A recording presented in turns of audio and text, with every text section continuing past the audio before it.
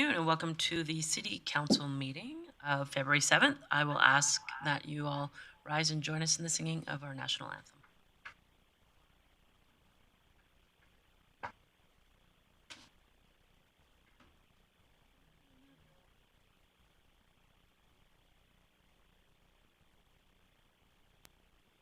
To patriot love in all of us command. With glowing hearts we see thee rise, true north strong and free. From far and wide, oh Canada, we stand on guard for thee. God keep our land glorious and free. Oh Canada, we stand on guard for thee. Oh Canada, we stand on guard for thee.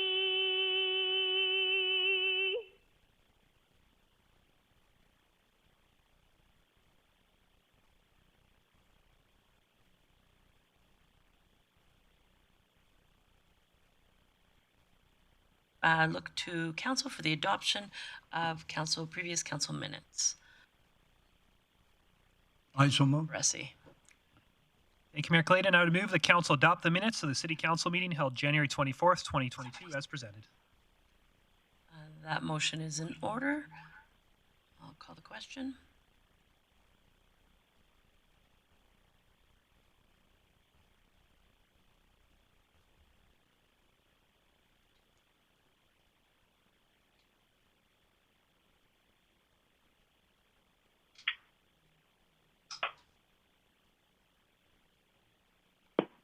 Councillor Berg is in favor.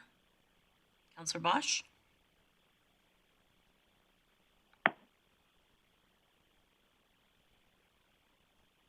Councillor Bosch, how do you vote?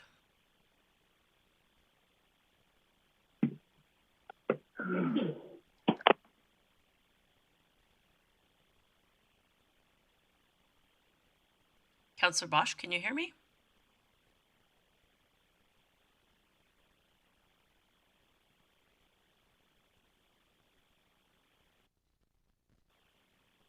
Just give us a second here. Councillor Bosch, how do you vote? In favor. Thank you. And that carries unanimously. Councillor O'Toole. Yeah, I'd like to go on to 3.2. I move the council adopt the minutes of special city council meeting held January 28th, 2022.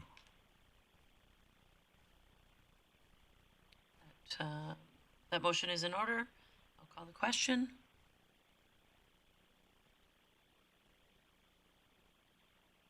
Councillor Berg in favor.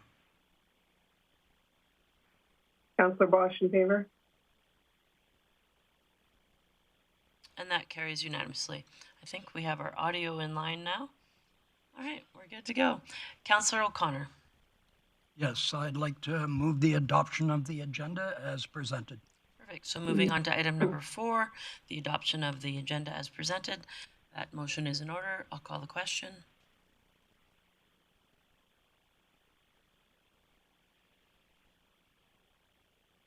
Councillor Bosch in favor. Thank you, Councillor Bosch. And that too carries unanimously.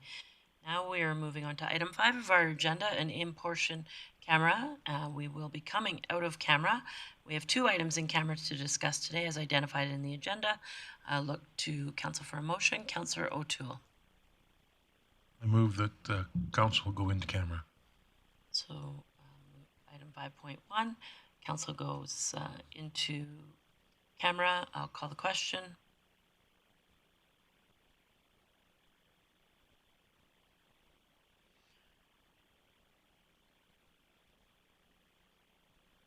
Councillor Bosch, how do you vote? Sorry, I couldn't hear any of that. The motion is to go in camera for item 5.1 and 5.2. And how do you vote? In favor. Great, thank In you. favor. So we will get off of this link. Councillor Bosch, you have an additional in-camera link. So we'll just give you a few minutes to connect with us, and we'll be back shortly. Okay. Thank you.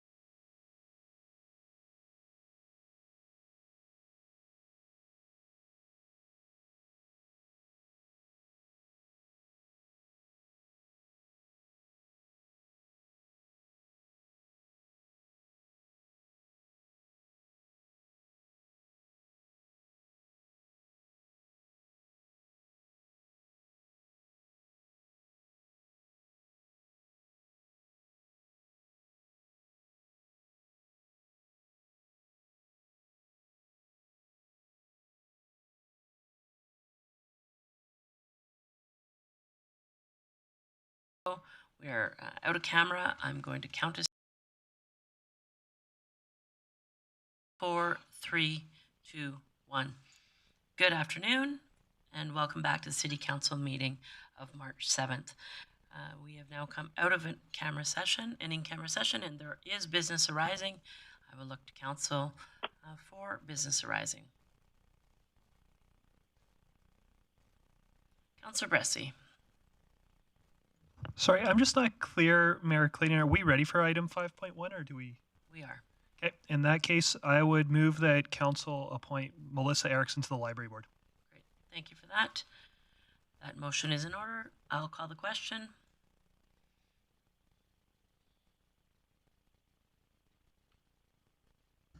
Mayor Clayton, Yes. that item is under 16.1. We want to be under, My apologies. So the public member Business appointments are in the second portion of the meeting. The business arising we're looking for today is on item 5.2. Gotcha. I'm happy to make that motion too. My Go apologies. ahead, Councillor Bressy. I would move the council approve in principles the following agreements as presented to formalize the intermunicipal collaboration framework with the County of Grande Prairie: Memorandum of Understanding, Traffic Signal Preemption Agreement, Traffic Signal Maintenance Agreement, Cost Sharing Information Sharing Agreement, Fire Mutual Aid Agreement, approved in principle pending legal review, and Intermunicipal Collaboration Framework Agreement, and the Intermunicipal Collaboration Committee terms of reference. And just to speak to this motion, what a relief to make that after 5 years of work and thousands of hours.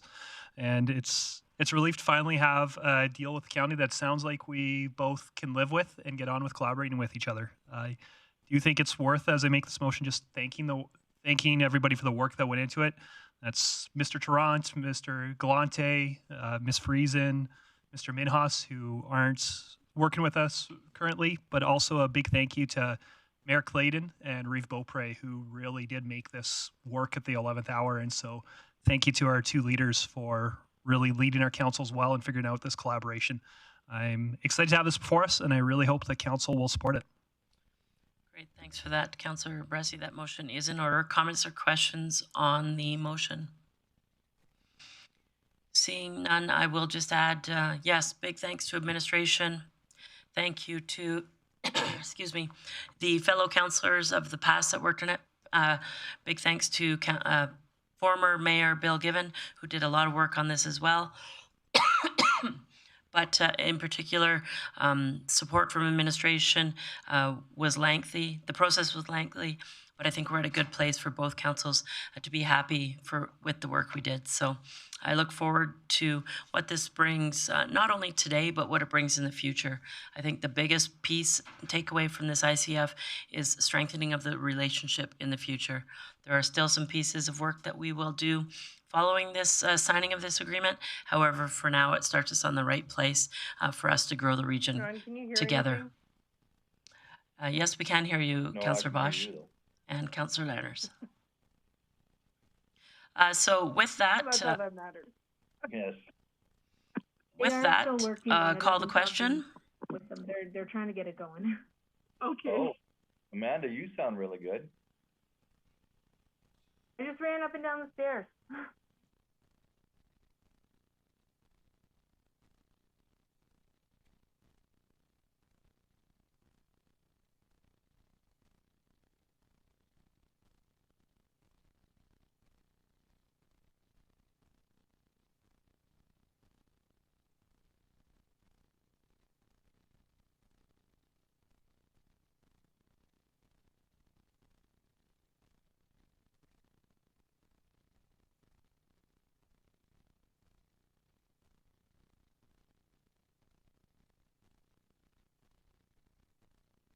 There we go. Councillor Lanners, Councillor Bosch, if you can hear me, how do you vote?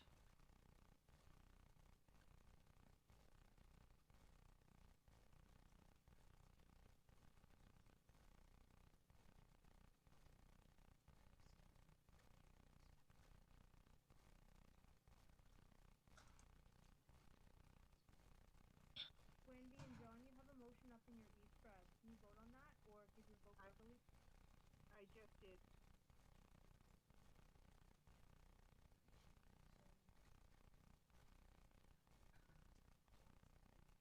Councillor Lerner votes in favor.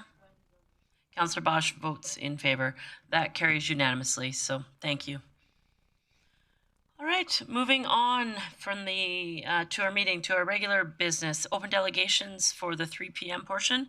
Just a reminder to those of you in the public who are interested in speaking to council, there are 2 opportunities at a council meeting to speak, the 3 p.m. portion as well as the 6 p.m. portion.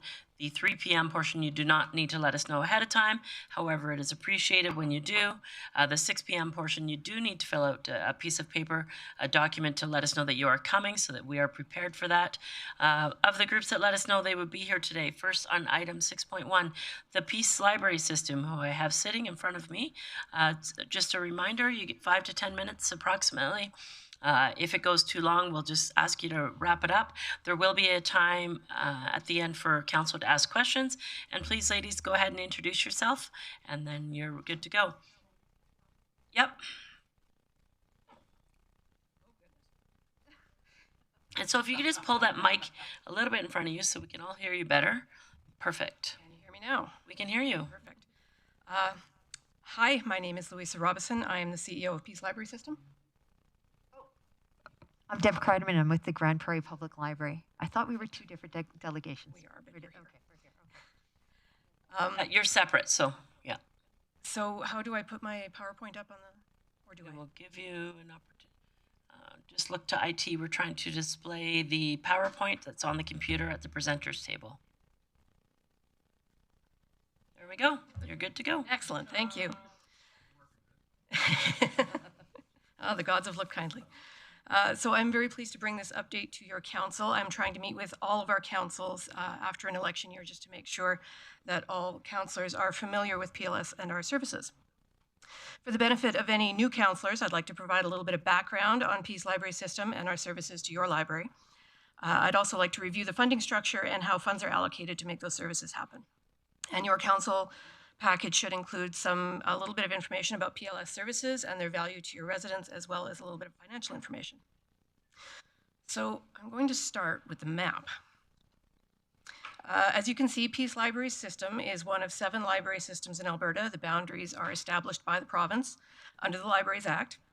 And within our boundaries, there are 37 member municipalities and 1 Métis settlement that have decided to work together to offer library services. This is a very strong, cohesive, 35-year-old, almost 36-year-old regional partnership now that has made the difference to the 46 member libraries in our region. The system is governed by a board of directors made up of municipal appointees, and the Grande Prairie representative on our PLS board is currently Mike O'Connor, who also serves on our executive. Public libraries and library systems are considered to be municipal services, which is why we fit under the jurisdiction of municipal affairs. Municipal Affairs funds the Library System Board and your local library board, and both fall under the provincial library legislation. So you might be wondering why you need a library system when you already have some very good libraries around here and the Grande Prairie Public Library right across the street. The local libraries offer many local services, and they do a very excellent job. And membership in the library system allows those member libraries to offer even more services, and it also connects those libraries to all the other libraries across the region and across the province. It allows libraries to do much more together than they can on their own. One way to think of it is that Peace Library System provides the back-end service that libraries need, the technical services part, so that the library itself can focus its time and its people and its resources on directly serving the citizens of Grande Prairie. Most databases and e-resource providers are quite expensive, and for most libraries, the cost of purchasing the platform and then the resources to put on those platforms is just simply out of reach. And 50 cents of the board allotment per capita is earmarked for e-resource purchasing, and PLS puts in another $50,000, give or take, per year. And in addition, the other 3 systems in our consortium also purchase e-resources for the use all across the system. And that way, every library patron has the benefit of almost $1 million worth of e-resource purchasing for the cost of only 50 cents per person. And it's not just e-books.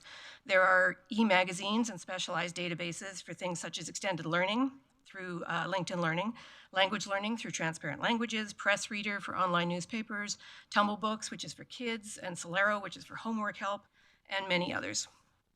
All of this is available with your library card from any member library, And after you get your card from your library, there's no additional charge to use any of those databases. So as summarized in your package, Peace Library System basically helps your library with 4 key areas: to build library collections with up-to-date materials, with library technology, to get more resources for their patrons, and with training and program support. We also assist libraries with marketing, getting the word out about libraries, and with advocacy efforts. And we've partnered with Parkland Regional Libraries, Yellowhead Library System, and the Alberta Library to present the Stronger Together conference in place of the in-person regional conference that usually takes place, but didn't during COVID. And we're looking to continue that partnership into the future while bringing back some of the in-person conference components to add to the virtual presentations. Additionally, last year, we took our marketing efforts online and into the social media sphere to bring awareness to the fact that libraries are still delivering services even when quarantining and closed to the public. So how does that funding work to receive those services?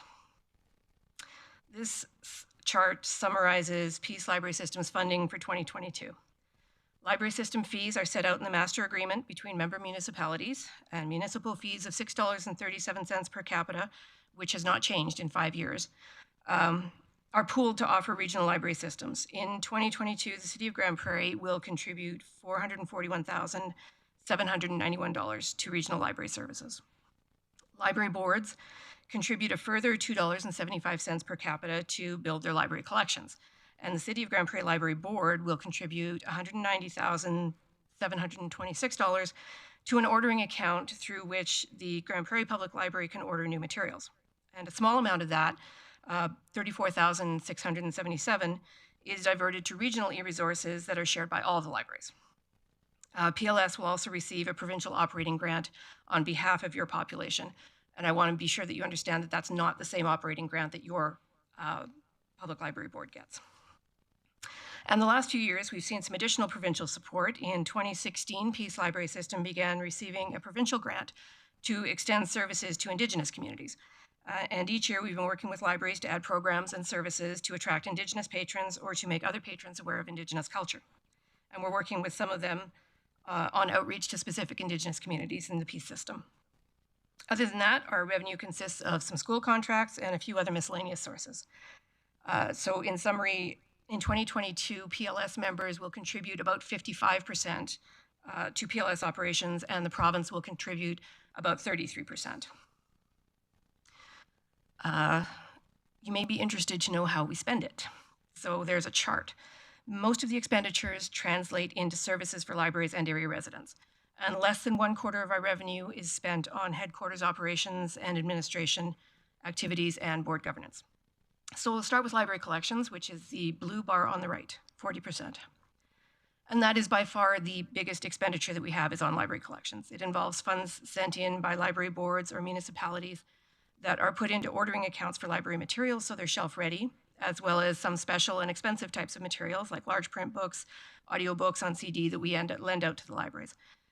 And about half of our staff make those services happen. And the benefit of that is that these centralized activities are efficient and they save money overall. We get the benefit of bulk purchasing. Libraries get help building their collections to suit the needs of their own specific communities. Next up on the bottom is IT services, and that's 13%. Automation and IT support is a very important thing in this age of technology. We've automated all the libraries on the same software and connected them to province-wide to all the other libraries. We provide the support for the circulation software, for the computers, for wireless equipment and SuperNet equipment. We provide internet services and website support to most of those libraries. And this support all happens locally by trained individuals at the PLS headquarters. And again, sharing all that makes things cost effective. Libraries are able to keep up with current technology and to expand their own services to meet their patron needs. At about the 7 o'clock position there, training and programs is 17%.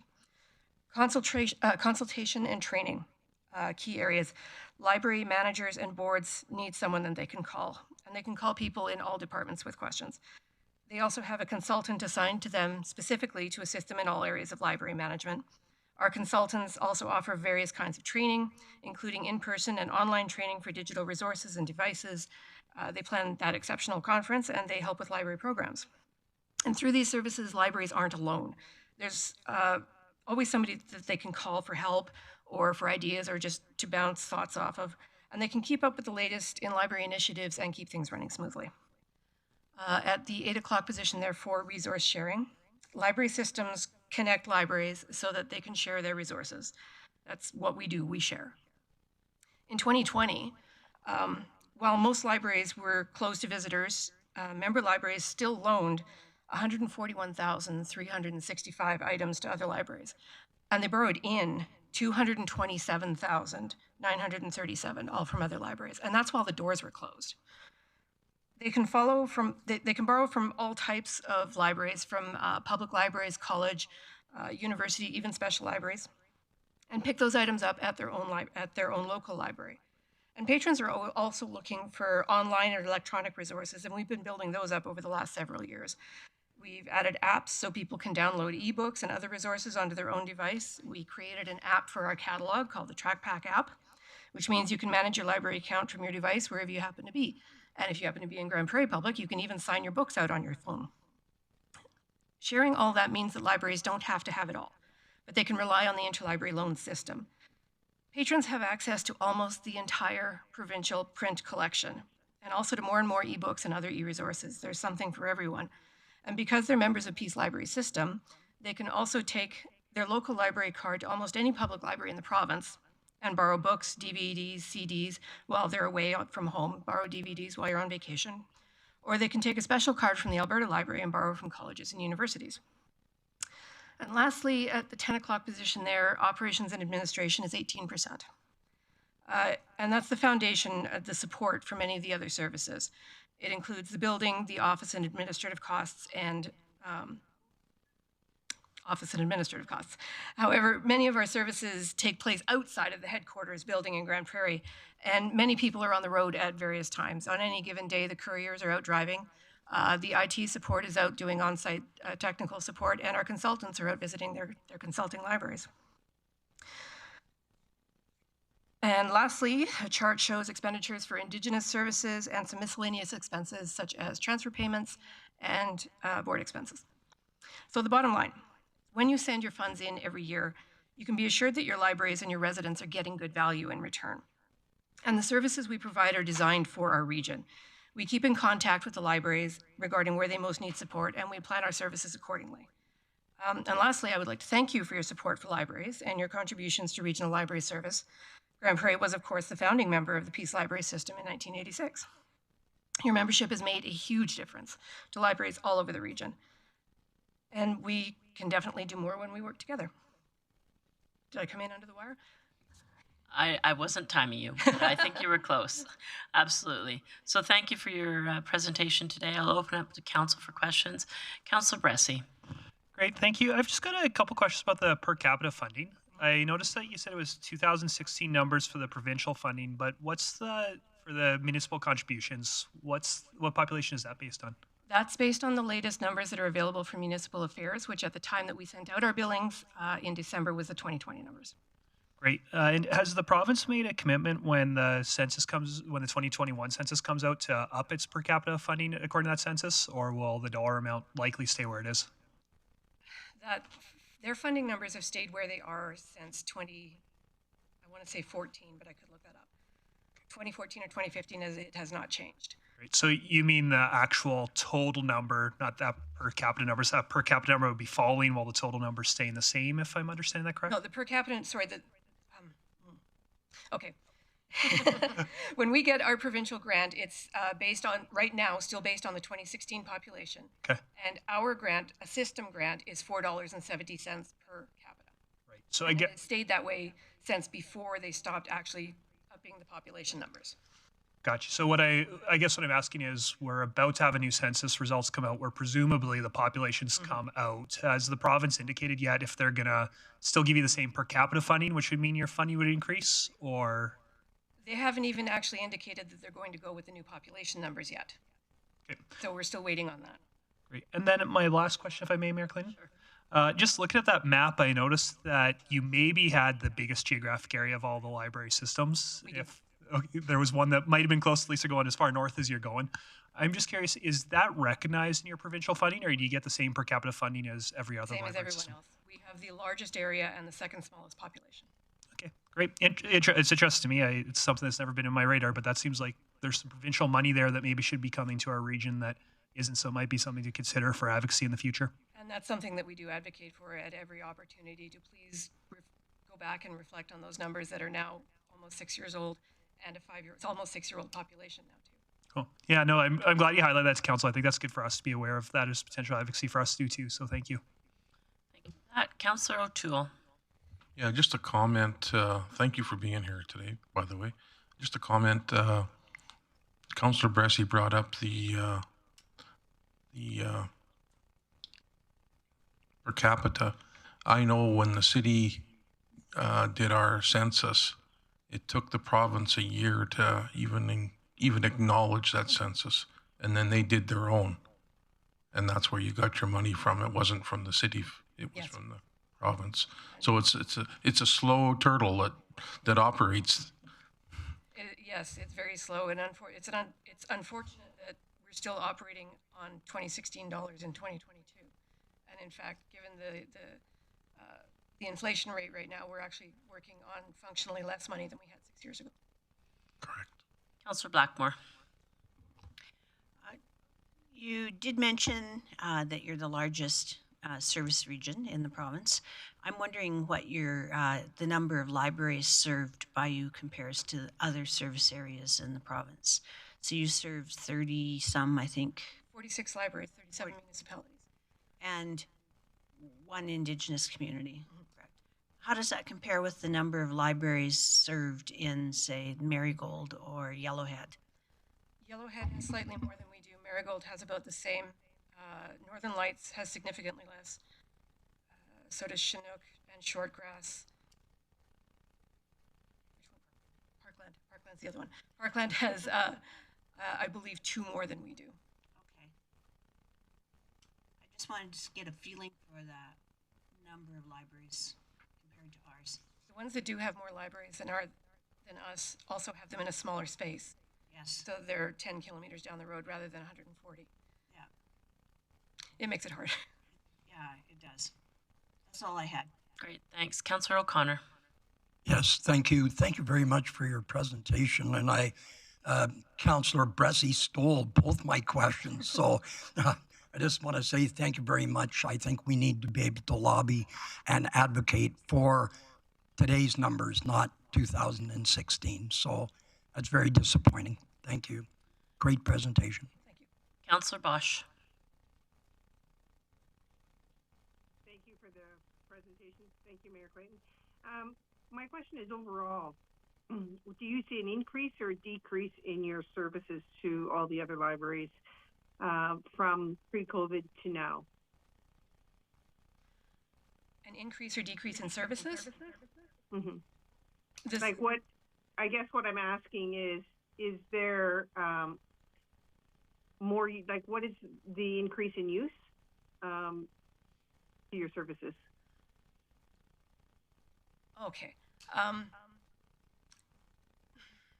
That's hard to quantify in that our services have remained the same. Like we go to the libraries the same amount of times per week this year as we did in 2019, sort of thing.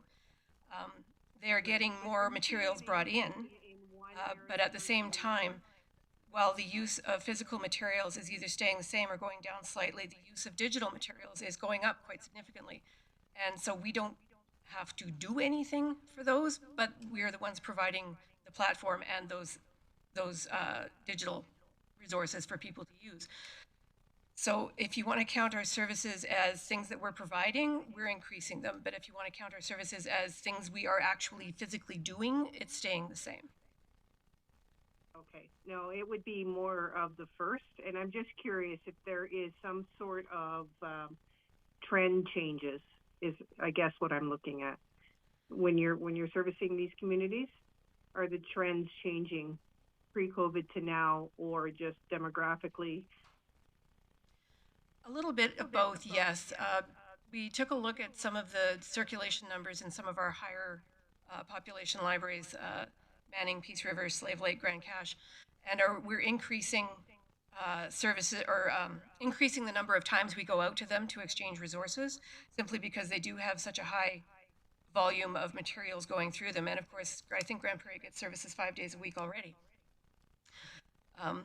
So yes, things are improving. True, improving and increasing with the reflection on the amount that they are actually being used during and post COVID. Okay, perfect. Just a slight question to that. What do you see digital looking like here in the near future? Is that much change over this last little while, or do you see huge leaps and bounds through digital services that you provide?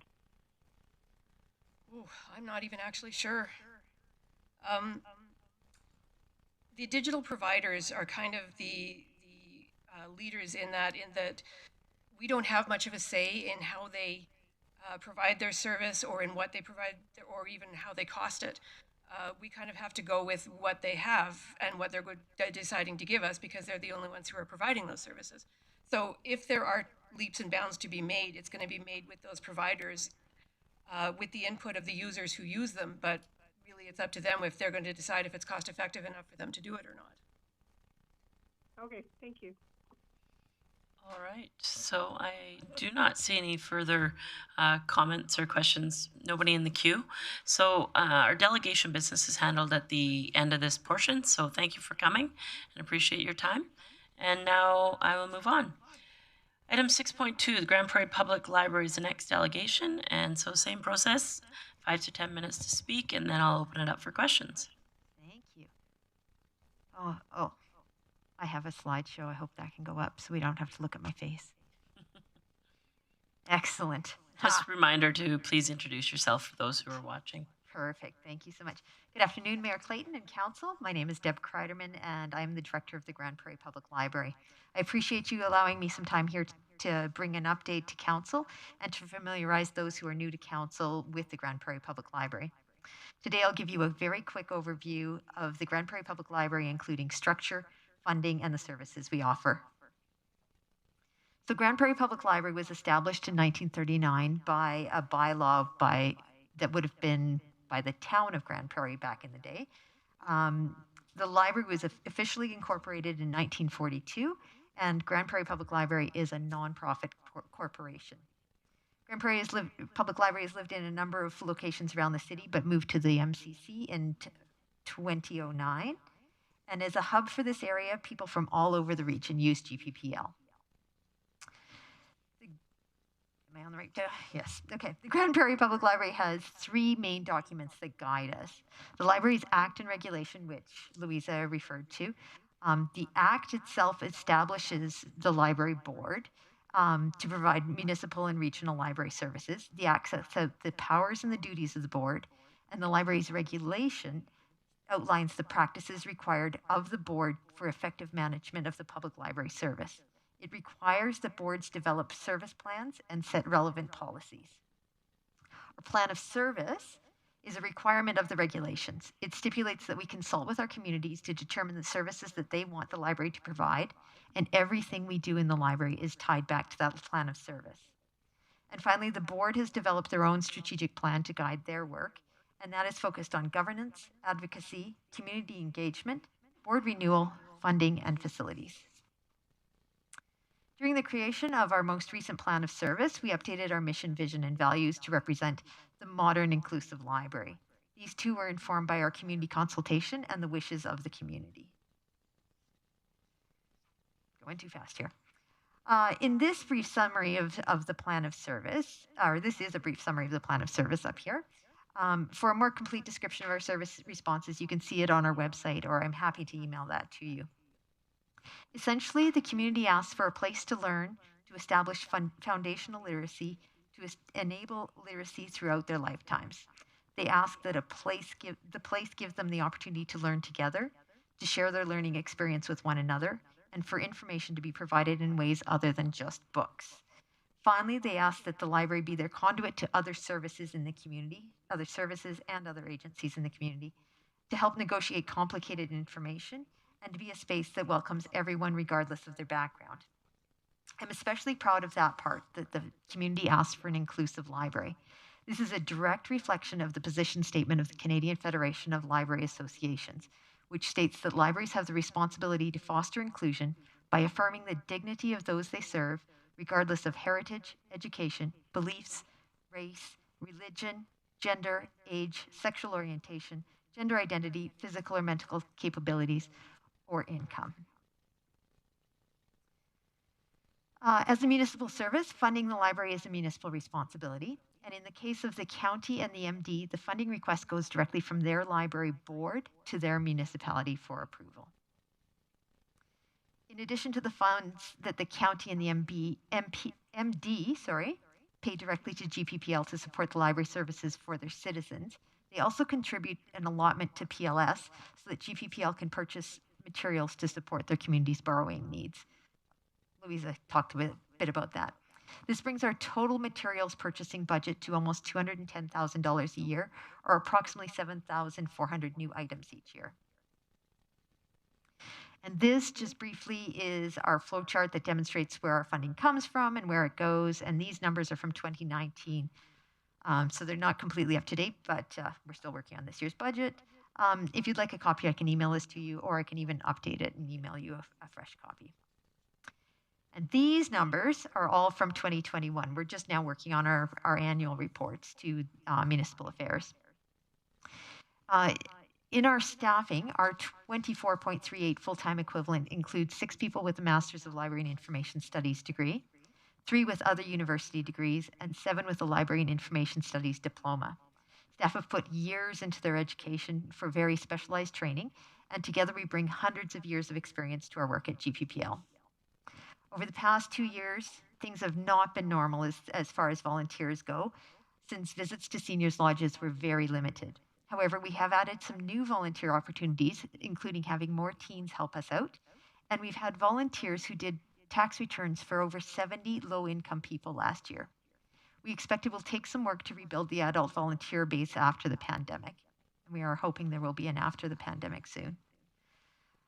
We have over 100,000 items housed in our building that people can borrow, but we have access to millions of items all over Canada through resource sharing that Louisa also talked about.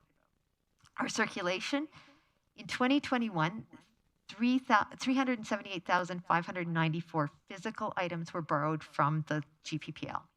Another 121,031 items were borrowed from other libraries across Canada, and 68,632 electronic items were borrowed for a total of 568,257 did I say that right? Items.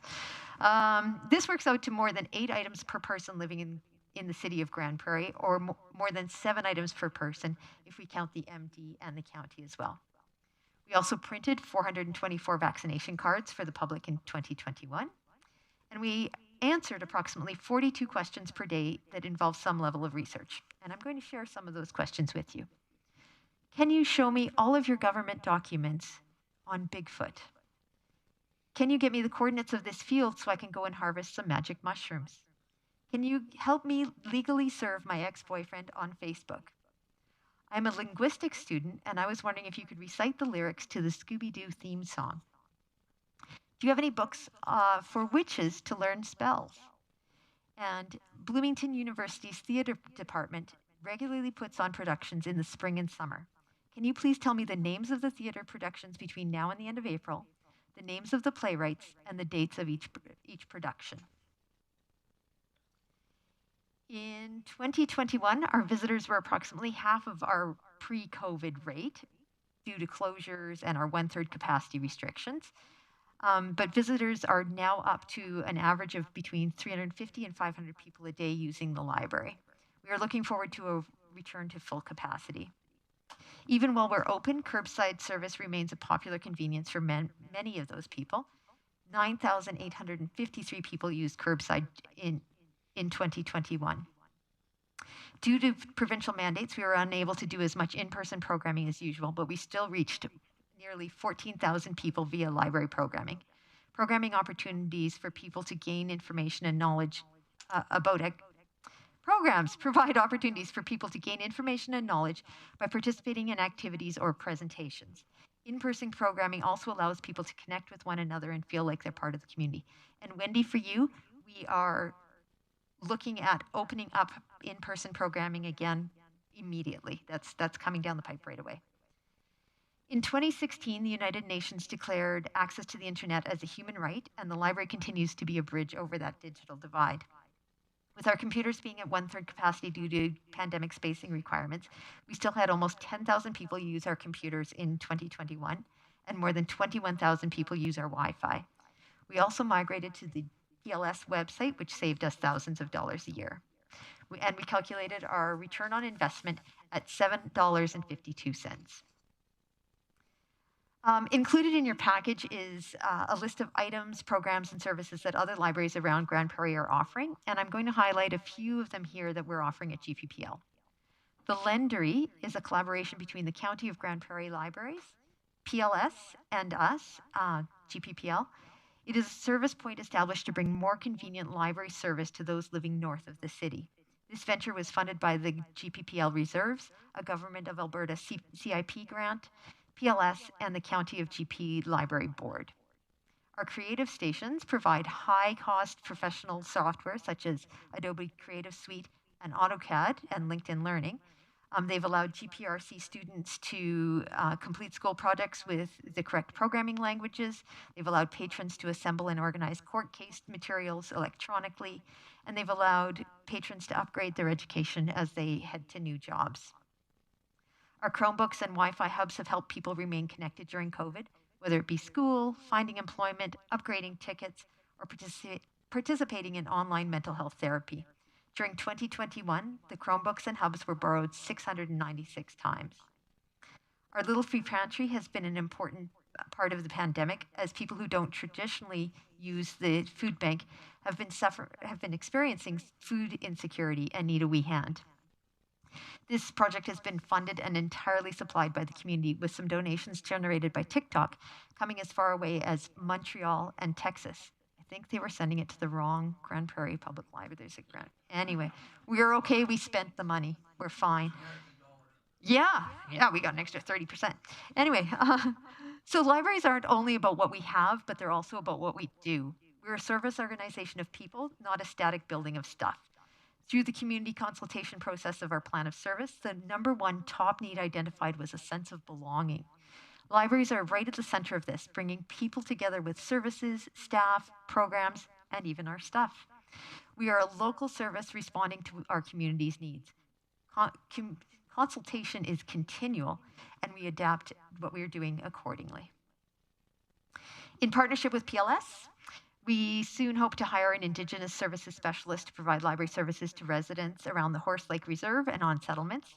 This person will provide culturally appropriate programming and services at GPPL, connect us with local agencies, and help the library respond to the calls to action. This position will be funded by the Public Library Services branch of Municipal Affairs via the Peace Library System. Libraries are empathy hubs. Through community consultation, we identify the needs and gaps in our communities, and we develop solutions to respond to them. Our organization is small enough to be nimble in our response time. Listening is an integral part of our work. We listen to the community when it speaks to us, and we develop responses to what they need most. What we've heard includes drug overdoses are a growing concern, so the majority of our staff are naloxone trained. Food insecurity, especially during the pandemic, has been a problem, so we started the Little Free Pantry. Period poverty means people are missing out on school, jobs, and other opportunities, so we provide free pads and tampons in our washrooms. Unaffordable internet is causing a gap in the access to information and services, so we lend mobile hotspots, and computers are available on site. Your socioeconomic background doesn't matter when you visit the library. You can come through our doors with empty pockets, and you can leave rich. And one final thing before I let you go, GPPL was nominated for the Passionate Heart Exceptional Team Award for our significant contributions to our community and its people. If you'd like to attend the ceremony on February 14th at 11:30 a.m., let me know, and I'd be happy to send you the link to register. And again, just thank you so much for your time and the opportunity to be here, and do reach out to me anytime if you have any questions. Great. Thank you for that. I'll just open it up to council for questions or comments. Councillor Berg. Yeah, thank you so much for everything you do. Again, I as you know, I love the library and so much of what you do. Just to confirm, with COVID, you guys are on the 1/3 program, so yes. and it's accessible to everyone. Yes, yeah. And then my next question, the slides are really blurry, and it might be my eyes, it might be the slides, I'm not sure, but I saw 225 was the per capita rate for a couple of other donors. When we're factoring the city, do we include the rent of the facility in that? That's more not maybe not a question for you, but As a question for us, we don't include that in the funding for the library because that doesn't help us with operations. Okay. Right? Yeah. So Okay. I know it's a significant amount and it's a significant location. It's the most beautiful building in the city, but no, it doesn't. I've been in my building. I've been in your building. Ours beats yours. Okay. Yeah. Thank you so much. Thank you for that. Councillor O'Connor. Yes, thank you, Mayor Jackie Clayton. Thank you again, Deb. And I noticed I'm making inquiries as to the library of today is a different library than we're used to 50 years ago. So we're now seeing more technology. We're seeing more services being offered. I clicked on the link on the board report for our meeting tomorrow and read that a number of communities are taking away the fines and penalties, a way to increase access. Is that, my first question is that the standard, or a lot of libraries going to that model? Yeah, Louisa and I are both nodding here. Yes, more and more libraries are going toward taking away both the fee for a membership and fees and fines. It's a really significant barrier to people who need the library. 25 cents a day per book for you and I might be insignificant, but if you are in a financial situation where you can't afford 25 cents a day and your child has 15 books out, that adds up quite quickly and can be a significant barrier. Yeah. Put your mic closer to the mic. And I'd like to add that as a member of Peace Library System, they're a member of the majority. Most of our libraries do no longer have fines, and most of them don't have membership fees either. Okay, so that's a majority of the libraries in North Region? Yeah, I think the ratio is right now about 2/3, 1/3. Oh, wow. And also, my next question, I've noticed that you've got, you're loaning out different things like snowshoes, and you've got the library of things. I've noticed that you're trying to add that to your repertoire. Yes. I do have some concerns about people using power tools, but... Yes, I sent out this document. I'm sure you saw that. Yes, libraries all over Alberta, all over Canada are adding libraries of things to themselves. The library of things has a couple of rules. Number one, it can be an item that you only need to use occasionally. For example, somebody in town lost their wedding ring this weekend, and in their Facebook post saying, "I lost my wedding ring," somebody posted, "There's a metal detector at the library. You can just go borrow that metal detector, use it to find your wedding." Was it you? Oh. Come and borrow our metal detector. So one of those things that you can just use one at a time, especially as people are downsizing. I know my parents recently downsized, and my family got disposed of quite a number of items that my family needs occasionally but doesn't need to have access to all the time. So something like the Library of Things allows you to go in and borrow that. It's also a great way to try something before you buy it, right? Somebody might be interested.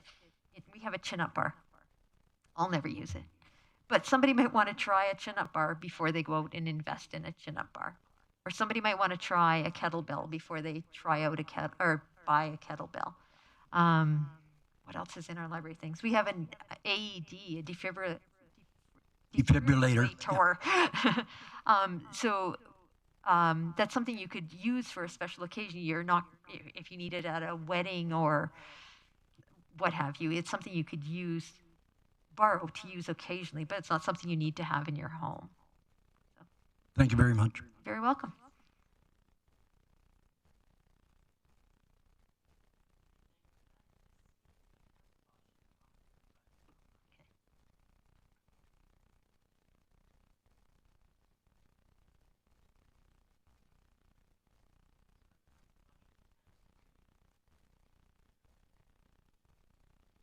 Are you waiting for me? Okay, I can't hear you, Mayor Clayton, but thank you for the presentation. I guess my question is similar to the last presentation.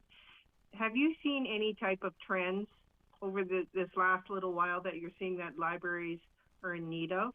You know, this library things for one is such a different trend than what libraries are noted for in the past.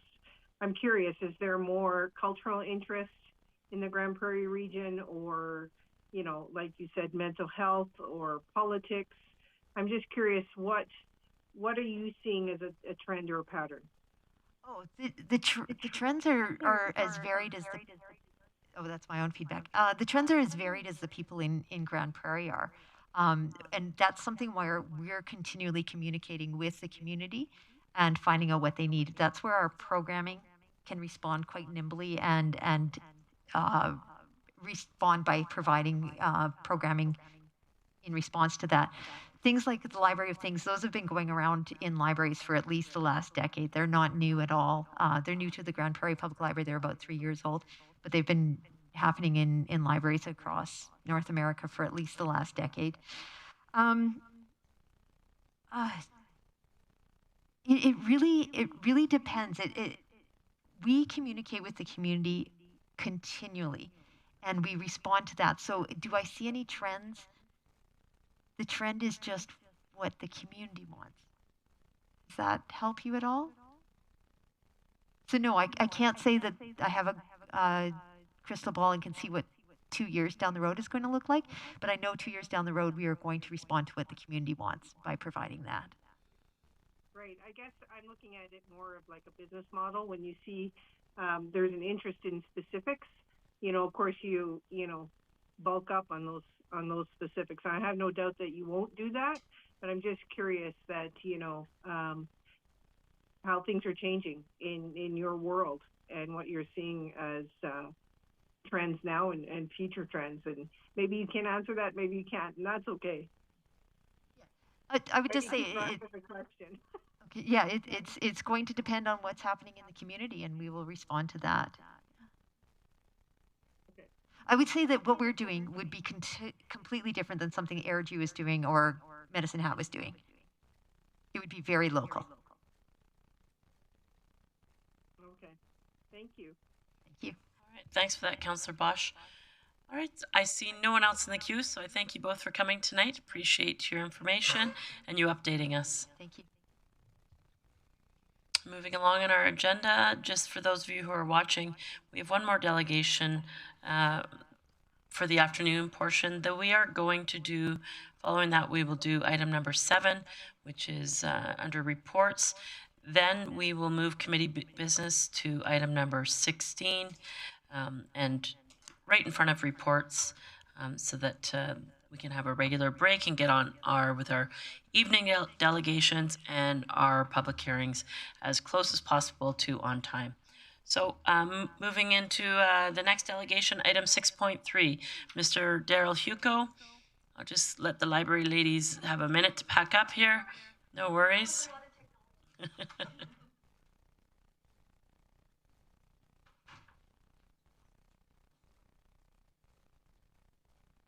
Perfect. Again, thanks for coming.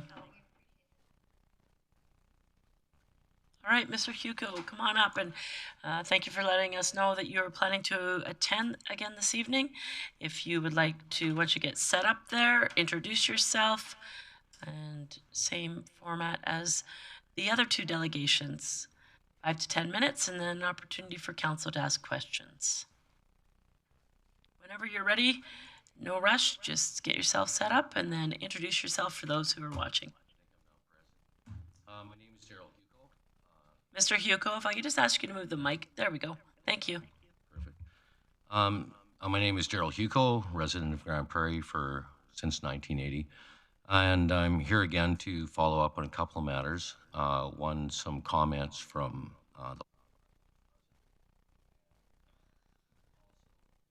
some experiences I had in following up with the Corporate Standing Committee and some access to legal information. And then that'll be brief. And then finally, an incident that I had experience last Sunday evening, a week ago, yesterday at the Eastlink Center, in response to, I believe it was Councillor Berg's question, if I had any, at the last meeting, if I had any personal instances where my rights were abrogated, abridged, or infringed upon, and I said I wasn't there for that meeting for this. So I'll offer that at the end, and then make a couple of concluding motions along the way. Okay, thank you again for giving me this time and space. And as I've been talking to different people throughout this, I appreciate and seeing the different committees and the time involvement that you each participate in, appreciating the load that's on you. So I just wanted to highlight that and say thanks. So even though if you look at this side, if you can bring this up on the screen, I believe I plugged into your panel. So it's not as long as it appears. Mostly it's just reference material will move over quite quickly. So I'm just going to follow. You can follow along. I didn't make these available ahead of time. I can afterwards. I'll probably just send it to you just for points of reference. So I've had some time to consider remarks and direction taken since last meeting. I'm concerned that councillors there felt inadequate in their legal ability to understand provincial mandates, but I offer that they must have some basic level of understanding to function on this council through the Municipal Government Act. I compare this in some ways to only reading or start reading from the middle chapter of a book, where the only place of reference point is the chapter they are currently in, and may only reference maybe to the one chapter before it. In this instance, the beginning of the book is the Constitution of Canada, which I reference later. I bring this up because if you don't understand what place you are in the book or legislative authority, or what it's about, it's normal not to be certain of what to do. In this instance, you have legislative instruction to start at the beginning. I presented that last week as a basic authority structure of where the Municipal Government Act sits, and then your dual roles as officers in a corporation, which is the definition for municipalities in Section 3, the Municipal Government Act, and also your natural person powers, and which I'll cover in a moment as well. So I felt that some of the comments were made that you kind of maybe too quickly removed yourself from inspecting this in some sort of a meaningful way. The language of the Constitution, the Charter, the Alberta Bill of Rights is the language of the common man, except for a couple, 3 words that you know, are worth looking up.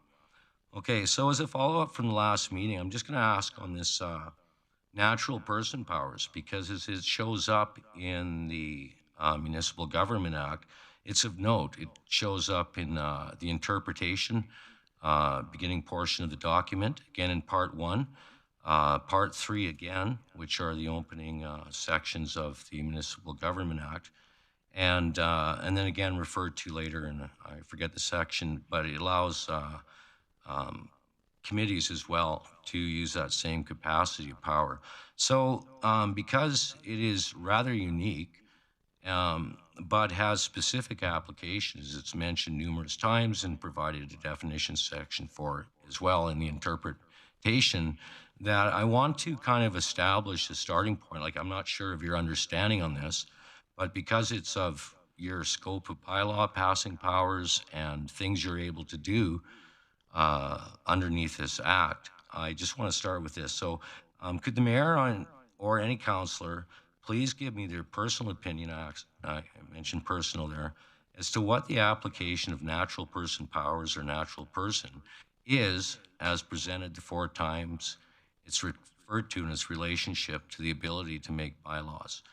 And as I mentioned before, the interpretation, Part 1 and Part 2. So it's a short open question, and I would like some sort of response, just a personal opinion of, I brought it up last week. I'm sure some of you have at least glossed over it in your readings. And would somebody offer perhaps an opinion on what that might mean to them currently? So sorry, Mr. Hugo, this is the time for you to present to council, Thank you. and then we'll ask you Okay, questions. thank you. I'll leave that as a standing question then, thank you. So I'll just carry on, I guess, with this then. As you look at the word natural person, I mentioned before, you can substitute the word Canadian citizen. That makes it a lot easier to understand for the common person or anybody in this room as you look at that. Natural person is an inclusive term that includes those Canadian citizens by birth and those by virtue of immigration. They go through the process of naturalization to become a natural person with the same legal standing in law as a Canadian citizen by virtue of birth. So it's an inclusive term. We could just as easily have said if we did allow immigration and people to assume full citizenship rights, it would just simply read Canadian citizen, but the natural person includes both people that have migrated and gone through the process of becoming a Canadian citizen. So as well, as I make some quick comments, and we'll be moving through this faster than I am right now, as we get some reference material here. But if you substitute the Alberta Bill of Rights in some ways of understanding here, sorry about this, just simply with for instruction manual on how to build and apply legislation in Alberta, that's an easy way as well to understand what this means to people who are in charge of legislation and their abilities, limits, obligations, those kinds of things, as well as for the common person to understand the role of government as the capacities that are given to it are decimated into the various acts and ministers in the provincial legislature. Okay, so I'm just going to read through quickly this here because this is important in the preamble, the connection to your authority as it exists and is preserved throughout the legislative framework that you find yourself in the Municipal Government Act here today. Whereas the free and democratic society existing in Alberta is founded on principles that acknowledge the supremacy of God and on principles fostered by tradition that honor and respect human rights and fundamental freedoms and the dignity and worth of the human person. These are my notes now on that. The Alberta Bill of Rights is in part a spiritual document, I'll add as well as the Charter. They carry the same language and requires the acceptance of an Albertan at the minimum to acknowledge the supremacy of God as consideration when applying the Alberta Bill of Rights to matters within its legislative authority. Also, the portion and on principles fostered by tradition that honor and respect human rights and fundamental freedoms and dignity and worth of the human person has covering in the application section 3.1 of the Alberta Bill of Rights under saving. Nextly, whereas the Parliament of Canada being desirous of enshrining certain principles, this is from the Alberta Bill of Rights in the preamble, and the human rights and fundamental freedoms, they're referring, of course, to the Parliament's role as delegated to it through the Constitution, being desirous of enshrining certain principles and the human rights and fundamental freedoms derived from them, enacted the Canadian Bill of Rights in order to ensure the protection of those rights and freedoms in Canada in matters coming within its legislative authority. And that's important to note. And whereas the legislature of Alberta affirming those principles and recognizing the need to ensure the protection of those rights and freedoms in Alberta in matters coming within its legislative authority, desirous to enact an Alberta Bill of Rights. And it goes on from there for Her Majesty. So I guess it's a question you don't need to ask now. It's a little bit rhetorical as it turns out. Do you accept that the Alberta Bill of Rights has the same power of force over provincial matters coming within its legislative authority as derived from the Constitution that the chapter has over federal matters coming within its legislative authority? I need to correct something there. And that's more of a rhetorical question because it clearly says that it in fact does that and has the same force as the Charter as it relates to provincial matters. This is just a quick thing where I'm not going to read through much of this. This is from the Constitution of Canada, exclusive powers of provincial legislation. I didn't bother adding the federal parts of it. But as you can see, there's a list of things here that are exclusive to the provinces. And I'm only going to point out, for instance, Section 7, which deals with public health and all of its tentacles is the wrong word to use, but branches. And then municipal institutions in the province as well, incorporation of companies and so on, solemnization of marriages. Quickly scroll down, Minister of Justice, and on it goes. There's also powers given from the federal government in relation to charter rights as they fall under the criminal code. As well, just quickly, there's non-renewable natural resources, forest resources, and electrical energy. That's the jurisdiction of the provinces. And finally, education I've included as well.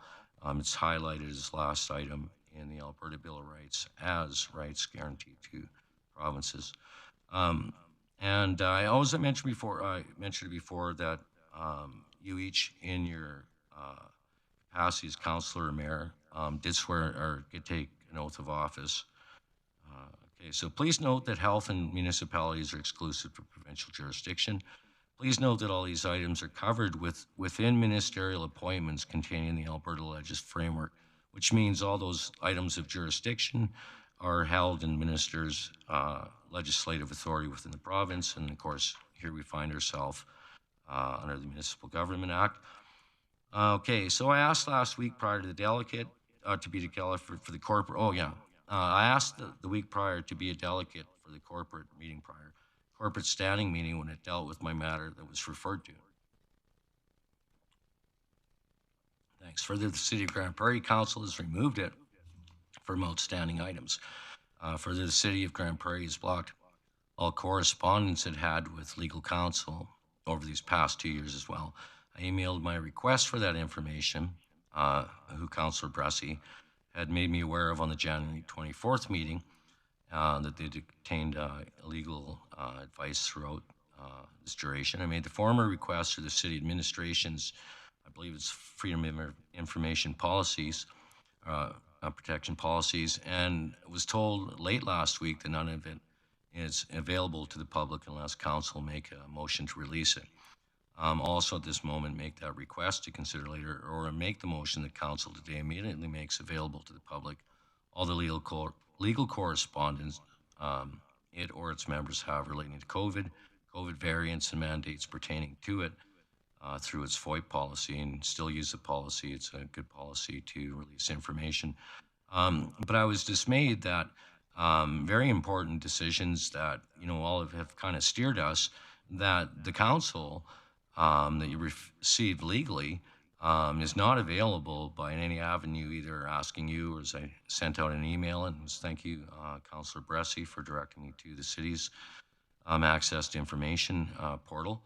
And so I exercised that. I came down here, spoke to people, filled out the forms, and was followed up on Friday, and was told that essentially it's not available, except that City Council moved that those I believe they're closed circuit or closed camera meetings as it pertains just to the COVID mandates be made available to the public in the same way that I would have applied for that information, that it now be made available to me. I would like that as a separate motion later on, or just to consider. So that brings us to the point of the Eastlink incident in short video. Now, I did include on my delegate request that that MP video. It's about 1 minute and 20 seconds. If that's not right there, I did connect. Sorry, guys, you'll get to see all these tabs I have here. It's a little bit shish kebab. Okay, so if you permit this, or I, for the sake of time, as we're approaching a lunch hour, I would like it some way to have it viewed. But just to sum it up here, essentially it's just about 1 minute and 20 seconds long, and involves me going to the Eastlink Center and going up to the counter to enter the swimming pool, and with my towel and swimming attire, and was refused because I wasn't involved in the REP program. So I filmed that, asked a couple of questions, and start to finish 1 minute 20 later, it was finished. So I'll forward that to you. There seems to be. Sorry, I just have a question. Thank Mr. you. Hugo. Did you, prior to filming, the employees of the facility get consent forms to be able to film them? I'm not sure if the camera may actually be on the person there. They were aware that they were being filmed, but no, I didn't do any of that. is an audio thing or something like that. I mean, So it's an audio, it's not a video. no, it's a video, but I mean, there's both portions are available. But whether it's not something I can show here or something like that. Yeah, without consent, you Right. So I'll ask afterwards, or somebody can direct me to where I could get that consent to release on it. I appreciate that.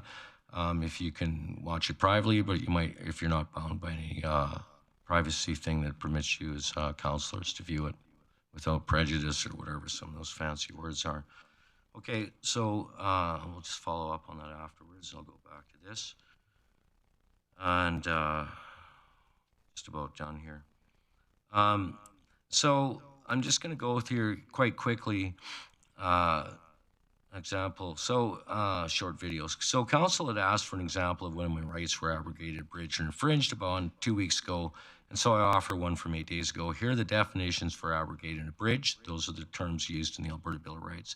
Infringe isn't necessary in this instance as once 100% infringement takes place, as did 8 days ago, it becomes something else. For Merriam-Webster, these actions were taken against me at Grande Prairie. The definitions are from there. Abrogate and abridge, you can take a look at that. Essentially, formal to abolish by authority, action, abrogated treaty. Treaty is non-existent, suppress or prevent it. Even it's interesting to note the biological part, to suppress or prevent. I call a point of order, Mayor Clayton. Please. Sure. Go ahead, Councillor Bressie. Just note that well, I do thank Mr. Hugo for coming in today. I note that our procedure bylaw allocates 5 minutes to delegations, and I think we've done. Yeah, it's 5 to 10 we've given, but I will ask that you start to wrap it up. Thank Could you please let me know the minute mark I'm at, and I apologize. Sure, I'll give you another minute, and then we'll turn it to council for questions. Okay. Thank you. All right, then. Would you like me to, I'm gonna make a motion, and I'm gonna skip to this. You review it yourself. Motion that until further notice, the City of Grande Prairie temporarily suspends all current provincial mandates and any mandate directives that may arise during the suspension concerning COVID, all city facilities, all city and personnel providers. And I already mentioned the motion earlier. When I was at the center last time, I haven't mentioned that I've raised my children here, grandkids, since 1980. 5 of them, 6 grandkids. I'm accustomed to being involved in their lives, city facilities. That was deprived of me. I haven't gotten upset, and I won't do that here. But I'm extremely disappointed. One, that the council, I'm asking you to use your natural person powers and understand this. You can, in deliberating this. But specifically, I've reached my all I can stand moment. I feel for the reasons I've presented here, personally, I can no longer participate in any of these mandates out of conscience and just clear legal structure that I believe is sound. To that extent, I will be ignoring all city mandates. I will go swimming, pay my cash, walk in, or whatever point I get to, and I'll exercise this and defend myself on the same basis that I provided here. And I'll end with that. I'm encouraging council to take this step and see yourself as Canadian citizens fully entitled and obliged to operate from that position. Thank you. All right. Thank you for your time. I see one person in the queue, Councillor Berg. Yeah, thank you. So first off, just want to clarify, that was not a question of me. I think I know who it was, but I don't want to say, but it wasn't me that asked that question. I'm sorry, I was saying. Yeah, that's fair enough. Thank you. I guess the next one is you're asking us to drop provincial mandates, which we cannot do. And to summarize in one line, our legal advice, City Council cannot break provincial laws, which is what you're asking us to do. So that was our legal advice. We cannot break the law. Right. So I just want to qualify that up front too, and if somebody wants to dig into that deeper. But bottom line, I'm not prepared to break the law. I appreciate that. We're going to get to the same spot where I would ask you, who did you obtain the legal counsel from? What did you ask, and what did they say? And I'll be, again, denied that access, and I'm just left with hearsay, essentially, from yourself and members of the council, which is not acceptable in this situation where we're providing transparency, accountable. I've got sort of my documents. So as I presented to you, as much as you think you're breaking the law by doing this provincial mandates, the Alberta Bill of Rights, the Constitution, the Charter, and as presented, oblige you that you are causing harm to the residents of this city um, by complying with them, which is against your first prerogatives within the Alberta Bill of Rights. And as I mentioned, So, sorry, thank you, Mr. thank Hugo. you. So, Councillor Berg, anything further? Yeah, I just actually, I know that you're not a doctor. We're also not lawyers. What's your take on, in the last 3 days in Alberta, 38 COVID deaths, 1,542 in hospital, and 118 in ICU? So we are here to balance Thank you. all of the information. And so far you've presented one side, but we haven't heard the other. So I want to know what your personal take is on that. I'm going to be concise in this and basically to say the amount of information that I would counter with as to qualify those statistics is what vaccinated is, unvaccinated, complementary or complicated health issues at the same time, and on it goes. That information is what I would like to see. I believe my wife is speaking later. She registered later, but she's a delegate. She's actually inadvertently addresses the council committee as a whole from last Monday, which I wasn't even aware was on video. It was CCW, I didn't know what that was till this morning. She'll speak to that. And so I would like those statistics that you mentioned qualified. Can you provide me the source documents that the province must have given you or you've alluded to? And then, the accompanying sources so I can inspect them, and I'll give you an actual comment on it and could follow it up in 3 days or something the like. But that's just quickly, those statistics need to be qualified. And in the past, the provincial government's ability to qualify these things has been a moving scale as to what 2 weeks was supposed to do for us, the mask, the social distancing, and all. So just one follow-up. Thank As you. you keep talking about the province, AHS, et cetera, et Correct. cetera, have you approached or had a conversation with anybody within the provincial government? So Yes, far? to some extent, there was communication with Tracy Allard's office approximately a year ago and sometime before that. Before that, it was Travis Taves when I lived in his consistency in another part of the city. So it's been confined to Tracy Allard to that extent. I believe 1 week from last night or 2 weeks from last night, a town hall meeting that has been taken 3 months to arrange. The city's been involved in that some capacity. Will finally take place, and that'll be addressed. But I have addressed it at that level as well. That was where I first started to begin with as a point, yes. And I want to thank you for your tone, much like I did last time. Thank you. Thanks, Councillor Berg. So, Mr. Hugo, I don't see anybody else in the queue. And as you know, delegation business is handled at the end of our meeting. We do have a scheduled public hearing as well as delegations at 6 o'clock. So I also, Council, I'm going to move item number 7 to the evening portion as well. We will now take a break until 6 p.m. So I'll ask those who are watching to sign back in at 6 p.m. And for those in the chambers, we will start at 6 p.m. Thank you so much, everyone.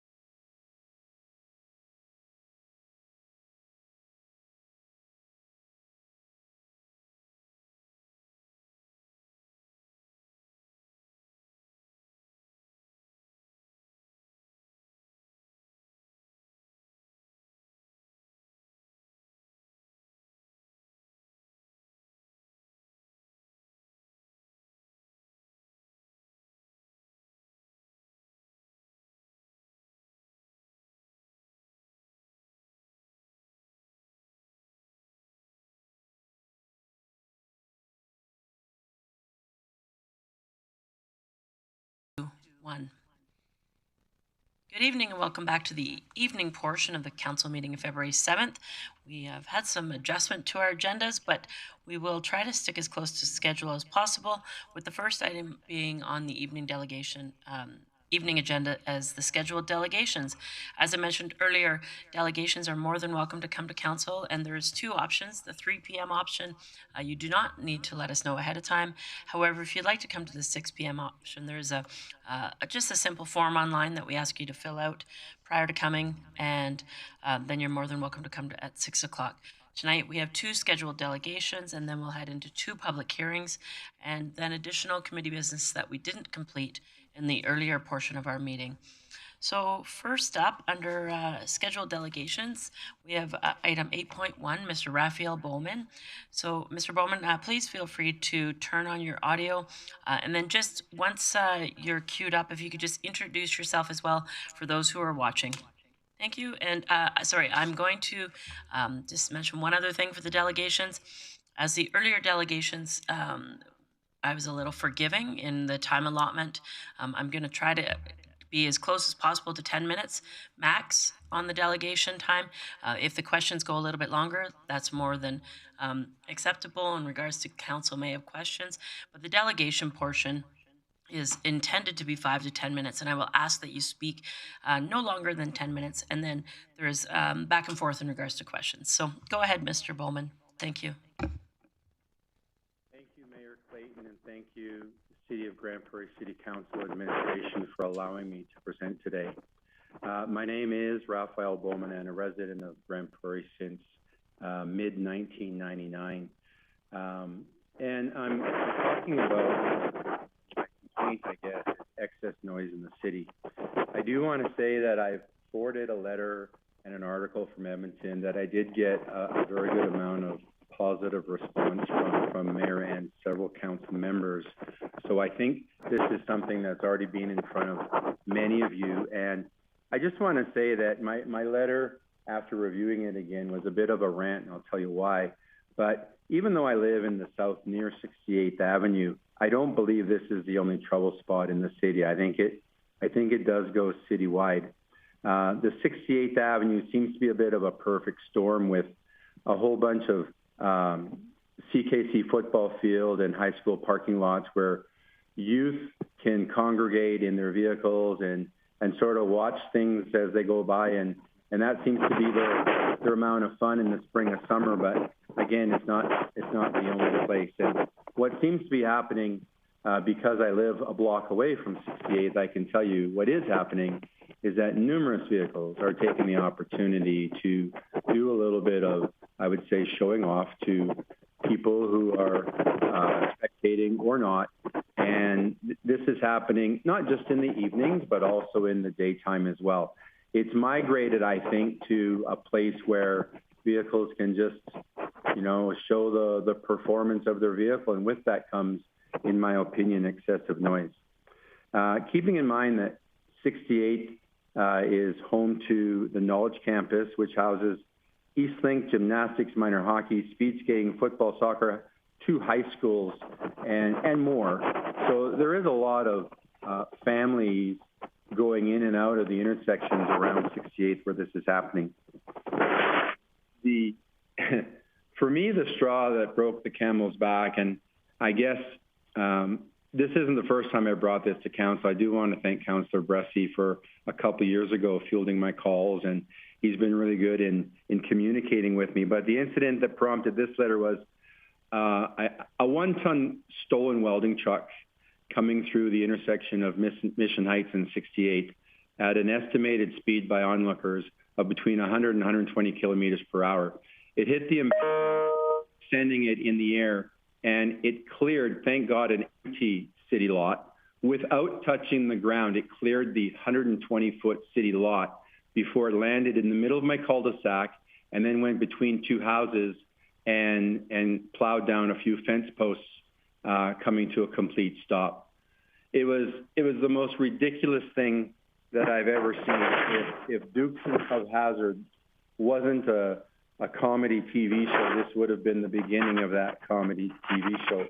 And the the social media comments after that incident really led me to the letter, because the people posting on social media were posting comments like, oh yeah, that's Grande Prairie for you, or what do you expect? That's just Grande Prairie. And I don't want to believe that that is what our city is been reduced to by their comments. I don't believe that at all. I'm a proud citizen. I like to think that we have a lot more diversity and opportunity to offer people who may want to come to our city and not have this as a stigma. So the stereotypical comments really aren't the comments I want to accept. We're so much more than that, and changing a stigma or a culture is possible. It's possible with the right vision, communication, and hard work, but to be honest, it isn't rocket science to change a culture. It just takes a fair amount of commitment, and that commitment, I believe, has to come from the leadership at City Council, and that's why I'm here. So to be clear, I think that noise is a nuisance. I think that noise is a hazard, and some people take it too lightly, but it's usually coupled with speeding. You don't get loud revving engines of motor vehicles without quickly getting speeds that are in excess of speed limits. So I do think the hazard isn't just noise. I think there's a danger to the noise that comes with it, especially from vehicles. And I just want to say why there's some opposition to this noise from some of the people who own these vehicles. And, you know, why do city have signs stating no engine brakes allowed in city limits from semi-trucks and trailers? So those engine retardant, or Jake brakes as we call them, they're not allowed in city limits. I don't know if there's laws pertaining to it, but they're certainly discouraged. So why would another vehicle making the same amount of noise be something that we'd want to accept? I don't understand that would be good logic. And who are the culprits? I'm not going to stereotypically point any fingers. It's obviously vehicles who are making excess noise, whether it's intentionally modified or whatnot, but there are definitely vehicles that are making this noise. And then what's acceptable and what kind of volume? Well, that's, you know, for someone, I think in bylaw or law enforcement to get a handle on and figure out, and there's probably a logical way to do that. I have heard from a few people in opposition, the resistance, if you will, and, you know, motorcyclists with loud engines will say, well, I need to be loud so I can be heard because I'm not always seen on a motorcycle. Well, if that were true and it was a safety concern for them, then what about pedal bikes in our community? And pedal bikes are becoming more popular as commuter vehicles as we switch from, petroleum engines to renewable energy vehicles, which a pedal bike or e-bikes are becoming very popular, and they're being used as commuters. So what about them? All they have is a little bell on their handlebars, and, you know, they have to operate with more caution, and I would say that so must the motorcycles then. And then there's the racing community that said, well, we have the utmost respect for the community, and we only, you know, take our show vehicles out and parade them around prior to 11 p.m. And to that, I might say, well, Alberta Health Services is the largest employer in our community, and there's a ton of shift work there. The energy sector has a lot of shift work employees within that sector. And so why are those people who are trying to sleep during the day any less disturbed than those of us trying to sleep at night? I think noise in excess is simply noise in excess. So how do we enforce that? Well, Mr. Bressie was kind enough to point me on to the City of Edmonton, which he was following. And then an article came out recently, which I also forwarded to council. And they are starting to take more significant steps in the amount of fines and the ticketing that goes with excessive noise. At least one councillor in that city has said it's ridiculous, it's gone on far too long, and it needs to change. So, I think this is a job for City Council to figure out if City Council deems this to be enough of a nuisance. And it looks like some beta testing has been done in the Edmonton area, which is just down the road from us. So in closing, I just believe that this is a real issue, and I thank you for allowing me to take the time to present to you this evening. Thank you.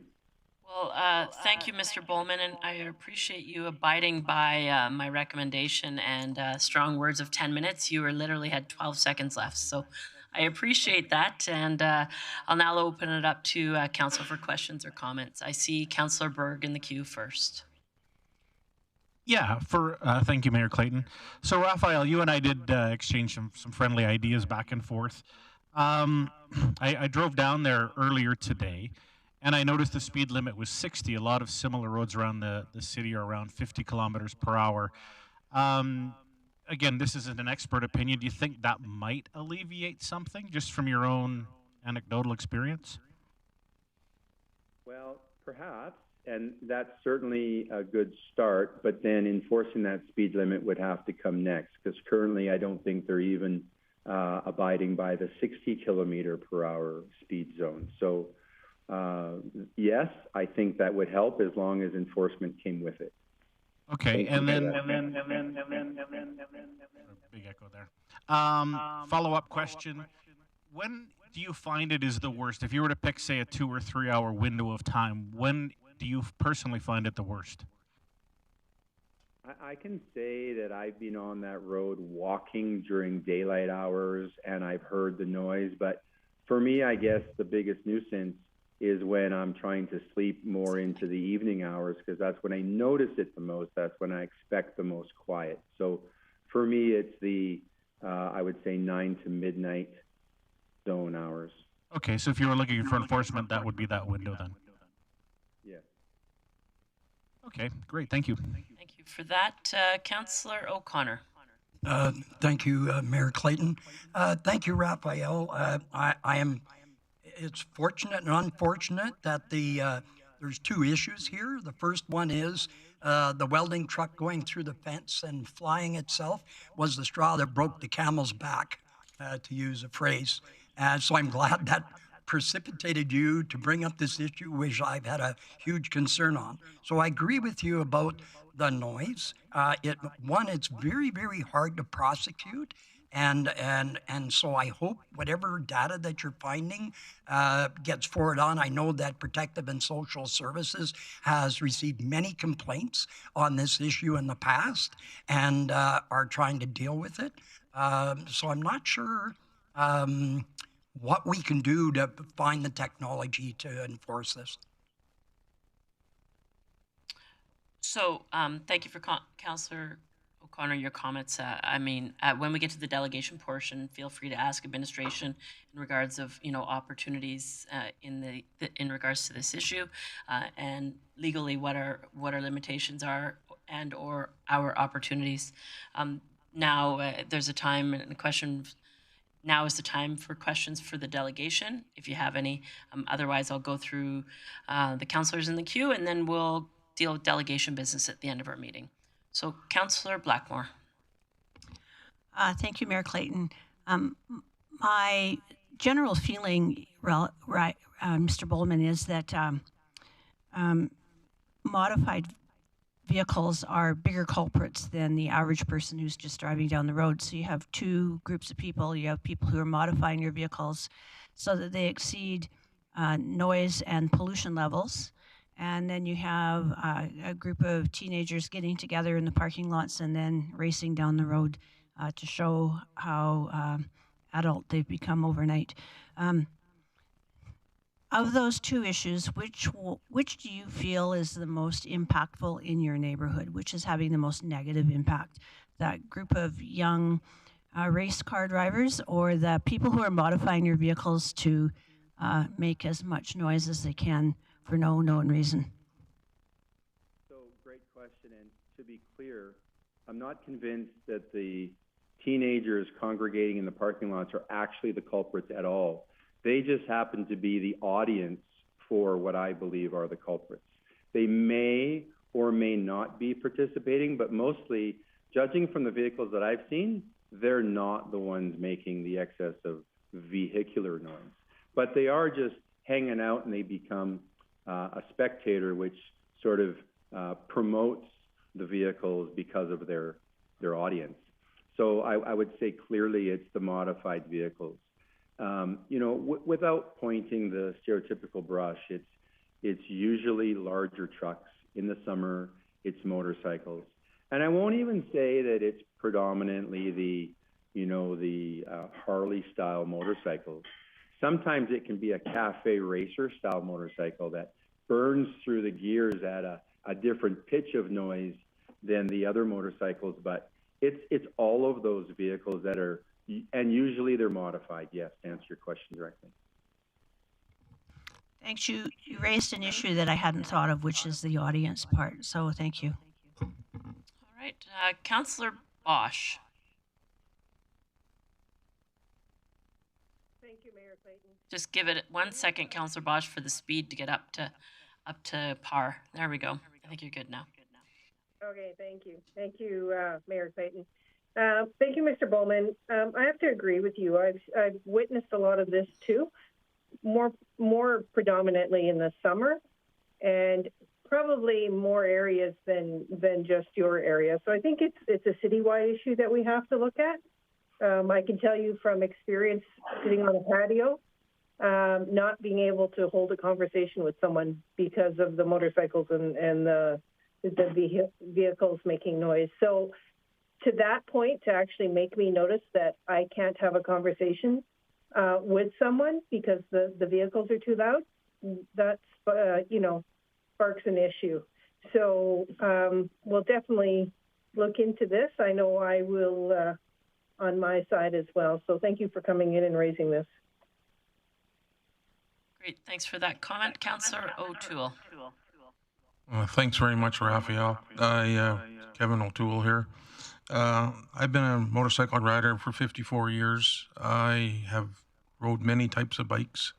I currently have, I guess it'd be a 10-year-old bike now, and it's got stock exhaust, and I ride down the highway, I ride through the streets, and when it's parked, you can barely hear it run.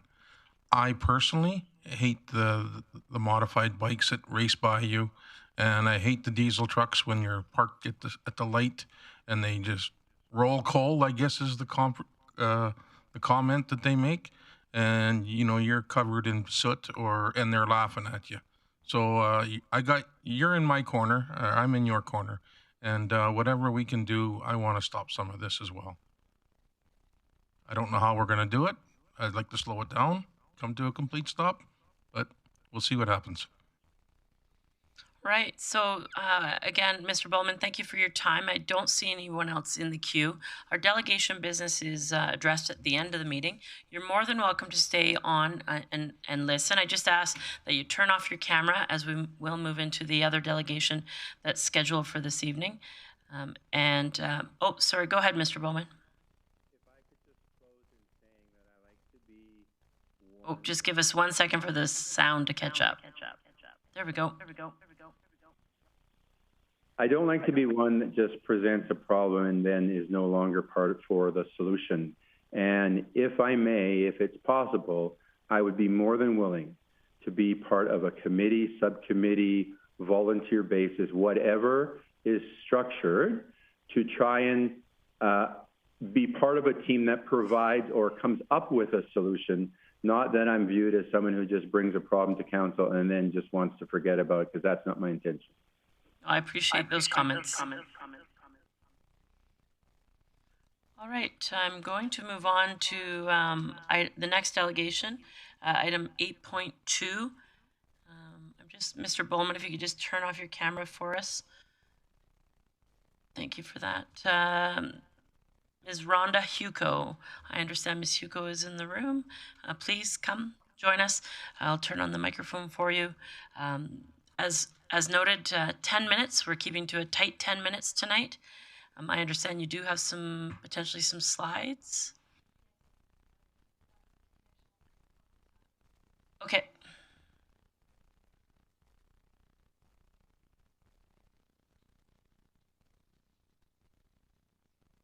No worries.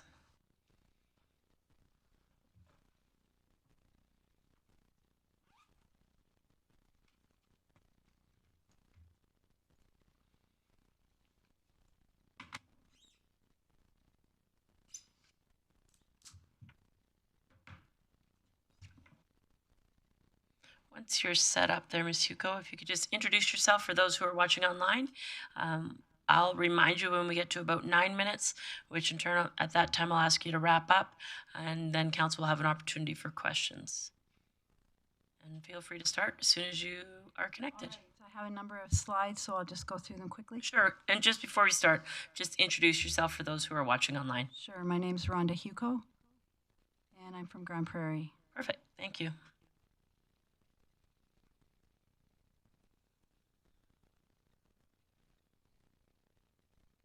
Okay, I'm talking today about COVID transmission, a comparison of transmission in unvaccinated versus vaccinated. What has been established in the science community for over 100 years is that as a virus multiplies, it becomes less virulent but more transmissible. This was established before the Spanish flu. It appears generally accepted that the mRNA vaccines do not produce immunity but may reduce the severity. This presentation focuses on research articles showing transmission of the virus in vaccinated being similar to unvaccinated cases. Research shows that current COVID vaccinations are transmissible. Vaccinations occur by injection to provide immunity in the body serum, but they do not provide immunity in the nasal cavity where transmission occurs. Read this research summary from February 2021.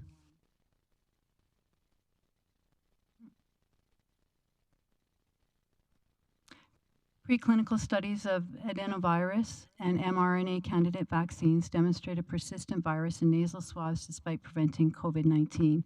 This suggests that systematically vaccinated patients, while asymptomatic, may still be infected and transmit live virus from the upper airway. That research meant if you get a vaccine injection in the arm, it provides some immunity in the blood serum but not in the nasal cavity. When we breathe, we spread the virus. A study in Spain was conducted in a nosocomial hospital setting where transmission between vaccinated healthcare workers and patients occurred.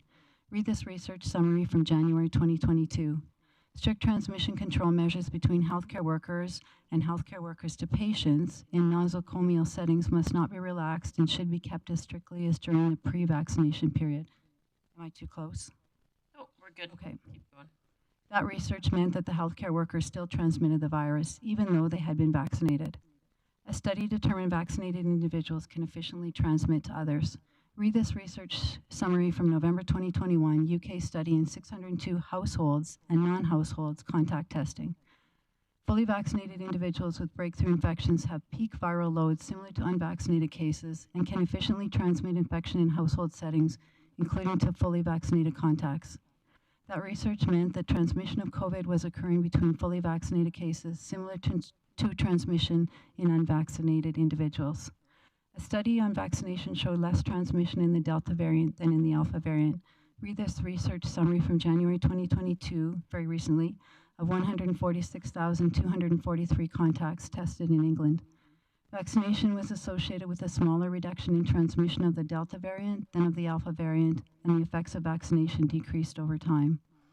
That research showed that transmission occurred even in vaccinated individuals.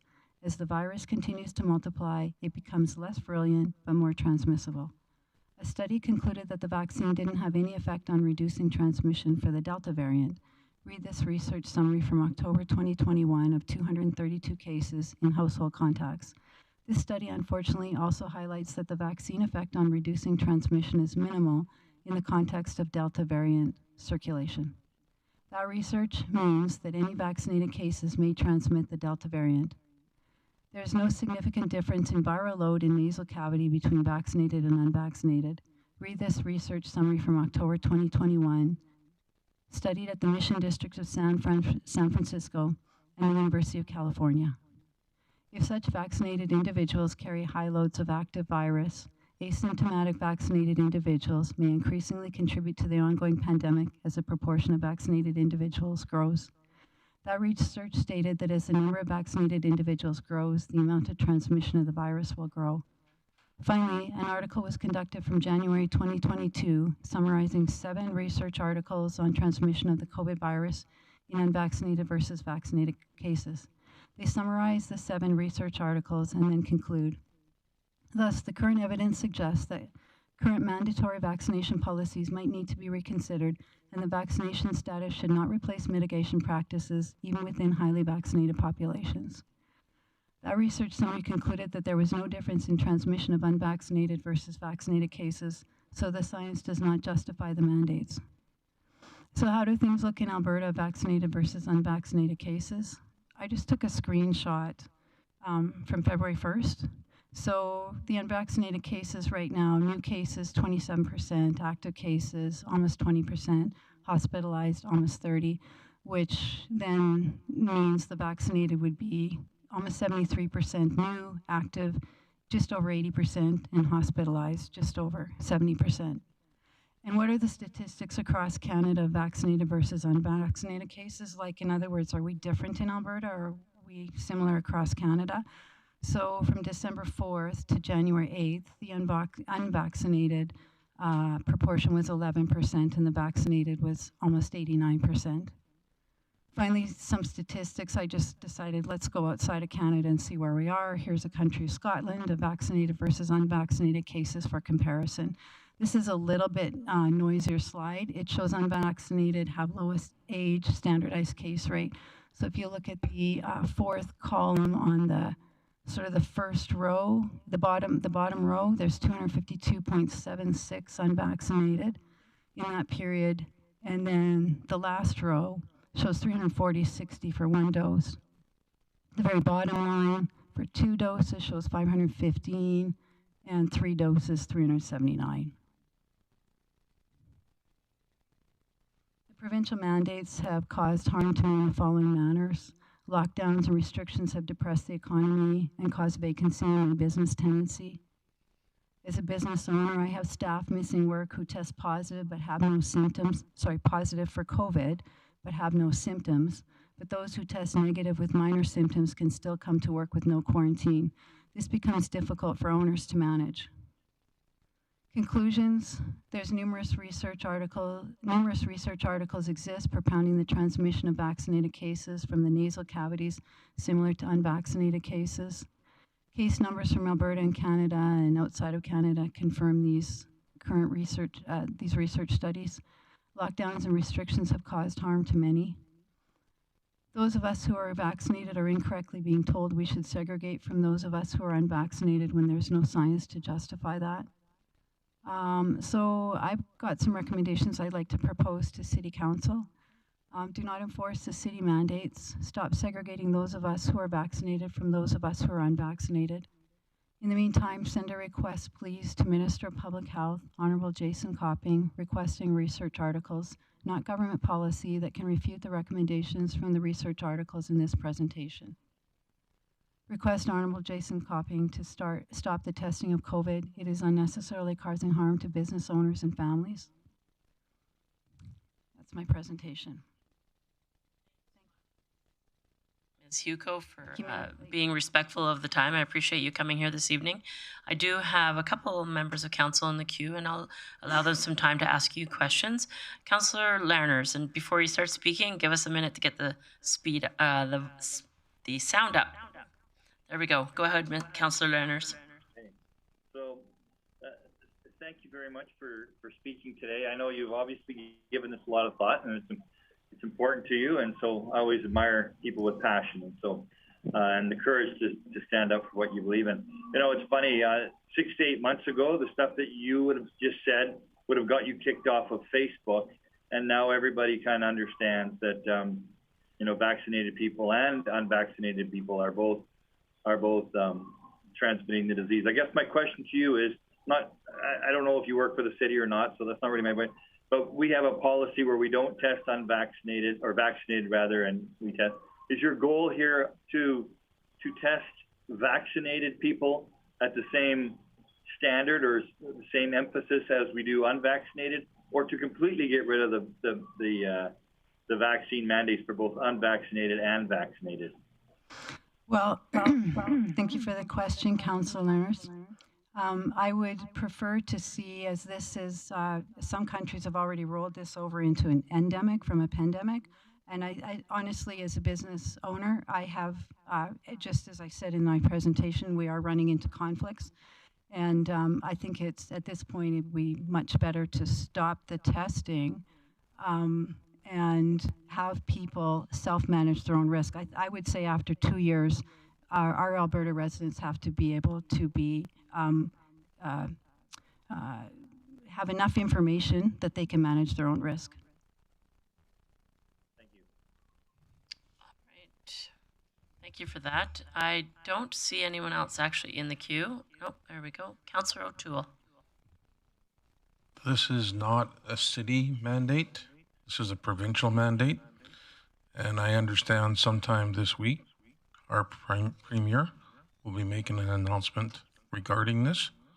And if you want to talk to somebody from the province, there's 2 ministers that you can talk to that live right here in Grande Prairie area. But our hands are tied. You need to understand that. If we go against it, we could each face a $100,000 fine and possibly jail time. So we're sticking to our guns at this point in time. At least I am. And but I think what you're dreaming about is going to happen very soon. Thank you for your comments. Councillor Berg. Mayor Clayton, can I go ahead? Yep. Okay. Thank you very much, Councillor O'Toole, for your comments. I would say, personally, I'm hoping for some things to change. We've had lockdowns on and off, as we've seen, and that's stressed out some business owners considerably. We've had mandates and restrictions on and off. So I do understand that this is a provincial matter. I've been trying to get some MLAs to respond. It's been very difficult because of the huge number of requests I think that they're getting. But I thought it's still prudent to pass this information on in a formal matter so that City Council can be armed with more information. And I dearly appreciate you being here, but I'm just letting you know where we're sitting. And thank you for the information. You're welcome. Councillor Berg. Thank you, Mayor Clayton. And again, the same thing as I mentioned to your husband today and before. Thank you for your tone. I really appreciate it. Not all tones are friendly, and so I appreciate what you bring forward with that. So, at committee, your husband brought forward, he'd mentioned a personal connection to the Premier, and so the Premier has said on his Twitter 3 days ago, early next week, the COVID Cabinet Committee will approve a plan to lift restrictions, starting with a restrictions exemption program. Are you not confident that's going to happen? Well, I hope it does. I hope it does. As I've said to Councillor O'Toole, we've had mandates and restrictions on and off. And so we are trying to present this information to Kenny, Mr. Premier Kenny, Honourable Jason Copping, and MLA Tracy Allard. And also MLA Travis Taves we've tried to include as well. So if we can have an audience in front of them and be able to speak, that would be great. I did specifically request if the city can send this information to Honourable Jason Copping. I really appreciate, Mayor Clayton, I'm still responding to you, but I just want to say, Mayor Clayton, I really appreciate the letter that you and the City Councillor sent to Honourable Tyler Shandro last April. Well, his response was in April last year regarding the number of deaths in Grande Prairie. And I thought, wow, it's great as a city to be able to get a prompt response. And I'm asking on behalf of the Alberta resident, the City of Grande Prairie residents, if you can send that request, because I think you get a better ear, we get a better ear as a city than as an individual. Okay, and then I just have one final question. I have no medical background, so we have to rely on what the medical professionals tell us. And I don't know what your business is, but I wish your business luck and all the best through this. Do you have a medical background? No, I don't. I'm a chemical engineer. Okay, so I have a scientific background, but I don't have a medical background, so of course this interests me. Yeah, of course. Thank you. Great. Thank you for that. I don't see anyone else in the queue. So again, thank you for your time. Thank you for keeping it on time. Appreciate that. And as I mentioned to Mr. Bowman, the delegation portion of our meeting is handled at the end. You're more than welcome to stick around, or you could go home and watch it in comfort of your own home online. So whatever you prefer. We do have a fairly heavy agenda in front of us still to complete this evening. So, but again, thank you for coming. Thank you, Mayor Clayton. Thank you, City Councilors. All right, I'll give us a minute here to get caught up. Next, we're going to be moving to public hearings. We have 2 public hearings this evening, and we're moving to, we'll just give it a few minutes here to let the transition of speakers happen.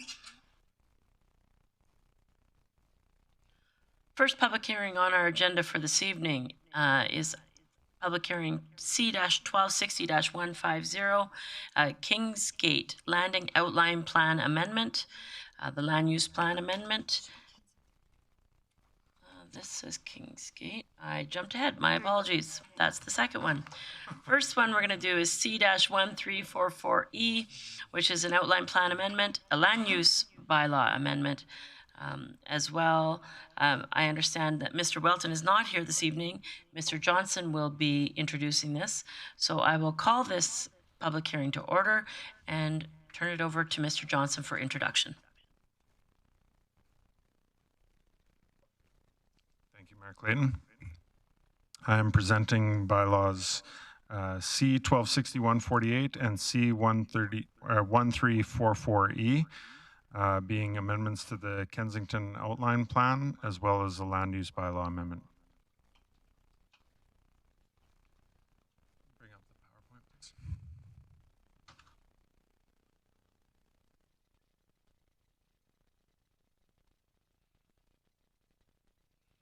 We're having issues tonight, so ask for your patience.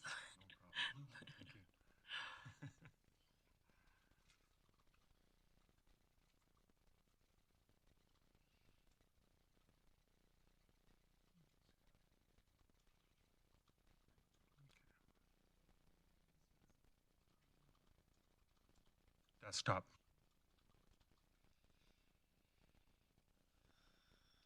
I can continue on without the PowerPoint.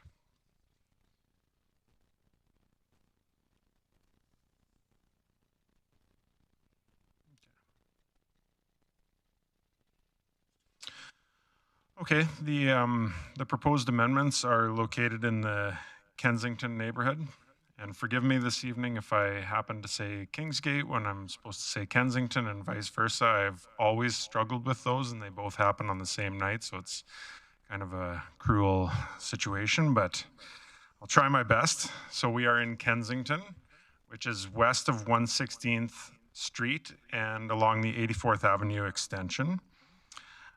The Kensington Outline Plan shows a development concept with a number of land uses, and this is an area north of 84th Avenue in a condominiumized, a bare land condo development. There's a mix of uses in the area due to changing the development concept over time. The 2 land use districts that we're currently dealing with are MHC, which is manufactured home community, and RC, which is combined density residential. The proposal is to change a number of lots from one lot from manufactured home community to the proposed direct control district, and then a number of lots that are currently zoned RC, again, to the proposed direct control district. The purpose of the direct control district is to allow for the development of single detached dwellings with secondary suites and to allow for development of secondary suites in all of the units. So the land use bylaw contains a regulation for secondary suites where it states that only 3 secondary suites can be within a 50-meter radius. This will effectively remove that requirement. And in an otherwise multi-unit development area. So many of the concerns that the city has with secondary suites are as how they have the impact on the adjacent public roadway and city operations. And given that this is in an area that is going to be a bare land condominium, The city won't be dealing with those problems, so they'll have to self-police the area, for lack of a better term. So ultimately, administration recommends that council give all 3 readings to both bylaws, and I'm open to any questions. All right, thank you for that, Mr. Johnson. I'll now ask if council has any questions for administration. I see Councillor Blackmore in the queue. I just need a point clarified for me, Mr. Johnson. So this land is going to remain bare land condominium regardless of the fact that it's individual houses with secondary suites? Through the mayor, correct. Yes, it will remain bare land condo. So we're not parking on the street wall that's going to be plowed, for example, or for garbage removal is not going to be the city's headache. Through the mayor, correct. Okay. So just for council's awareness, when I asked for the delegation in support, they do have a presentation that will help council get up to speed on what the visual impact and significant operational impact will be in the region. Okay, I'll wait for that because I need a visual. All right. I see Councillor Berg with a question for administration. Thank you, Mayor Clayton. Mr. Johnson, I'm actually looking, I guess, for the verbal visual. So the secondary suites, are they like a basement suite, or are they a suite built over the garage? Mr. Johnson? Thank you, Mayor Clayton. My understanding is that it would be a typical secondary suite in the lower level of the house. However, the applicant could confirm that in his presentation. Okay, thank you. Thank you for that. Mr. Councillor Lerners.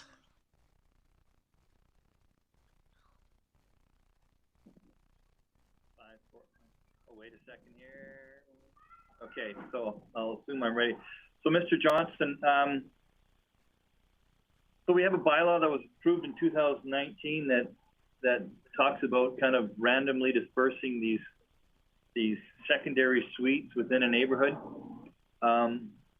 This work that you're doing today, or the work that we're asking, has nothing to do with that bylaw. We're not going to be proposing that bylaw to be changed. We're just talking about a zoning bylaw for this specific area. I presume that's the case. If you don't, if the answer is yes, I assume it's yes. Do you see in hindsight that there's any revisions needed to the secondary suite bylaw in the future? Because probably our first stab at this, we've completely done, kind of opposite exactly what we're intending to do with the original bylaw. Mr. Johnson? Thank you, Mayor Clayton. Yes, the secondary suite regulations were originally introduced, I believe, in 2016, and there was an amendment which you were referring to, Councillor Lerners, in 2019, I believe.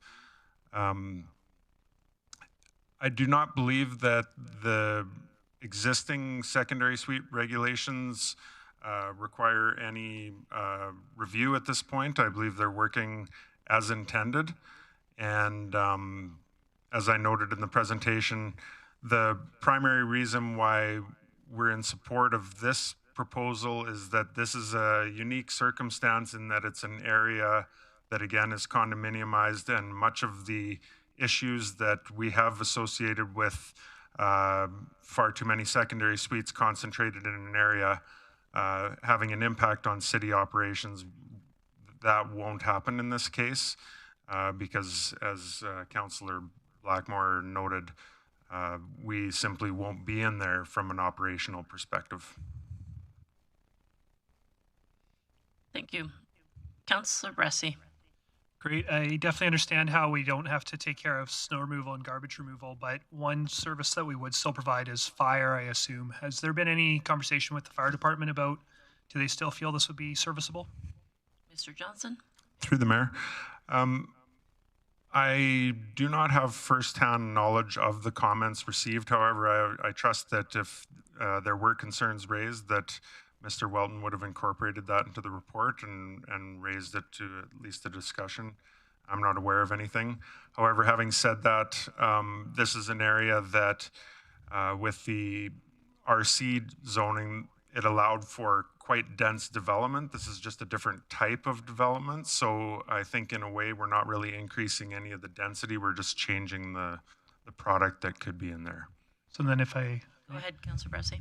We haven't got too deep into Bearland condos since I've been on council, at least I recall. So could you remind me, in terms of our land use bylaw talks about lot widths, but it doesn't talk about road widths and those things that would usually be development whole instead of this. So how does it work in a Bearland condominium in terms of those road widths and those kinds of whole development standards? Mr. Johnson? That's a very good question, Councillor Bressie, and to be honest, it's been a while since I've been firsthand involved in those applications. I believe during the development permit process, during the circulation, there's review and comment from a emergency service provision perspective in terms of drive aisle widths, turning radiuses, and whatnot. We likely have some standards, but to be honest, I just haven't worked with them recently to speak to them. Okay, thank you. All right, so I see no further questions for administration. I am going to now go to the presentation and submission portion. I will ask if there's anyone here to speak in support of the presentation. Please come on up, introduce yourself. In council, Scott Rossler with Helix Engineering. Here on behalf of the developer. He sends his regrets. He's out of the country right now, so I'll do my best to represent him here. Just to address a couple of the concerns a little bit later on here, but just to give a background on where this came from. This development was originally, as you all know, a complete 100% a mobile home community. So that market's changed, and the developer decided to change to more of a multifamily condo. So maybe a little bit of a lead time, but on how this is going to go. But a condo association it's very difficult to change it once you've set one up. So everything from this point on will, there's a chance, but very small, that this would ever change from the Bearland condo that it is.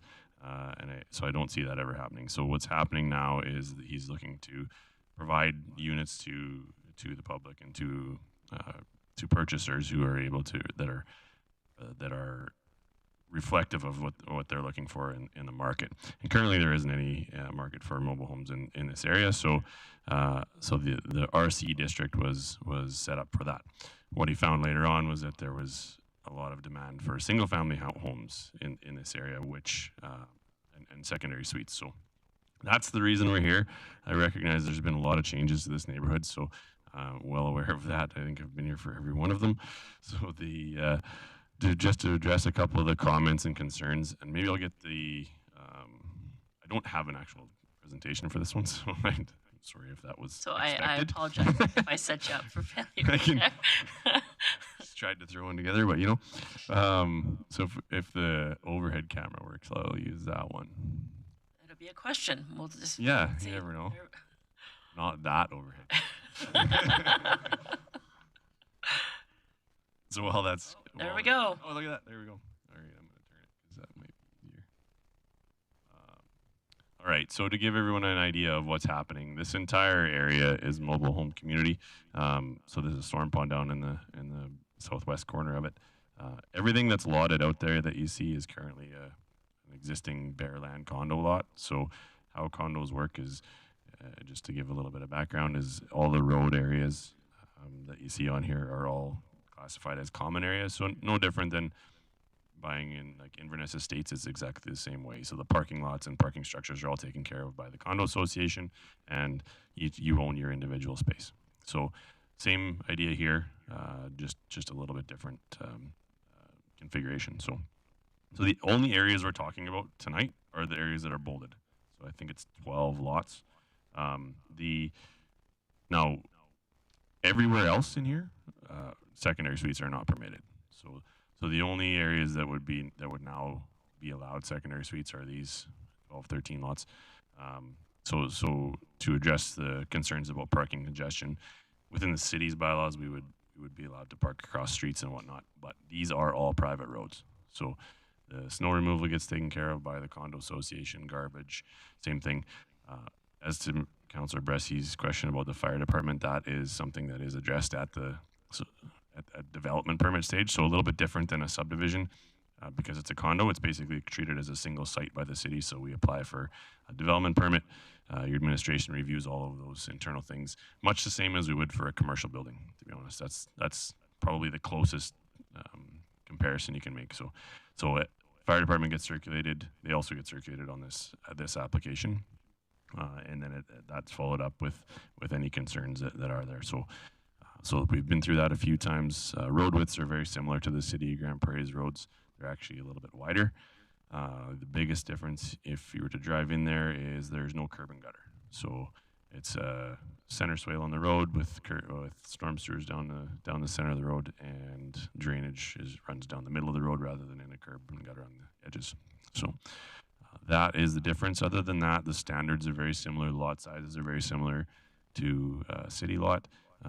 Biggest difference being is that maintenance is the responsibility of the condo association. And as far as, I think that addresses any of the other comments that were brought up by councillors. I'm happy to answer any questions if you have any. There's a few. Councillor Berg. I guess my question is anticipated parking. Assuming that upstairs there's 2 vehicles, a married couple, something like that, and downstairs there's 1. Multiply that out and then add some houses across the street. Are there driveways with these homes, or is everyone just going to park on the street? Because I know that could cause some issues and people will be cursing city council for years to come. Mr. Ressler? Yeah, so there are driveways. The intention of these, and if you in your package, the district allows for single family detached units here. So that's actually the reason for this. So it will be very similar unit to what you see in what you think of as a typical subdivision, like Royal Oaks, Pinnacle Ridge, all those neighborhoods. So they're all planning to have garages. They all have, well, they have to actually within the zoning. So, and I know that's the intention of the developer to do that. So, yeah, thank you. I really like the idea and the adaptability of the developer too. So, just a couple of questions, and you've answered them. Thank you. All right, Councillor Bosch. And then I'm going to go to Councillor Lerners next, so be ready to queue the people up online. We'll keep the people online together. Perfect. Councillor Bosch. Okay. I think that should be enough time. Thank you, Mayor Clayton. I just have a quick question for this developer. I'm not against them doing this. I just have the question, why would you combine all these secondary units in one small space instead of spreading them out, you know, every third or fourth or whatever house to alleviate some of the parking issues? Is that something that they've thought of, or what's the reasoning behind doing a solid section like that? Mr. Ressler? thanks, Councillor Bosch. There isn't really other than it's difficult to handpick each individual lot, and I mean I could come here with one and we could go build it and see how that goes. But this was the desire of the developer to put a block of lots together. It's a little bit easier to throw a streetscape that looks decent. The lots across the street from this are intended to be semi-detached, so the aesthetics of the neighborhood is fairly important, and he wanted to keep it a little bit consistent. So this block, and not to say there wouldn't be more in the future, but this is a block that they selected that they wanted to have a consistent streetscape with garage product single-family homes. Great, thank you. Councillor Lerners.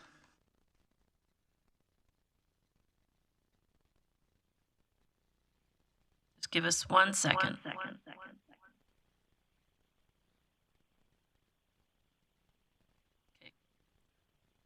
Pardon me? There we go. This is perfect. So, Mr. Rossler, in true Sesame Street fashion, one of these lots is not like the other. Curious as to why, that one lot is out there by itself. And then secondly, I haven't been out there for a while. Are the rest of those homes manufactured homes right now, or is it just across the street? And so are we, you're just waiting on market conditions to determine whether or not you want to do the rest of them in a similar fashion like this, or what? Just maybe give me a little perspective as to those areas of plots that I have. Mr. Rossler? You bet. So can I maybe get the overhead camera back again?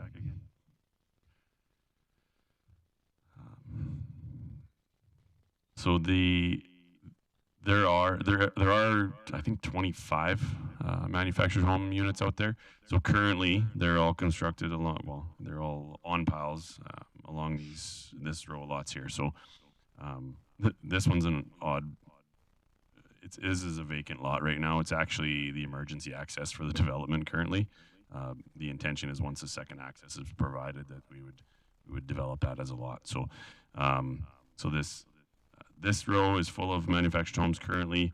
They would love to sell this row as well, just to keep this street consistent so that you've got one road full of manufactured homes.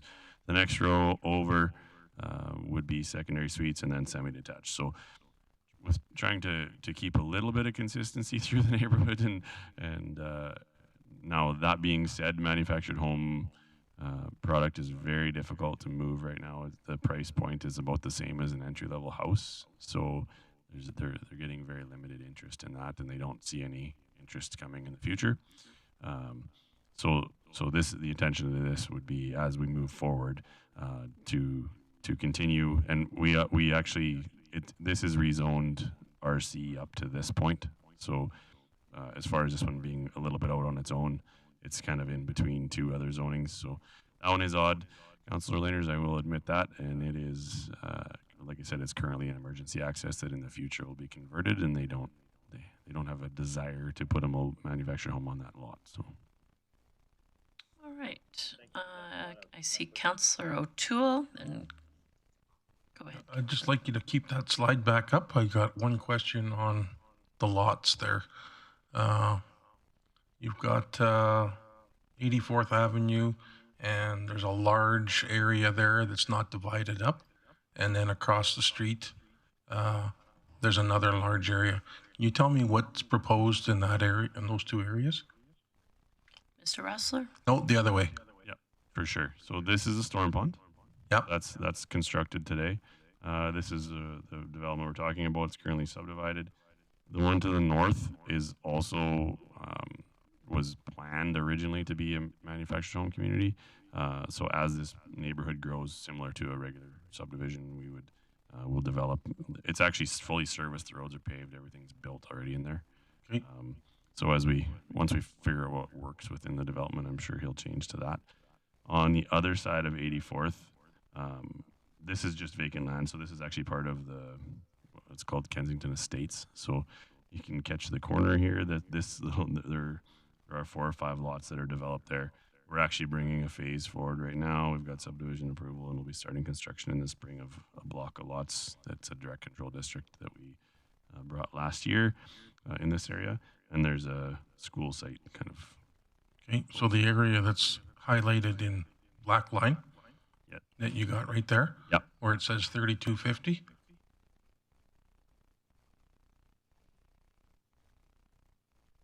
Just at the top there. The lot? Yeah. Yeah, that one there. There's that lot and the one across the street. What is proposed in there, or is that parkland, or? Currently, this is a park. Okay. I actually think there's lines missing on this piece, to tell you the truth. That may be a printing error. There's so this is currently a park. It's developed as a park, so it's got a play structure and everything in it. Across the street this way, this is the community center. So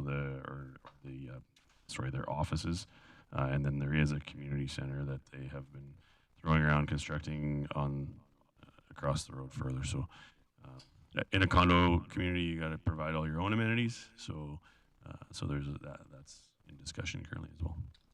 Well, thank you for the explanation on everything. Helps me make my decisions, for sure. All right, I'm just going to jump in the queue myself. Thanks for coming tonight, Mr. Rossler. First and foremost, just a statement. I appreciate that the creativity you're using to stimulate the economy to help move this development along. But as we know, sometimes people forget the pros and cons of living in a condoized community as time goes on. And as mentioned, it ends up back here with condo communities having concerns of what the city should and shouldn't do for them. I'm wondering in that regard, Is there any consideration for, on behalf of the development, to support realtors so that the communication for the people buying the individual places recognize what the condoized community means? And so when you sell the place and then the new owner maybe wasn't the first round of people, so they don't get all the communication, and the transition of these condos ends up being lost, and the communication is lost. And so I wonder, do developers look at communicating regularly and educating realtors on what the pros and cons are of these condo communities, and what responsibilities are actually the homeowners versus what are the cities?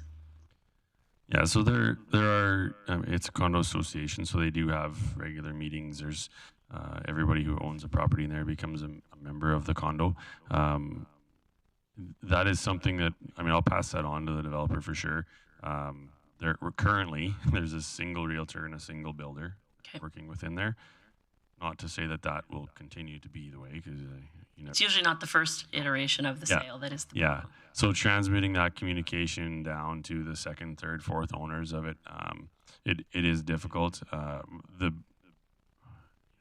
There's a lot of parties involved in that, including their lawyers, like all the realtors, all the condo representatives. So I hope it gets passed along, and I can reiterate your concerns to the developer.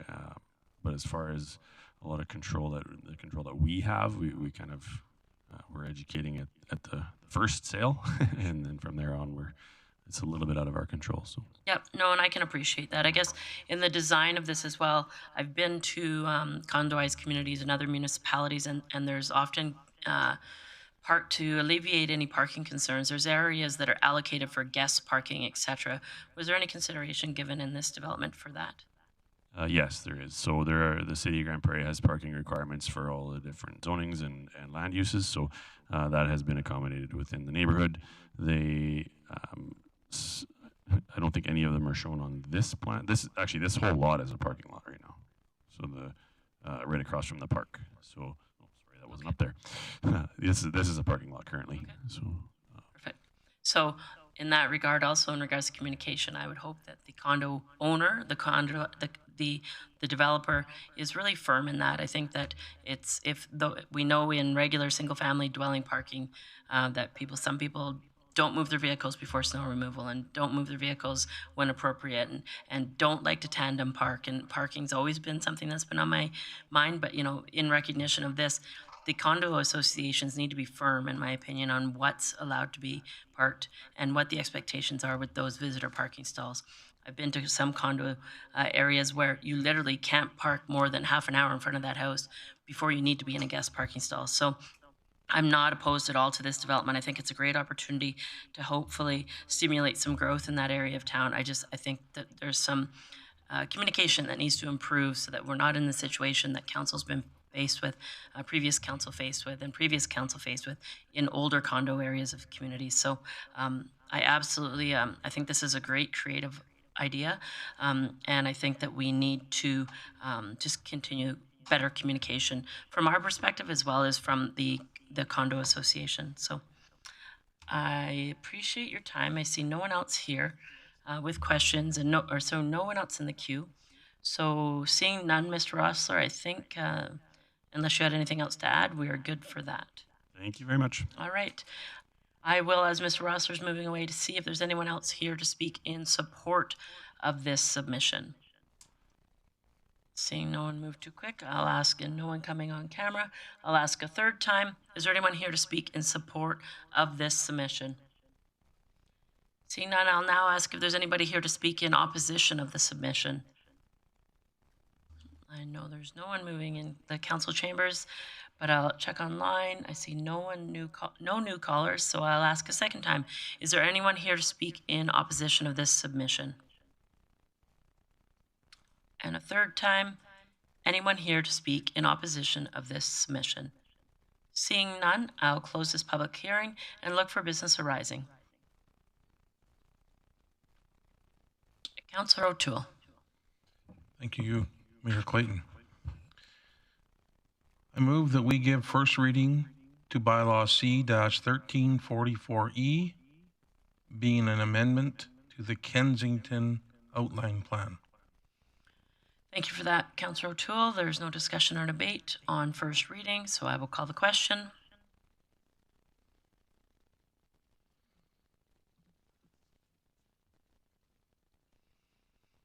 And I'm not sure if Councillor Lanners and Bosch are on their e-scribes. Yeah, you are? Okay, perfect. Thank you. Councillor O'Toole, how do you vote? In favor.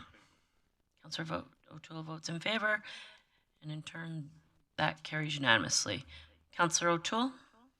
I move that we give second reading to bylaw C-1344E. Perfect. Thank you for that. That motion is in order. An opportunity for discussion or debate. Seeing no one raising their hand or in the queue, I'll call the question. Councillor O'Toole in favor.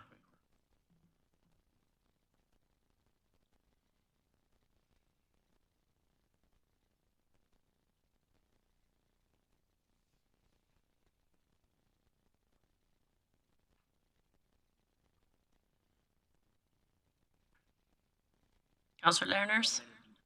Yeah, in favor. Sorry, my team portal just went down, so in favor. Sorry, if you could repeat that. We were just getting the sound up. Sure. Councillor Lehner's in favor. Councillor Lerners is in favor. That carries unanimously. Councillor O'Toole. I move that we have third reading for bylaw C-1344E.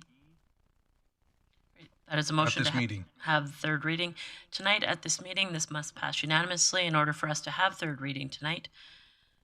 I will call the question. Please vote. Councillor O'Toole in favor. That carries unanimously. Councillor O'Toole. And I move that we give third reading to bylaw C-1344E. Thank you for that. That motion is in order. Council give third reading being in to bylaw C-1344E at this meeting. I'll call the question. Councillor O'Toole in favor.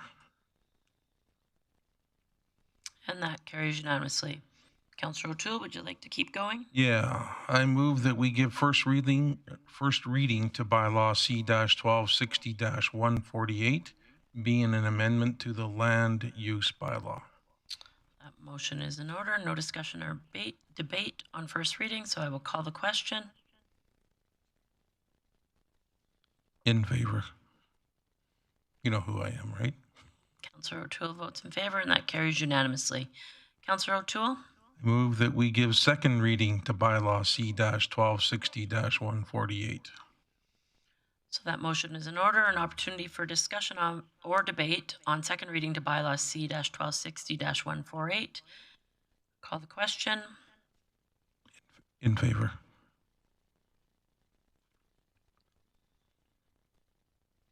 That carries unanimously. Councillor O'Toole.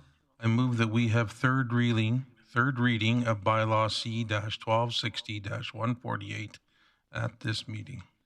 So this is a motion to be able to have third reading here tonight at this meeting. It must pass unanimously in order for us to have third reading. I will call the question.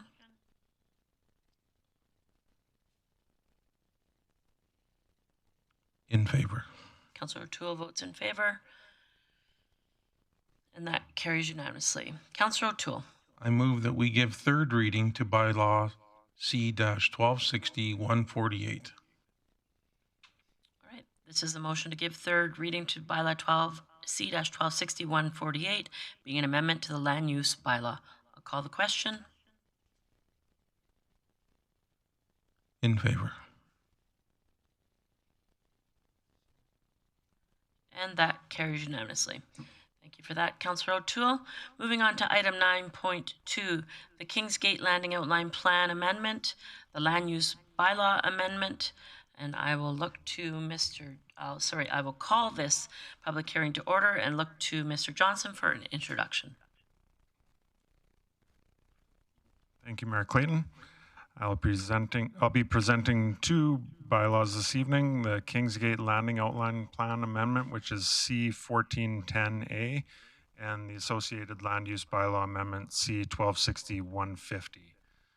The location is in the Kingsgate Landing neighborhood, which is north of the Copperwood neighborhood, east of Crystal Lake, and south of 132nd Avenue. The outline plan amendment slightly modifies the development concept to reconfigure the areas that we may refer to as narrow lot development. The roadways and the rest of the development concept stays the same. The amendments are primarily just to do with lot width and one development standard, which I'll get into.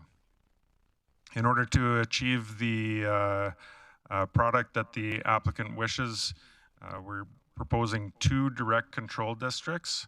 The first one I'll speak of is the rezoning to DC 30. The direct control district allows for narrower lots than the city's narrowest lot land use district. The current regulations on our narrow lot land use district, which is RS, are a lot width of 34 feet when there's a lane present and 36 feet when there's no lane.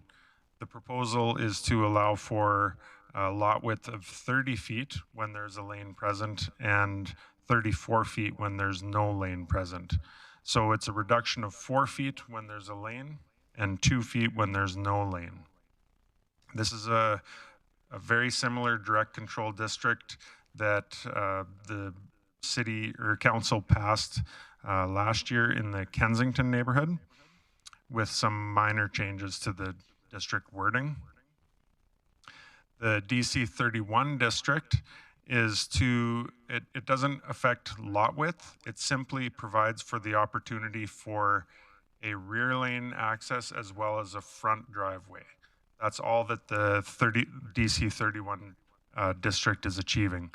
The city's land use bylaw states that in new development, when rear lane access is provided to a lot, there are no front driveways. So this is simply providing the opportunity to build both. The maps are contained in the report showing the areas that are subject to this rezoning, and administration recommends that council gives all 3 readings to both bylaws, and I'm open to any questions. Great. Thank you for that, Mr. Johnson. I will now look to council for questions or comments for administration. Councillor Blackmore. When I looked at the diagram that was included with our package, Mr. Johnson, it seemed to me that these lots are deeper than most lots of this nature that we're seeing, as it seemed to allow for 2 structures, both a garage structure and a house structure. Mr. Johnson? Thank you, Mayor Clayton. I believe that the lots in the DC 31 may be quite deeper than the average lot, and I'm confident that the applicant can speak to that, but I don't have that information offhand. Okay, apparently I keep asking the wrong person. All right, Councillor Berg. Yeah, thank you, Mayor Clayton. So a couple questions. I'm assuming with a 1,630 square foot house, that's a 2-story? Mr. Johnson? Thank you, Mayor Clayton. That would be my assumption as well. Okay, and then is that a single or double car garage? Mr. Johnson? Feel free to say that that's a perfect question for the delegation. That is a perfect question for the delegation. Okay, so a question for you then, I think that may apply. We're still within allowable limits of, one house being, whatever the designated space is, 8 feet. You would know that better than I would. We're still in compliance with that? Mr. Johnson? Through the mayor, that's a few steps down the road. The development permit stage will sort that out, and I'm sure that that'd be the case. I don't believe that that will be an issue come development permit. Okay, thank you. All right, I don't see anybody online or anybody in chambers in the queue, so I will now go to the presentation or in submission. I will ask if there's anybody here to speak in support of this submission to please come forward, introduce yourself. I'll give you some time to get set up. And you already have a heads up of what the questions are, so I'm sure you're...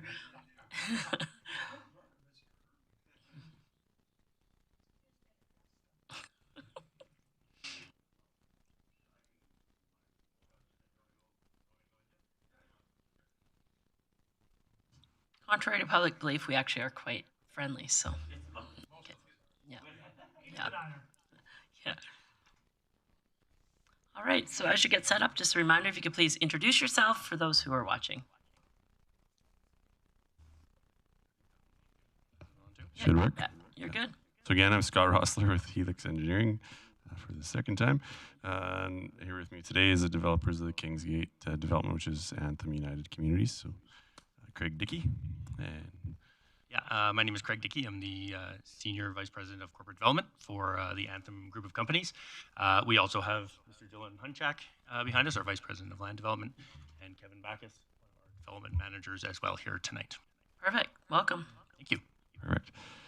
All right, so I'll, I don't know if we can get, is that thing going to pop up? It will, yep. Just like everything else today, it's a little slow. It's all good. Yeah, it usually is. So I'll give you a little brief presentation on kind of the technical side of things here for this, and then I'll let Mr. Dickey talk about the kind of the vision for the neighborhood and what is going on there. So first reminder, I guess, is just that it's a direct control district, so it's specific to a small area. Is it not working? Oh, he's giving you the motion. There we go. I think we're good. Maybe.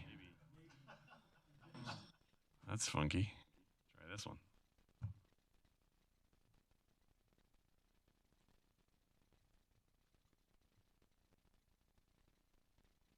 Whoa.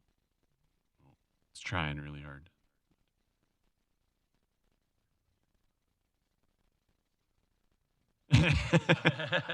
I did bring a USB key if we really need it, but.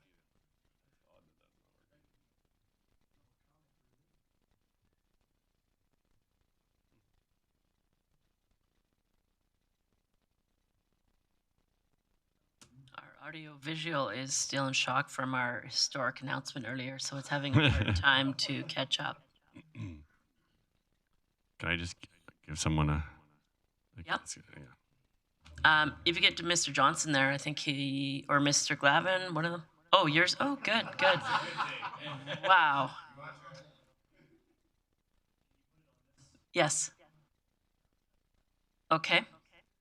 Okay. He's going up. You're going upstairs to grab a different piece? Okay. All right. So we're just going to take a 5-minute recess while we get IT lined up. All right. Thank you.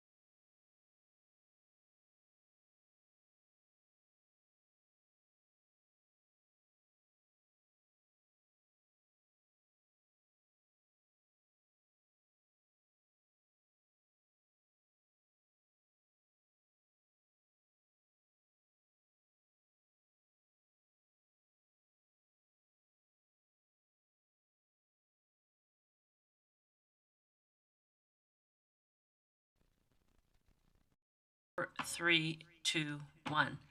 Good evening. Welcome back to the evening portion of council meeting of February 7th. Thank you for your patience with our technical difficulties today, and I will turn it over to Mr. Rossler. Thank you, and Mayor Clayton. So just to walk through a few, I'll go through a little bit of the technical background on this amendment and application, and then I'll hand it over to Mr. Dickey to take care of kind of, like I said, the neighborhood aesthetics and feel for the Kingsgate development. So, what's that? Sorry, Councillor O'Connor, you had a question? It will. But as with all things tonight, just a little patience is appreciated. Please continue, Mr. Russell. All right, carry on. So so I wanted to start just showing you this is actually the original development. So this is the original subdivision that we worked on for the last couple years, and this actually fits in the current City of Grande Prairie bylaws. So I just wanted to show you the difference. So this is a 73 lot development under the existing RG and RL districts that were in place prior to tonight. So what we're trying to convert this to is a direct control district, and it applies to the majority of the lots in here, but it allows us to get 5 more lots. So this is a 73 lot development. This is the 78 lot development. So essentially, most of the blocks, we've added 1 lot. I think there's a couple of lots, like the long one, that L-shaped one along the bottom that we've added 2, but we're only talking about 5 lots. So that's the difference for the district, and that's the reason that we wanted to do that. So we're not changing much other than the lot sizes. So the difference between these two, and now it does only apply to those districts. So the DC 30 district, which is the majority of this area, the minimum lot size will now be 30 foot for lane lots. Unfortunately, we don't get the luxury of having 30 feet everywhere. So because the blocks are random sizes, there aren't many, but so we do disperse them so that is the minimum. There are some larger than that also. And if we have a garage on the units, then the minimum lot size would be 34 feet. In the DC 31 district, the minimum lot size that we put in, and again, this is just because this is what fit. So the smallest we need there is a 36 foot, and as Mr. Johnson identified earlier in his presentation, it does allow for lane and front access. So to give you an example or an idea, the current land use bylaw for every dwelling unit in the City of Grande Prairie requires 2 parking stalls. So in the DC 31 district, we would be providing 8.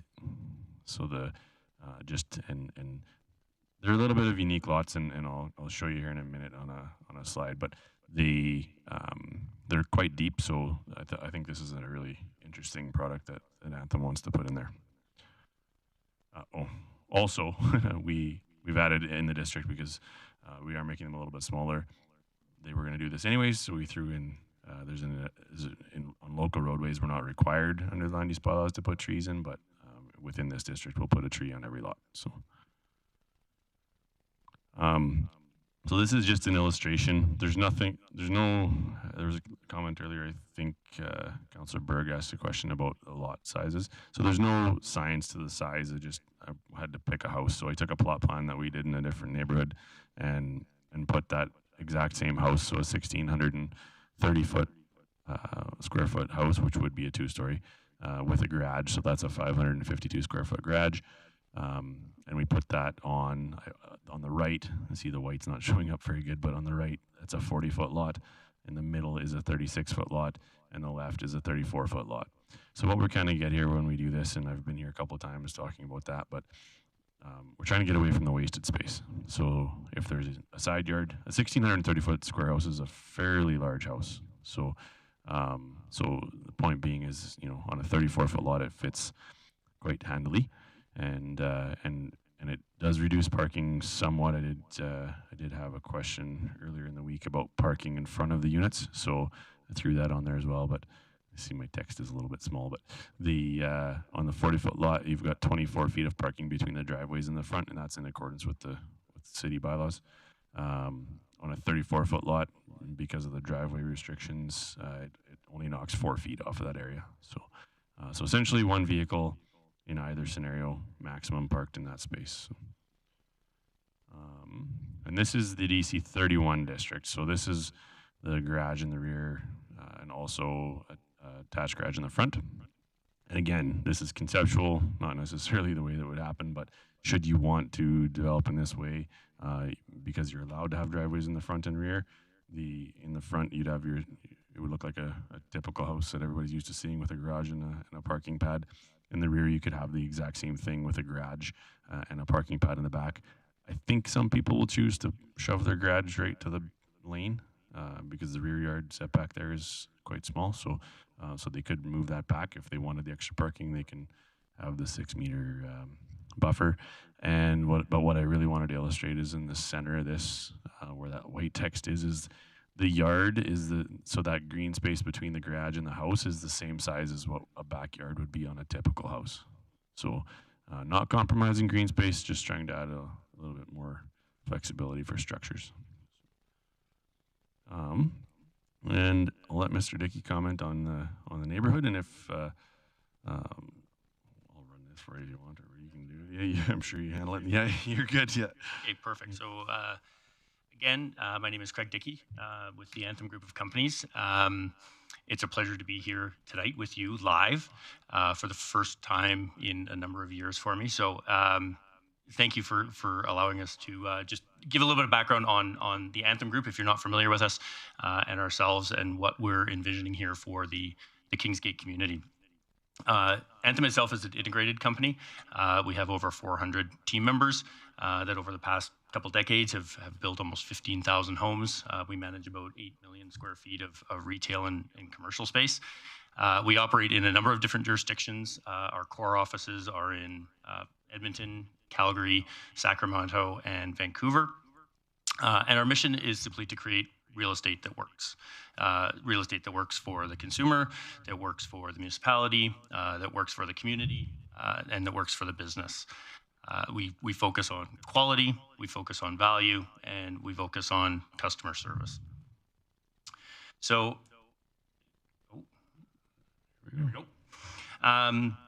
So as you're hearing, the home types that we're proposing out here, obviously over the next several years, Grande Prairie is going to experience, we believe, a tremendous amount of growth, given all the recent announcements of the investment that's coming here. And so, you know, I think I heard it stated that in 10 years, we might be up to 100,000 people, which is a significant number. So with that surge in demand, we wanted to ensure that there was adequate supply for residents, consumer choice for what products they have available to them, and affordability. So looking for ways to make these products attainable for the families. We believe that this zoning that we're proposing here tonight allows us to provide a product that sort of fills a gap right now in the current market between new single-family homes and the resale of existing homes. The slightly narrow lot just allows that land portion to be cut down a little bit and taken out of the price for that end consumer. So just to give you an example of what these homes do look like in other communities, so you can get a visual on them. These are ones that we've built mostly in Calgary, Edmonton, Beaumont, some down in Okotoks. So just to give you an idea of what they look like on the ground. The architectural controls, it's our standard within the Anthem to enforce these architectural controls within each community that supports our overall vision. So in a master plan community like Kingsgate, this allows us to coordinate the colors, the materials, the styles, to ensure they're sort of aesthetically pleasing and complementary all the way along throughout. And in this specific community, Anthem will be fully integrated. We'll not only be developing the land, but we'll be building the homes as well. But if there are other builders that are entering into the community, they will abide by those architectural guidelines as well. And the reason we do that is just because we want to be mindful of the streetscapes. You heard it earlier that this is the pedestrian realm for the folks that live here that walk their dogs and go up and down the street. So we always want to make sure that that community feel is maintained. Things like we talked about driveways and making sure that those are coordinated so you can best utilize the front yard space for be it green space or for parking or for how it interacts with the pedestrian realm on the sidewalk. So because really, that at the end of the day, that's what we're doing. Is we're building a community that's going to be part of Grande Prairie for a long, long, long time, and that's our job. Our job is to do that in conjunction with you. So we want our communities to be diverse. We want them to be vibrant. We want them to be inclusive. We've done it in Calgary and Edmonton numerous times, and in other municipalities like Okotoks and Beaumont and Chestermere. And this amendment is an important step for us to launch the first phase of Kingsgate and meet the growing demand here in Grande Prairie. So thank you for your time tonight. Thank you for your consideration of the application, and we look forward to working with you on this exciting opportunity. Perfect. Thank you for your presentations. I will open it up for questions. First, I'm going to group the ones online together and the ones in the chambers together. So, Councillor Berg. Yeah, thank you. So I did the math on my own question there that 550 square foot would be a 22 by 25 garage roughly, which could easily fit 2 vehicles. So answer that one. Is this the first project you've done in Grande Prairie? This will be the first residential home project we've done in Grande Prairie, correct? Okay, welcome to Grande Prairie. Thank you. I've seen some gorgeous narrow lot homes throughout Calgary. We got friends in Beaumont. So again, no objections there whatsoever. What is the price point ballpark, say within $50,000? Where do you plan on being? It's tough to say without the final product design being done, but I would say we're going to be targeting sort of that mid-3 range, for the smaller lot, and then it may go up to sort of that 425 range for some of the bigger ones. Okay, thank you. Great, thank you. Councillor O'Connor. Thank you, Mayor Clayton. Thank you. Great presentation. So I understand you've got the history. You've mentioned that. So I'm concerned about forming a ghetto, and this doesn't look like it's going to form a ghetto. So, what have you seen over the last 10 years, the success and the demand for this product? I would say through the chair, our success is, it's a combination. It's really bringing people a sense of ownership into their community. Like home ownership, people take a lot of pride in. And when you build them a great product and give them a great home in a great community, they take ownership of it. Our stewardship of the community actually transitions to the homeowner over time. And so by kicking it off with the right product, like I said, having maybe slightly higher standards on architecturals today, we find we can instill that within the residents, and then they carry it forward for us. Yeah. So the houses have stood up over time. No pun intended there. To my knowledge, none have fallen down. So yes, they are still standing. But yes, okay. As land use, I'm sure as you know, as land use bylaws have changed in different municipalities, you adapt. There's definitely been a trend towards affordability and finding ways. Originally, it was just the home builder. How can the home builder find a way to keep the home affordable? And then on the development side, we realized we were part of the equation too. So how could we do that? And things like narrowing up the lot a little bit, getting a few more houses in there. That's one way to do it. So. Yeah. So my last question, of course, it's probably not in your area, but you may know from previous, snow removal, back lanes always seems to be an issue. And so want to make sure that they're part of the plowing. Have you seen any issues relating to snow removal in these areas? No, through the chair, I would say that it's fairly standard maintenance. Snow removal, depending on the winter that you get, is always going to be an issue at some point. No. So I can't say that it will never be an issue, but it's of course considered in the design and how these are maintained. Okay, thank you very much. Thank you for that. Councillor O'Toole. Thank you very much. Thank you for choosing Grande Prairie to start off something that I've been on council for a number of years, and we've always talked about small lots. And there's been councils agree with it and councils that didn't, but we've got it now, so thank you. I would like, when you get one of these built, I'd like to come and have a good look at it, maybe invite council to come down and see what kind of product that we can actually see internally. And absolutely, we would be honored to have all of you down. We'd love to give you the tours, even through the construction phase, so you can see kind of how they're built from the ground up. We'd love to do that. So in your outline plan, or when you're starting to build, would you have sidewalks on both sides of the road, or would you not have any sidewalks? The reason I'm asking is for snow, because I see you've got big driveways and there's no place to put the snow, and that's an issue.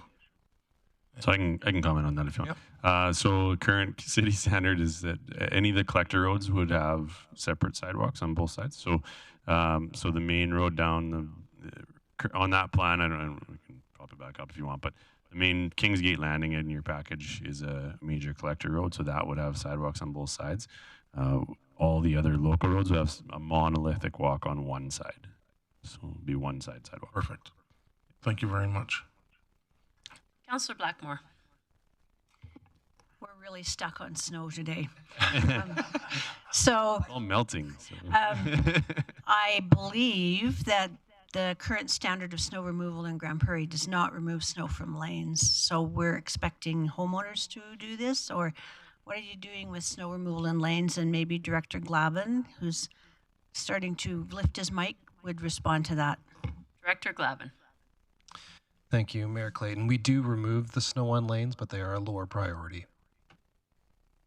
So you're going to start them next week. They probably won't be in this rotation. Mother Nature's doing a good job at the moment for some of that snow, but we do plow lanes. I just wanted to make one comment about small lots. The initial experience Grande Prairie had with small lots was a parking disaster because there was nowhere for anyone to park except on the street, and that didn't work. There's been a couple iterations since then. What I've seen in Calgary, Edmonton, Beaumont, perhaps even your own developments, I've seen handled that issue much better, and so I'm really looking forward to this version of small lot development. I think it'll be great, so thank you so much for coming here. Great. Thanks. Councillor O'Toole.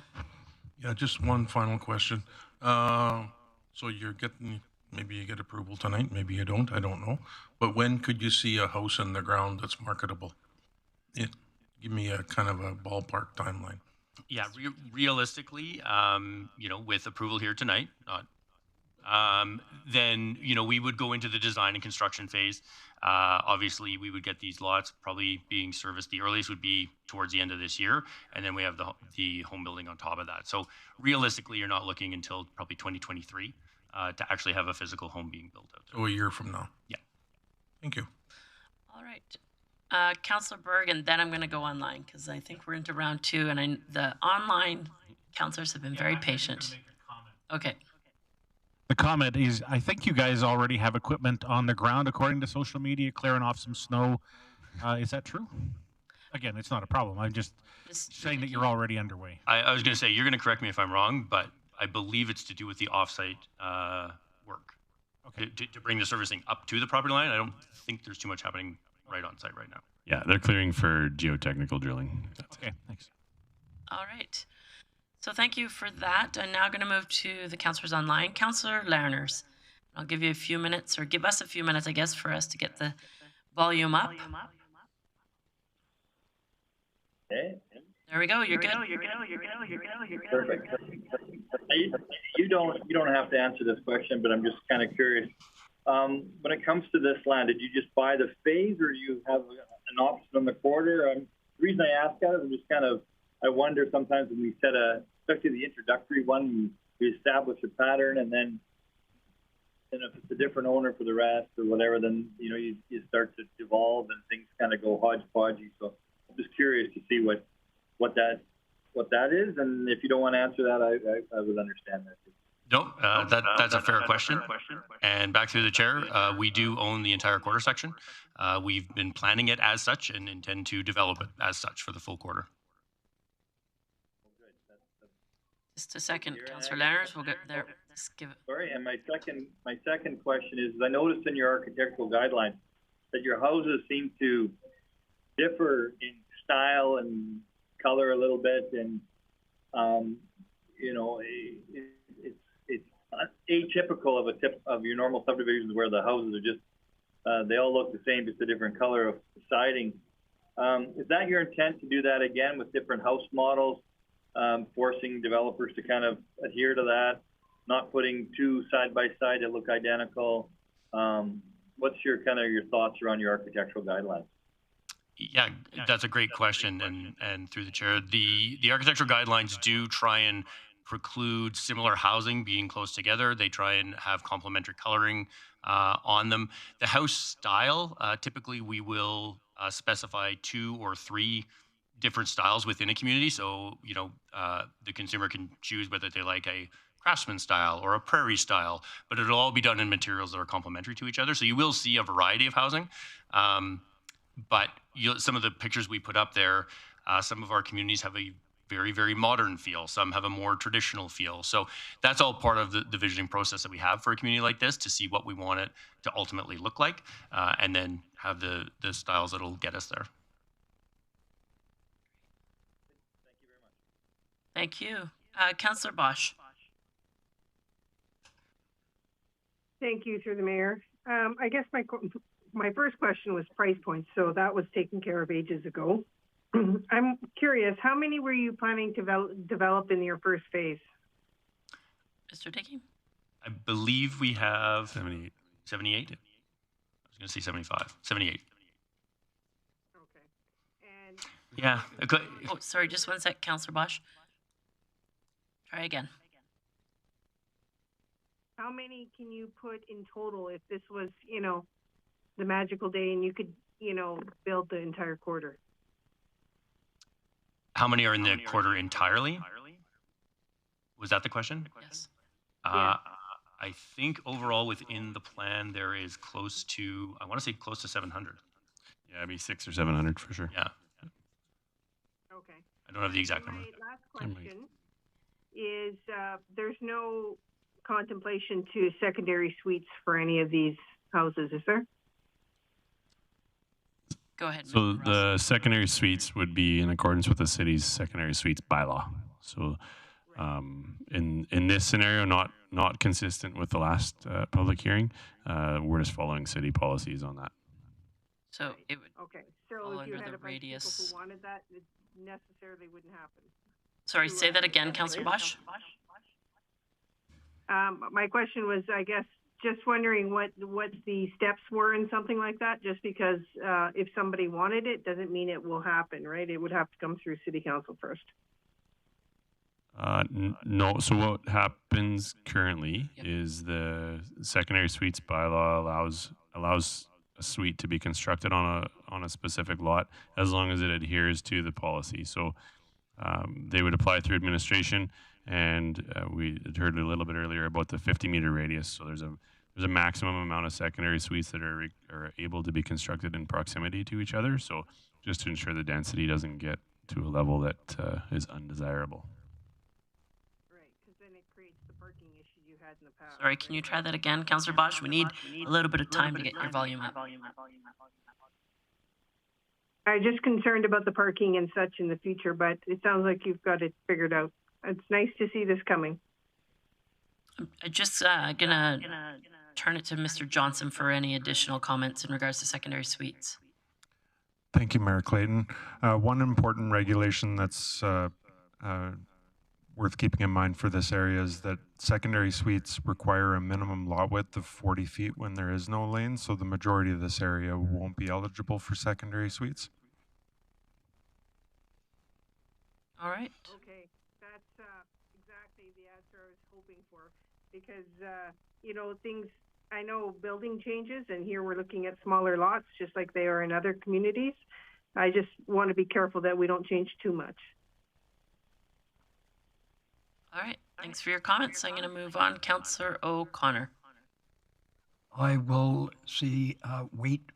I would like to motion, but I think you need to see if anybody's approved. Yeah, so we I'm have ahead of lots more things. We'll get through the process. Thank you. Yeah. Councillor Bressie. Great. Thank you. Again, I want to echo welcome to Grande Prairie, and thanks for the presentation today. Something I'm curious about is why is the proposal to allow both front and rear driveways in the DC30 zoning, but not also in the allow those in the DC31 zoning, but not also in the DC30 zoning? Why only in some of the lots are you proposing both driveways? Mr. Dickey or Mr. Ressler? Sure. Those lots are exceptionally deep. So they're 40 meters versus what typically we see 34 to 36.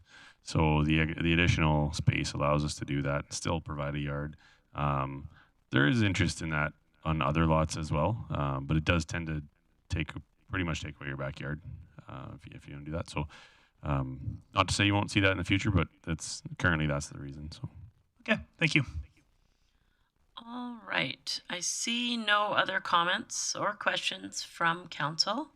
So I will now thank you for your time. I appreciate you coming here today. I'll just jump in the queue quickly. I am a big believer in the fact that narrow lots can work in our city. The biggest issue, as identified earlier, has always been parking. I really think that you've taken away that concern by some of the configurations you have here. I'm very excited also to see unique architectural designs. I know that former councillor and I drove many subdivisions in various communities looking at unique ways to have to have new architectural designs introduced into our community. So I'm looking forward to the product that you're referring to. I think it's a great addition to our community, so thank you. I'm going to now ask if there's anyone here to speak in support to the submission. If there's anyone in addition here to speak to support of the submission in the chambers, I don't see anyone. I'll see online. The Legislative Services Manager says there's no one else online. So now I will ask to see if there's anyone here to speak in opposition of this submission. Anyone here to speak in opposition? And a third time, I'll check to see online if there's anyone here to speak in opposition. Seeing none, I'll close this public hearing and move to business arising and look to Councillor O'Connor. Thank you, Mayor Clayton. I'd like to motion that council give first reading to bylaw 1410A, being an amendment to the Kingsgate Landing DP. Sorry. OP. OP. All right, so the motion is to give first reading to bylaw C-1410A, being an amendment to the Kingsgate Landing OP outline plan. That motion is in order. No discussion or debate. I'll call the question on that motion.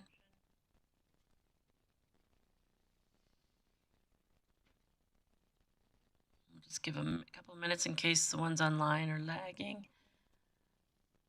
All right, Ms. Karbuszewski, who are you missing? Councillor Lenners.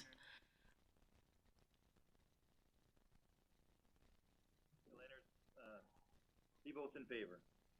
You vote in favor. All right. Councillor Bressy's in favor. Councillor Bressy's in favor, and Councillor Bosch. We have Councillor Bosch. Councillor O'Connor, how do you vote? In favor. Councillor O'Connor's in favor.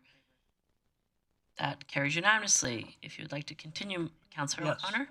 Council give second reading to bylaw C-1410A. All right, thank you. That motion is in order. So the second reading, an opportunity for discussion or debate on this bylaw. I see Councillor Bressley in the queue. Great, thank you for the motion, and I'll be voting in favor. I do appreciate looking and just starting to figure out how do we make narrower lots in town. It's more affordable for the homeowner, lets more people get in the market, but also it's less road for us to run snowplows down and garbage trucks down and fire trucks down, and so it's more efficient for us. I'd also note that this is about a block away from a school site, and I do like the idea of getting 5 more families within a block of walking their kids to school. That being said, I've opposed in the past places where we're just making narrow lots, and that's the only change we're making. And so I appreciate that it's not just narrow lots, but it also is looking at how do we take advantage of those deeper lots to add more parking and make sure that we don't have those issues. I think the only thing I'm slightly hesitant on is I actually kind of wish that the DC-30 also had opportunity for that rare lane parking too. And I think that I don't really mind people being able to give up a backyard for more parking, because that really does truly just impact the homeowner. And I'm okay with giving up things that only impact the homeowner as long as we're preserving the public spaces. But I'm kind of curious to see what that north side, that DC-30, where there is no double driveways, I'm kind of curious to see that develop at the same time as the south end, where there is those rear driveways down the center of the block. So I'm very interested to see both products alongside, and I think it'll be an interesting comparison to see what works for narrow lots in our community. So I'm looking forward to seeing this neighborhood come online. Great, thanks for your comments, Councillor Bressy. I'll also jump in. I too am in support of this. I know that across the province we have some of the largest lots, if not the largest lots in the entire province, an urban environment. So I think that this is an opportunity for us to add something new to our market. And as Councillor Bressy said, it'll be a great addition if done properly. So thank you for that. I'll just check online. And nothing online and no one else in the queue, so I will call the question for second reading on bylaw C-1410A.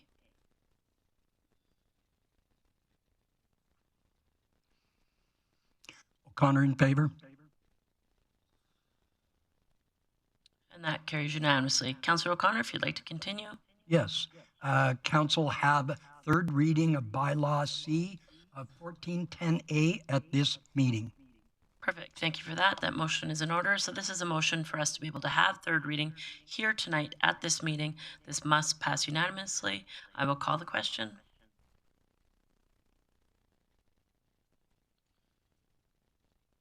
Councillor O'Connor? I'm in favor. And that carries unanimously. Go ahead, Councillor O'Connor. Council give third reading to bylaw C 1410A, being an amendment to the Kingsgate Landing Outline Plan. Perfect. So now that we've had passed the motion to have third reading here tonight, this is the third reading. I will see if there's any opportunity for discussion. I see no one, so I will call the question. O'Connor in favor. And that carries unanimously. Councillor O'Connor, would you like to continue? I would love to. Council give first reading to bylaw C 1260-150, being an amendment to the land use bylaw. All right, that motion is in order. This is a motion to give first reading here tonight. No, there is no opportunity for discussion or debate, so I will call the question. Please vote. O'Connor in favor. That carries unanimously. Councillor O'Connor. Council gives second reading to bylaw C 1260-150. All right, this is an opportunity for discussion or debate on second reading of bylaw C-1260-150. Seeing no one in the queue and no one online raising their hand, I will call the question. O'Connor in favor. That carries unanimously. Councillor O'Connor. Council have third reading of bylaw C 1260-150 at this meeting. Thank you, Councillor O'Connor. That motion is in order, and as you've heard previous times, this motion must pass unanimously in order for us to have third reading here tonight. I'll call the question.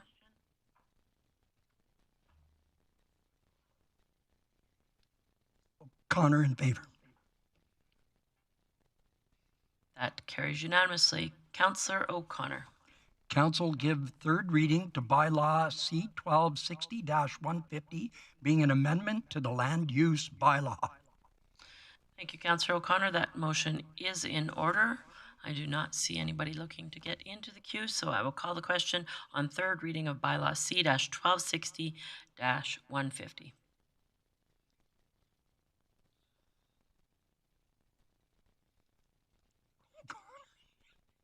O'Connor in favor. Councillor O'Connor is in favor. That motion carries unanimously. Thank you for coming tonight. We will now move on to item 10. From an earlier portion that got postponed to now, this is a discussion on the vaccination rapid testing policy. Just a verbal discussion and update from interim CAO Arlen Miller. All right. Thanks, Mayor Clayton. So as everybody's aware, the Premier has commented several times now that he's anticipating making changes to the REP and 1/3 restrictions that are currently in place. And we feel that is tied to our city vaccination and rapid test policy. And we certainly, if you remember a short time ago, Council did have a very good discussion about the implementation of the vaccination and rapid testing policy that we did ultimately implement. So with I guess, the possible pending announcement by the Premier to remove those requirements. And considering this is the only council meeting in this month, the next one is early March, we just wanted to bring it to council's attention that if you wanted to consider a motion or direction to the CAO and to administration, that upon the Premier making such an announcement that he is removing those restrictions, if you wanted us to consider also removing the vaccination and rapid testing policy. So I guess if we didn't deal with it tonight, the other alternative is a special council meeting if you wanted to have a discussion at that point once he does make an announcement. All right, so thank you to Interim CAO Miller for bringing this to our attention for discussion. I'll open it up for questions. And there's two sort of topics there, in my opinion. The timing of what the facility, the turnover of the REP at the Eastlink looks like, and then the other part of it being a rapid testing policy discussion. So I had Councillor Lerners in the queue first, so I would just say, Councillor Bosch, if you have any questions that may come, maybe we will go to you next so that we can sort of group the online people together. Councillor Lerners.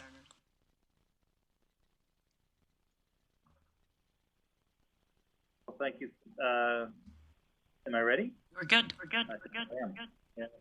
You know, obviously this is a pretty sensitive issue in our community, and there's a lot of people that have a lot of strong opinions about this. But I think one of the opinions that's consistent around everybody is that they want normalcy more than anything, but they want it to be safe, and they want it tied to something that's reasonable and based on science and medical advice. And so when we go down the path of trying to figure out the REP and our staff vaccination program, I think it's reasonable. I know, is it perfect? No, but is it reasonable to tie the two? I think so. The original intent that we had was to reduce the ICU numbers, and obviously they're not going to make a statement if ICU numbers are still crazy. And then it gets to the point of, well, are we protecting staff versus staff? And when you get to a situation where you can travel in a restaurant and you can travel to a hockey game or to a basketball high school game, you know, I think it then becomes incumbent on people to take risks into their own hands and recognize that if they're not comfortable, they may stay at home or they'll wear a mask, and that's all respected. And I think people will carry that forward, and will respect people that choose to do that. So I would like to make a motion that once the REP program is officially in place, whether that's February or March or whatever, that the vaccination program within the city of Grande Prairie, for rapid testing of unvaccinated employees ceases. So I'll just clarify that your motion is that once the REP has been removed from the provincial government, that our rapid vaccination policy would be also removed, correct? Correct. Okay. I do have other people in the queue. I will just check with Councillor Bosch to see if you feel free to ask administration questions, although we do have a motion on the floor. Feel free to debate or discuss the motion, or in turn, if you have questions for administration, feel free. Okay, am I okay to talk? You bet. You're good. You're good. You're good. Okay. I concur with Councillor Lenners. I think that all along we've said we have been following provincial guidelines because of the expertise that comes along with those guidelines, something that we don't have the education or skill to, or the knowledge to make those decisions, you know, here at Grande Prairie solely, not to mention other municipalities. I think that if we're going to say we're going to trust the professionals and experts, then we have to do that in whether we follow the provincial guidelines if the REP is taken away. So I'm with Councillor Lerners. I think if the REP guidelines are removed, we follow what we've done in our pattern of following provincial guidelines. Great. Thank you for that. Councillor Berg. Yeah, I'm not opposed to what Councillor Lerners is has proposed. For me personally, I like to be nimble and I like to have information as it comes. My personal preference would be to have that, for lack of a better word, emergency meeting when they did come down, so that way we're using current and accurate information at the moment as opposed to predetermining now. Again, I'm not necessarily opposed to it, I just have a preference. All right, Councillor Blackmore. So the one kind of thing that we haven't really talked about is I don't really think that this province is going to say, as of blah, blah date, we will no longer enforce the REP at all. I think that they will downsize from different levels. So perhaps restaurants will continue to use the REP longer than, say, the Eastlink Centre. So I'm wondering, like, at what point do we say the REP is discontinued, so therefore we will discontinue our vaccination rapid testing policy? To me, it's not straightforward, and so I'm leaning towards Councillor Berg's comment that he would rather have the information first than to try and pre-guess or presuppose the situation with a motion tonight. Councillor Bressie. Great, thank you. Yeah, I'm definitely with Councillor Berg. I think that if and when major changes get made by the province, I'd love to see the mayor call a special meeting quickly so that we can figure out how to respond. But I can't support this motion today, and we're getting really confusing signaling from the province. And to be really blunt, if the REP is pulled back completely in the next day or two, then that'll show me that'll personally communicate to me that I don't have any trust in this government to be looking at the data and following the science. It's Councillor Lehner says we should trust the experts. Well, I watched the briefing that Dr. Hinshaw gave on Friday, and two things she said that really stuck out to me was she said that our acute care system in this province absolutely is under tremendous strain right now. And she said that the rapid exemption program, the idea of vaccinator tests, absolutely has had positive results in saving our system. And for me, that tells me that a policy like this is still prudent. We say trust the data. Well, we brought in this policy because we thought we had to protect our staff. When I look at the data, our wastewater surveillance data is still up from when we brought in this policy. Our ICU admissions are still up. Our active cases are still up, and we still had over the weekend 39 Albertans died from COVID. I don't see anything in the data telling me that if the rapid exemption program is pulled off in the next day or two, as it might be, that we've got a safer work environment. And I appreciate what Councillor Lehner's said about people being able to take risks into their own hands. And, you know, maybe that is a good reason for the rapid exemption program that for most people applies to voluntary behaviors. Maybe taking risks to your own hand is a good reason for it to be pulled back, maybe. But our employees don't have a choice whether or not they show up in their workplace or not. We've got employees who are immunocompromised or have immunocompromised spouses or have other things going on where they are worried about this. And I just don't feel right when our wastewater data is up, when our cases are up, when our ICU admissions are up, exposing those employees to more risks in the workplace, potentially the next day or two. So for me, not knowing where the province is going to go, I absolutely cannot support this motion. But again, I would hope that if this motion fails, we do have a special meeting very quickly after any major provincial changes happen so that we can look at the scientific data that's presented alongside those changes and make a decision then. So definitely not fundamentally opposed to tying our programs to the the restriction exemption program, but am opposed to tying to it when we don't know what that potential provincial rollback looks like. Go to Councillor O'Connor, and then I'll jump in the queue. Okay, thank you, Mayor Clayton. I will also not support this motion. I love the intent of where it's going. I personally had a close contact and got tested. I'm negative, even though I'm triple vaxxed. So I'm still concerned that ICUs are still vamped, and the same reasons that Dylan Bressie says. I would cede to what Director Berg, you've been promoted. Councillor Berg is, I would support that we call a special meeting once we know where the province is at. All right, I'm just going to jump in the queue here, and I do have an amendment. I would like to make a motion to amend the existing motion that immediately after the removal of the announcement from the province of the restriction exemption program from city facilities, period. So for those of you who are concerned about the overall program being removed, what it looks like at restaurants, what it looks like at facilities, this amendment would allow, would be the immediate withdrawal of this rapid testing policy once restriction exemption program has been removed from city facilities.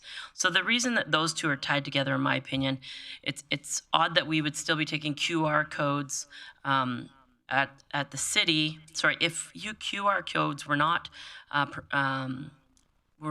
enforced, for example, at the Eastlink Center, but then we're still making our employees test, that's weird. So if the Eastlink Center is wide open because the province removes the restriction exemption program from the city facilities, from recreation facilities, then it makes sense that we don't force our city staff to have to do the rapid testing.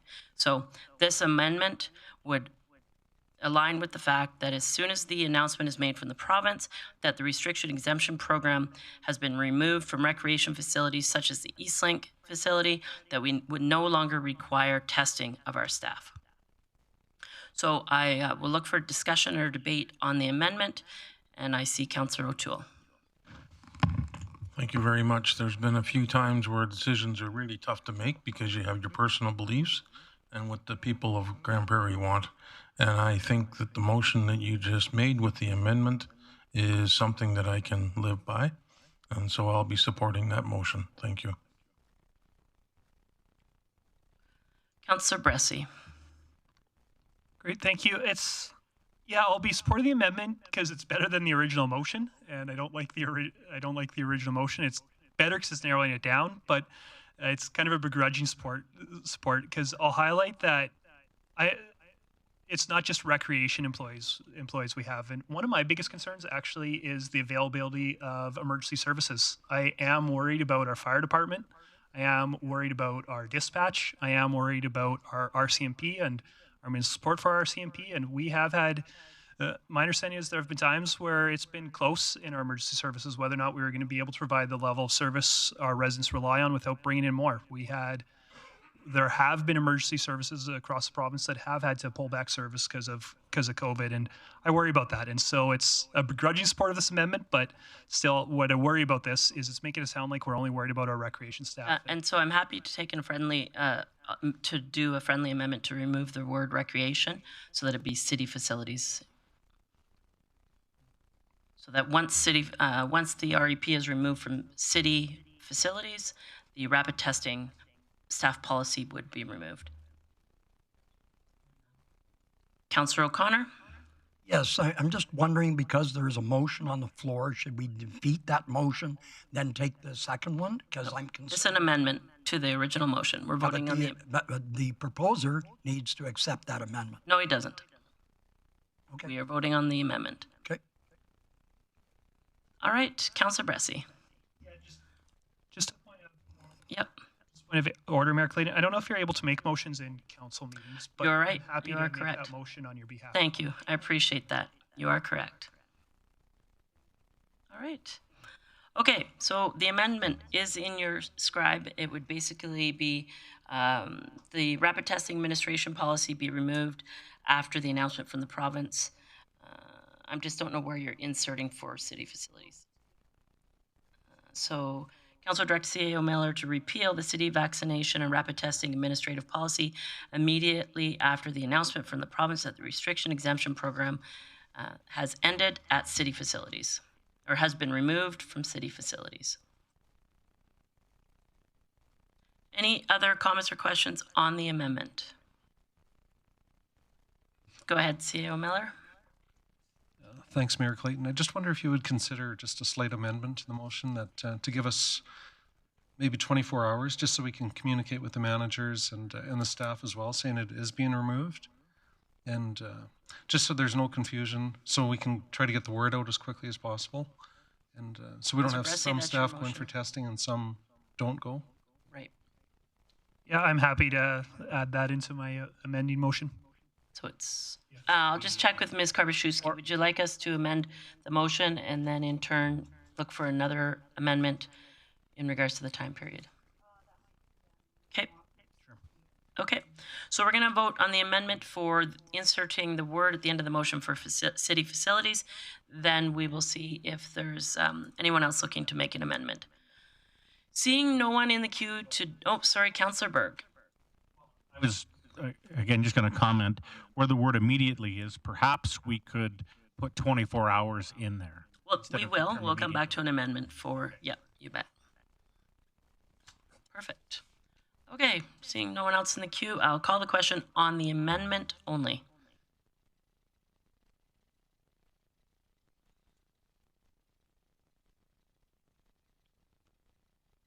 Councillor O'Connor, how do you vote? In favor. And that's carried unanimously. Councillor Bressy, you had other business? Yeah, thank you. I would move that we amend the motion to strike immediately and replace it with 24 hours. Within 24 hours? Okay. And I'll just check with Mr. Miller, that's appropriate. Okay. All right, comments or questions on this amendment? Seeing none, I will call the question.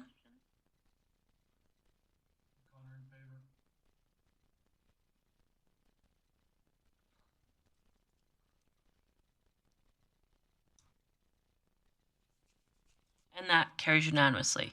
Now, opportunity for comments or questions on the motion as amended. If not, I will look to Councillor Lerners to close.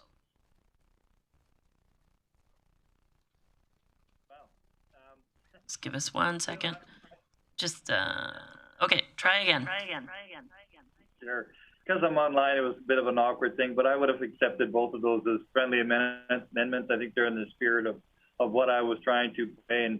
And I guess what I was just trying to do was start a conversation by repeating the motion. And I'm glad to hear everybody and what they had to say. And so I hopefully will come to the same conclusion that we've done in the last two motions, because I think this is sends a good message that we're being both conscientious and safe, but respecting the fact that people have different opinions on this, and we're trying to find the balance. So that's all I wanted to say. Thank you. Great. Thank you for that close. Call the question.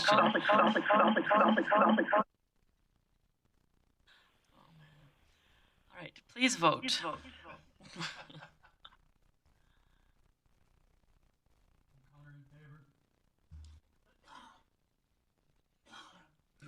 And that is carried 7-1. Moving on to, sorry, Councillor Blackmore.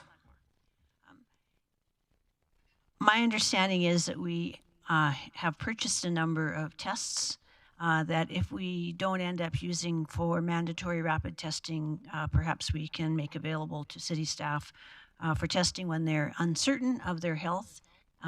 Can CEO Miller let me know what he thinks of that?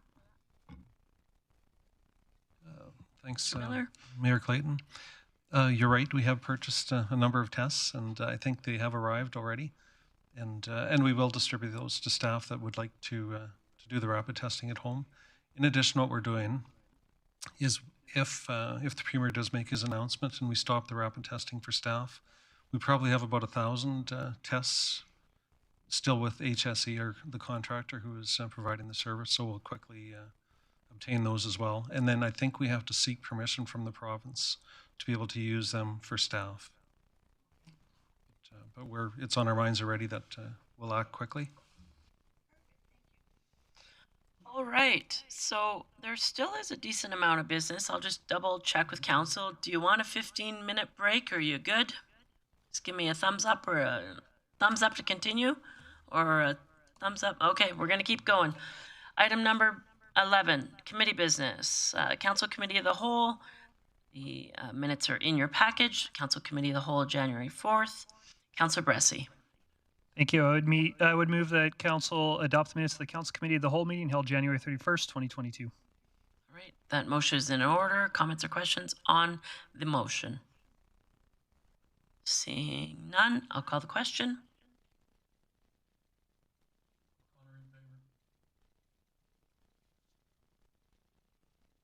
And that carries unanimously. Moving along to committee business, infrastructure and economic development business, committee of February 1st, and I will look to Councillor O'Connor. Thank you, Mayor Clayton.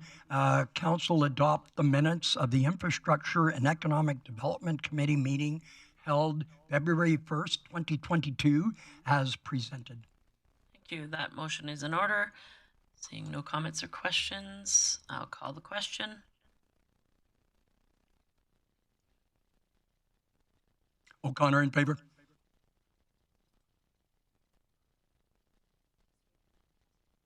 Councillor Bosch. There we go.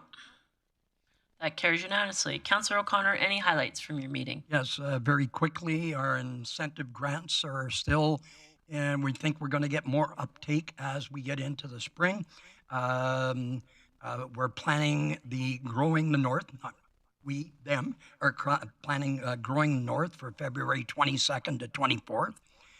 Tenders are posted for phase 2 of road rehabilitation program. Tender for the Rural Route 53 Twin Bridge Culvert RFP. We're looking for design and supervision, sort of storm weeping fall outfall program. Temporary repairs have been done to 108th and 97th and 98th and 115th, and those repairs will be completed once the asphalt plants are open. Transportation, 3 rounds of snow removal. So, Councillor O'Connor, just on that point, we've had a significant snow event since that report, so maybe you would like a current update on that. Yes, Director Glavin, would you be happy to give us... Director Glavin, if you wouldn't mind, just because the information is a week old, we've had a significant snow event since. So maybe you could give us a current update. Thank you. Sure, yeah, we did have a significant snowfall, so currently all Priority 1 routes are complete. We're currently working on Priority 2 routes at the moment. We will not be triggering a residential snow removal at this point, as the thresholds for that are 10 centimeters. And although we did get around or a little more than 10 centimeters, between the heat and the wind has already reduced that substantially. So by the time we got through the residential neighborhoods, there wouldn't be much left to plow. So we were dedicating our resources to ensuring that we have adequate drainage and potholes at the moment. So that is the focus of the department in that area. All right. Comments or questions just quickly before I turn it back to Councillor O'Connor. Any questions for Director Glavin? Seeing none, please continue, Councillor O'Connor. Well, thank you. That concludes my report. Perfect. Appreciate that. All right, moving on to 11.3, the adoptions of the minutes of the Protective and Social Services meeting held on February 1st.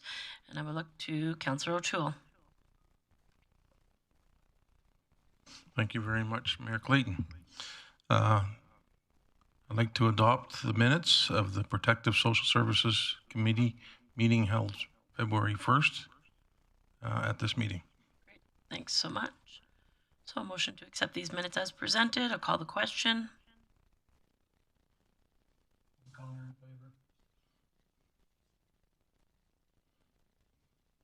And that's carried unanimously. Please continue, Councillor O'Toole.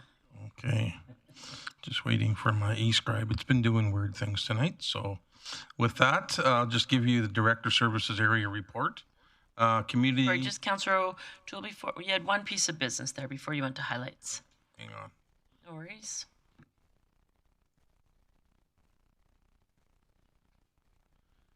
Council will direct administration to proceed with the Indigenous Advisor position. All right. So comments or questions on that motion? The motion is to direct administration to proceed with the fulfilling of the Indigenous Advisor position as discussed at Standing Committee. I can give you a little bit of detail. Sure, go ahead.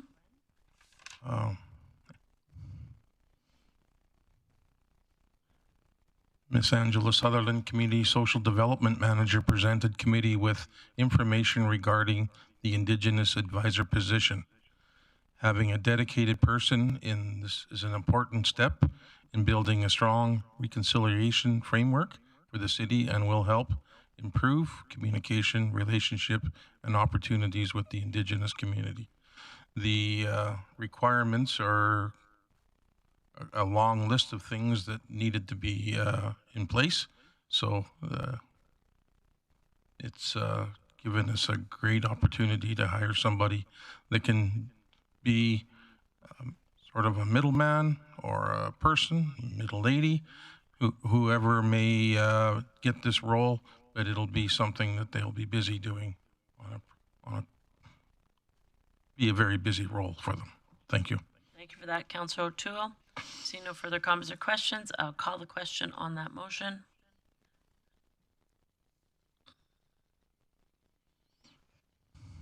Councillor O'Connor, how do you vote?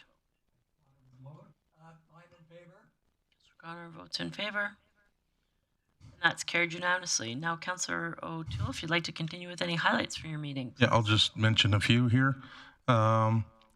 Community Social Development, the Passionate Heart event will be held virtually on February 14th, which is coming pretty close. Nominations closed on January 28th, and the annual Women of Influence Awards will be held virtually on March 8th. Nominations are open till February 15th. Just touch on the fire department in accordance with the backup agreement between GP 911, Strathcona 911, and Parkland 911. GP 911 took over the call, answer, and processing for Strathcona 911 for a few hours last week, which is good to work with our partners throughout the province, and it was a streamlined process. And RCMP are now trialing their own TikTok account, and this platform will be used to connect with Albertans in a more personal, interactive way than other social media accounts allow. Communications is working with the RCMP to promote the online and criminal record checks to increase the number of applications being submitted online. Virtual town hall hosted by RCMP and City of Grande Prairie is scheduled for March 2nd.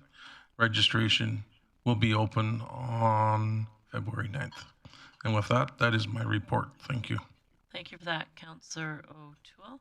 Moving on to the Corporate Services Committee meeting held February 1st. And I will look to Councillor Lerners to introduce this. Yeah, thank you very much. I'd like to make a motion to accept the minutes as All right, so that motion is to accept the meeting minutes from Corporate Services of February 1st as presented. I'll call the question. Please vote.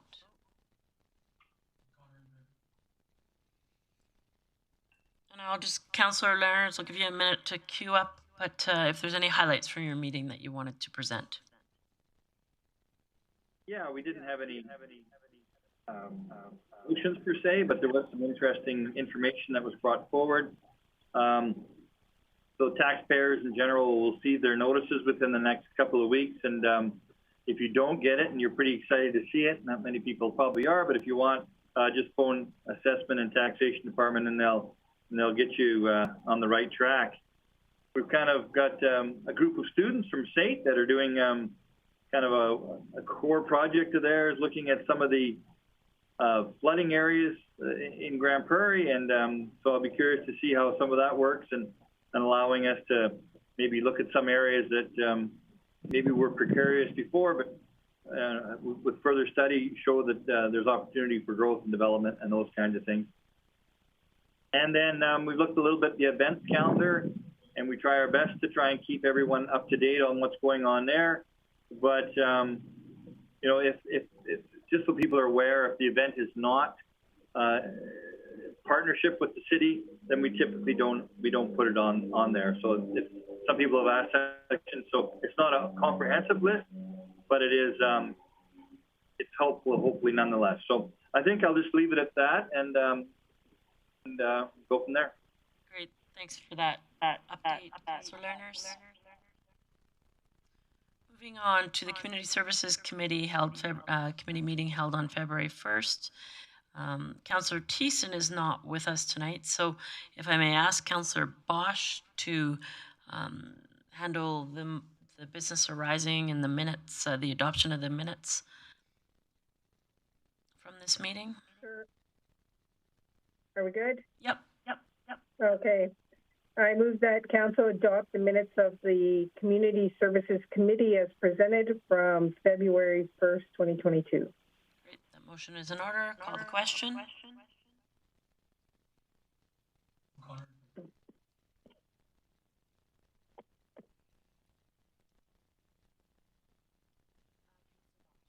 Councillor Bosch, how do you vote?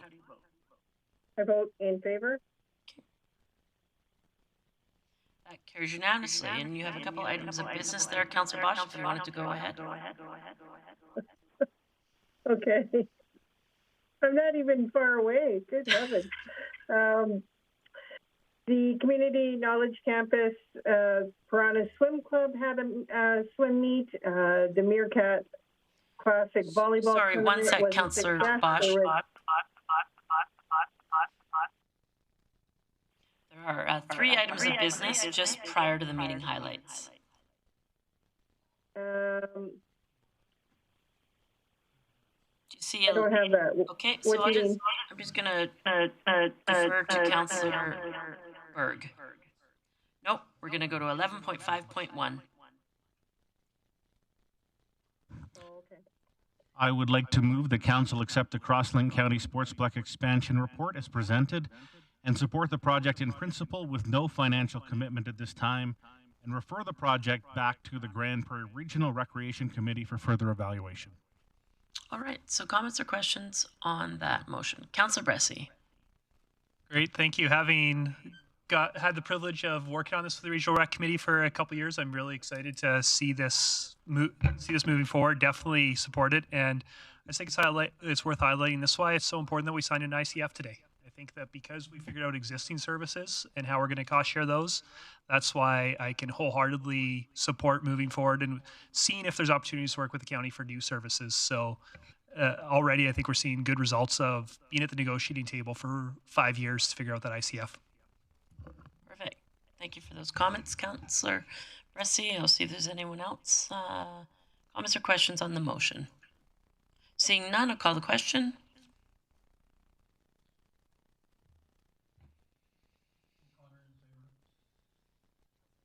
Councillor Bosch, how do you vote? In favor. In favor? Okay. And that carries unanimously. Councillor Berg, did you want to continue with the business? Yes, thank you, Mayor Clayton. I would like council to approve to officially name the Hockey Legends Lounge located in the third level of the Coca-Cola Center through naming dedication. And I apologize, I didn't recognize this earlier. Councillor Lerners, please go ahead. Conflict on this particular vote. So Councillor Lerners has declared a conflict on this item and will remove himself from the conversation somehow. Not sure why we're looking at that now, but that's okay. There we go. Councillor Lerners has left the conversation. Comments or questions on the motion to officially name the Legends Hockey Lounge located in the third level of the Coca-Cola Center through the naming dedication? I see no other comments or questions. Call the question.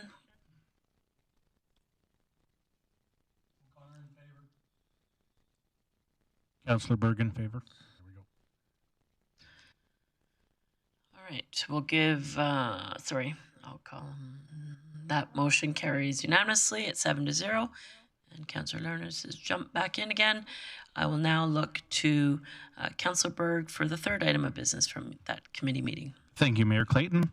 I would like council to approve funding allocation in the following amounts. Arts Development Festival funding to the Filipino Association of Grande Prairie and Area in the amount of $10,000. Arts Development Festival funding to the Grande Prairie and District Music Festival Association in the amount of $1,000.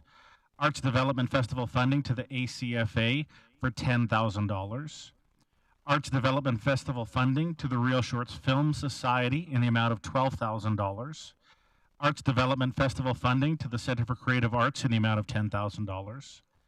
Arts Development Festival funding to the Troyanda Society of Ukrainian Culture and Heritage in the amount of $10,000. Arts Development Festival funding to the Native Counseling Services of Alberta in the amount of $5,000. Arts Development Operational funding to the Peace Region Independent Media Arts Association in the amount of $5,000.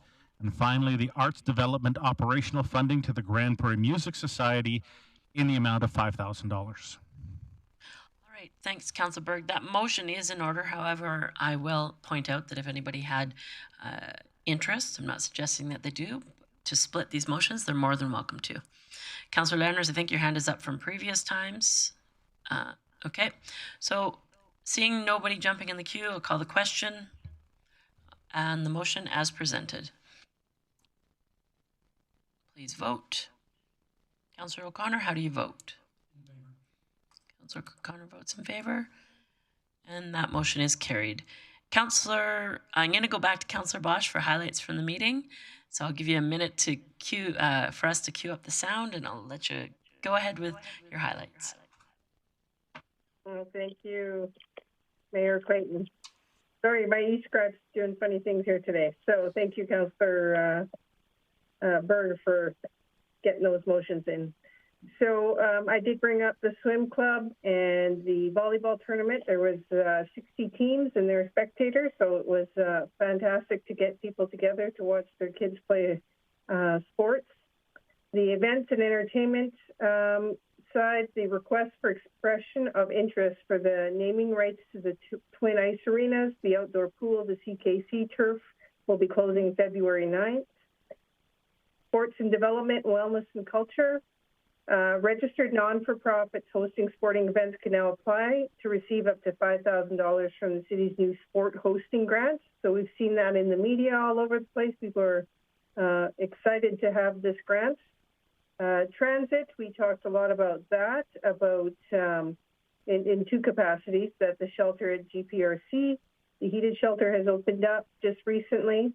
And we also talked about options to improve transit near the Town Centre Mall, and to bring back a report to see how we can improve this bus stop, and so people aren't freezing outside or in the heat and in the elements that nobody wants to be in. We did again the allocation for funding. The hockey legends, was presented, and what else? Oh, the Crosslink County Sports Expansion Report was presented. We are accepting it in principle, not with any financial contribution at this point, and it will be sent back to the Grande Prairie Regional Recreation Committee for further evaluation. And I think that's about it. Perfect. Thank you for that update. Moving on our agenda, we have no correspondence, no notices of motion, no unfinished businesses. No unfinished business, and I'm moving to reports. Item 15.1, public member appointments. Councillor Bressie. Great. Sorry, we jumped the gun earlier. I just want to confirm that I'm okay to make this motion. Yes. All right. In that case, I would move the council appoint Melissa Erickson to the library board. And just to speak to it, Ms. Erickson is definitely somebody who I think has shown that she cares about this community, has a good head on her shoulders, and I think she would serve our whole community very well on that board. So I hope the council will support this. Perfect. So that motion is in order. It's a motion for a 3-year term ending December 31st, 2024. Seeing no comments or questions, I will call the question. Please vote. O'Connor in favor. Councillor O'Connor votes in favor. And that's carried unanimously. Moving on to delegation business. There's a few items there for discussion tonight. I'm moving first to item 16.1, Peace Library System. They brought us an update, some valuable information. Councillor Bressie. Nobody's ringing in, so I guess I'll keep on rounding up the scoreboard. I'd move that council receive both the Peace Library System and the Grande Prairie Public Library System presentations for information. Perfect. Thank you for that. That motion is in order. Comments or questions on that motion? Seeing no one, call the question.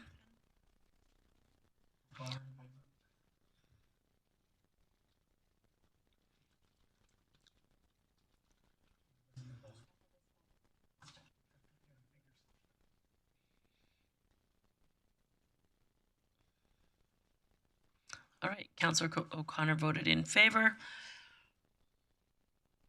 and that carries unanimously. Moving on to item 16.3, Mr. Daryl Hugo was a delegation today as well, and I will look to see if there is any business arising. Councillor O'Toole. Okay, can I put two into one here? No. Okay, then I move that we accept Mr. Daryl Hugo's presentation for information. Thank you. Thank you for that. That motion's in order. Motion to accept Mr. Hugo's presentation for information. Call the question.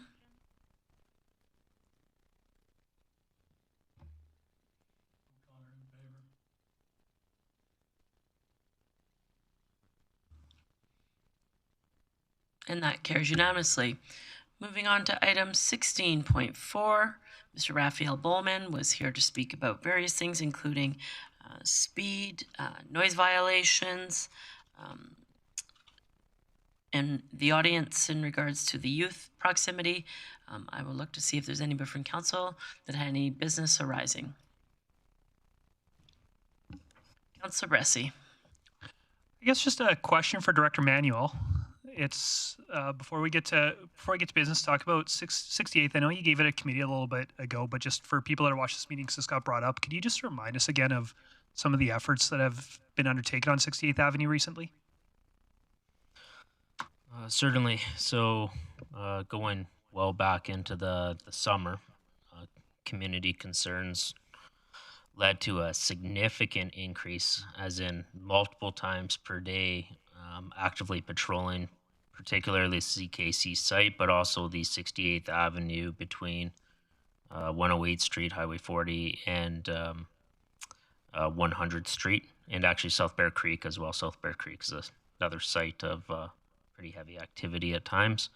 So during those patrols, hundreds of tickets have been written to a variety of drivers as well.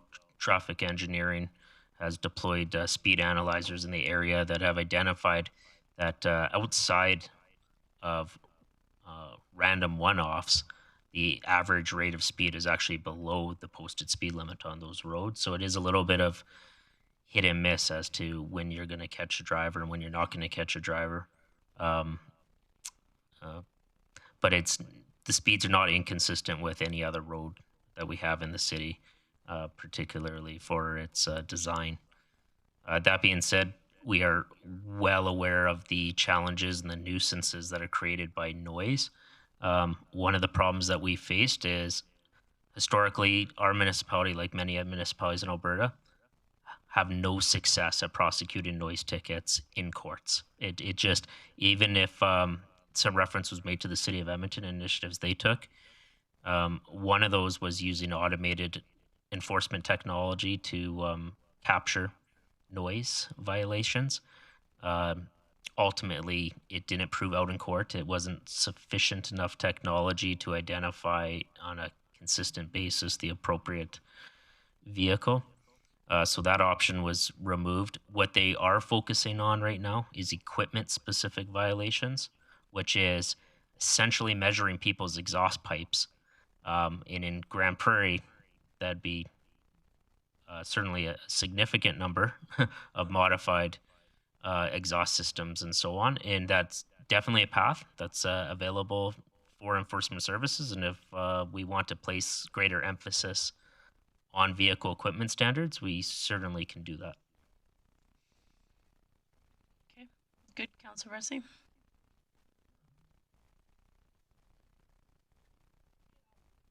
I have other people in the queue if you... Sure, yeah. Okay, sure. Thanks. Councillor Blackmore.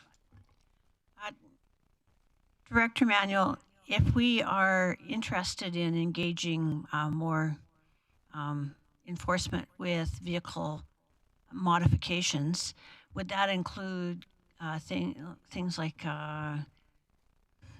the fuel chips that dump raw fuel out, or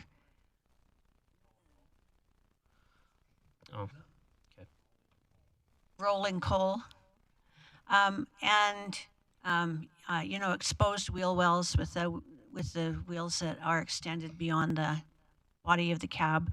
I'm not sure if there's been changes to legislation or if there is some way that we can approach that that may also have some positive fallout with noise violations.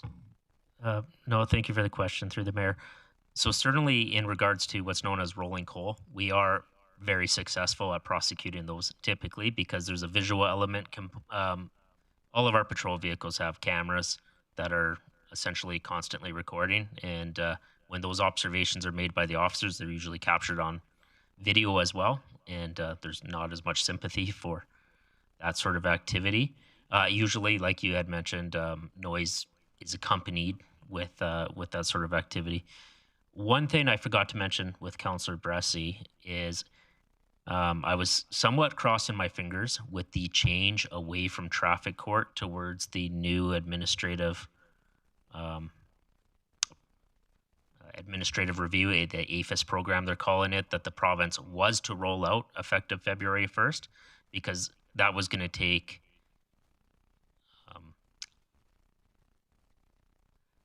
a lot of discretion away from the prosecution of some of those offenses, and it would be more specific to the elements of the offense.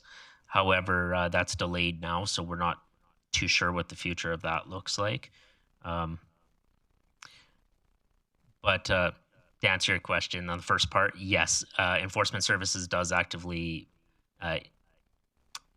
prosecute the offense of, for instance, rolling coal, stunting, and we do a vehicle equipment standards right now. I think if anybody searched social media, you'd see lots of posts about people getting tickets for things such as tinting front windows, not having mud flaps. There is a variety of enforcement that does occur for vehicle equipment standards, but we don't proactively go out and essentially look at modified exhausts on a lot of vehicles we have in town.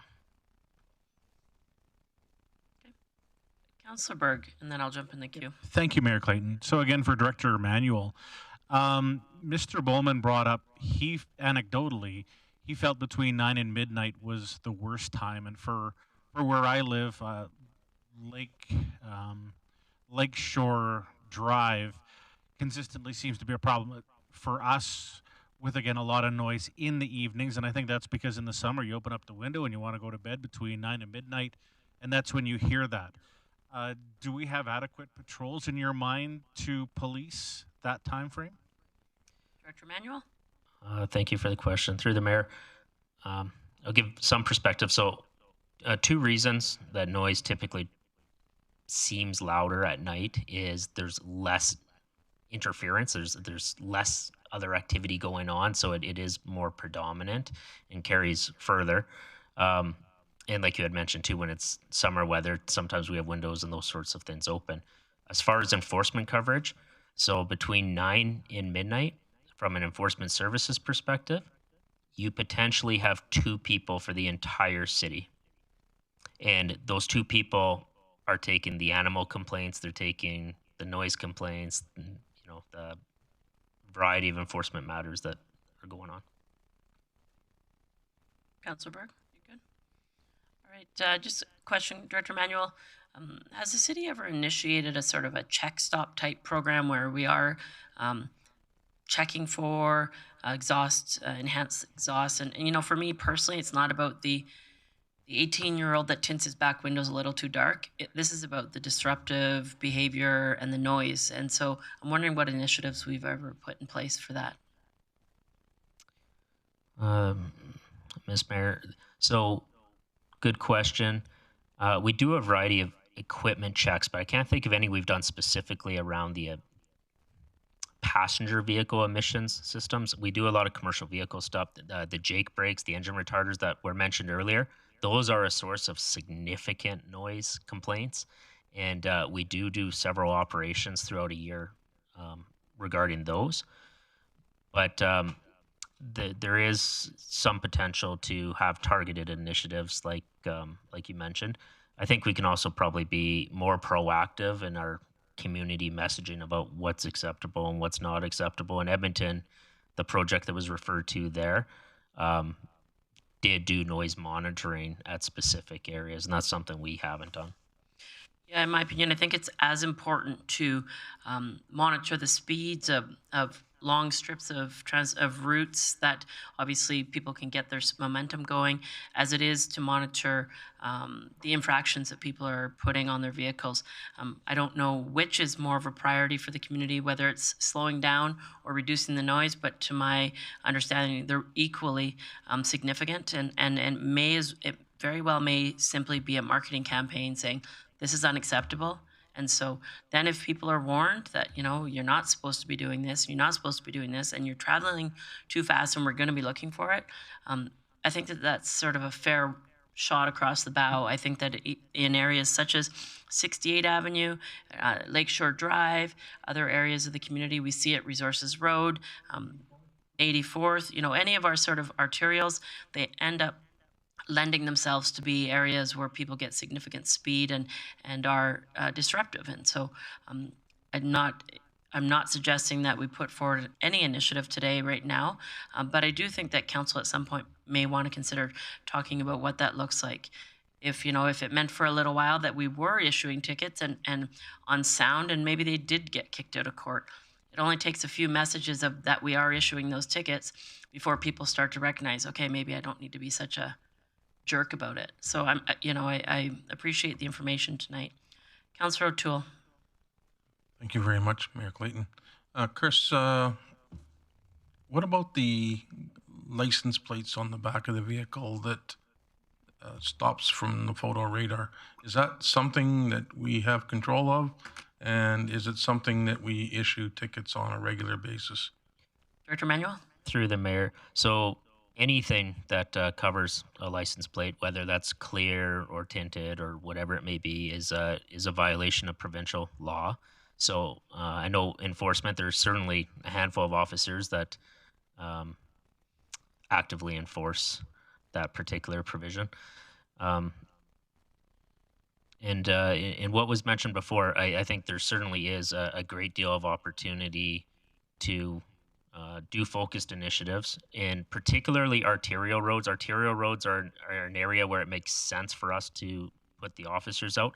It gets more complicated on the quieter residential roads because you have an officer out there for maybe one vehicle that perhaps is excessive in a 2-hour period, right? It's not to say it's not a priority, but it's less of a priority than some of the other areas. Thank you for that information. Councillor Blackmore. I'm searching in my mind for the correct wording for this, but I would like to make a motion that we refer the issue of vehicle modification and excessive noise, other violations, to the appropriate standing committee for discussion at a future point. We're fairly busy right now, so I don't know if it's something that's going to come forward right away. But I think maybe if we take some time and think about this and try and come up with a plan that may be effective, at least we need to try. We can't just say, well, it's not working in court, so, we need to make an action and move forward on it, I think. So if the mayor would find that I think rather that's wordy appropriate. motion. I also think if you're interested in a council committee, the whole workshop, that may be an opportunity as well, where administration can bring back some options and council can have a sort of a workshop format. That actually sounds exactly perfect. And I will give you a minute. I'm going to go to Councillor Bressy. Thank you. I'm happy to move a formal amendment if Councillor Blackburn would like me to, but I'm wondering if you'd be open to a formal amendment. And I haven't seen the motion yet, so I don't quite know how to read it. But we've been putting Director Manuel on the spot talking about enforcement. I also think there's an engineering component to this and an education component to this. I think Mayor Clayton brought up a good point about communications, how we message this in the community, but also I wonder if Director Glavin's department could have some solutions to this. I wonder if we plant more trees along our arterials, how big a difference that would make to some of these too. So I hope that while we're doing this, that we're not just talking enforcement. And I'm worried that the way discussion went and the way this motion might go, we might just end up talking about enforcement. Where I really think anytime we're talking about our roads, we also should be talking education and engineering as well. So I'm wondering if you'd be open, Councillor Blackmore, to including in the motion a discussion about enforcement, engineering, and education options. I'm happy to include that, especially if it goes to a council workshop format. I think that all hands will be on deck. Awesome, thank you. I'll just give Ms. Karbaczewski a minute to get caught up.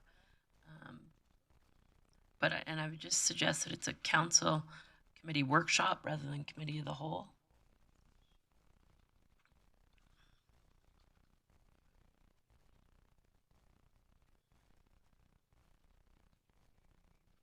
All right, and I'll just look while we're getting this inputted. Yep. If there's any other comments or questions before we get to the business, I see no one else with any other feedback. So just refresh your e-scribes. So council referred the issues of vehicle modification and excessive noise, including discussion on enforcement, engineering, and education opportunities to a future council workshop. Councillor Blackmore, are you happy with that? Okay. Councillor Bressy, you're good? All right. Call the question on. Sorry, I'll give you a moment if there's any comments or questions on that motion.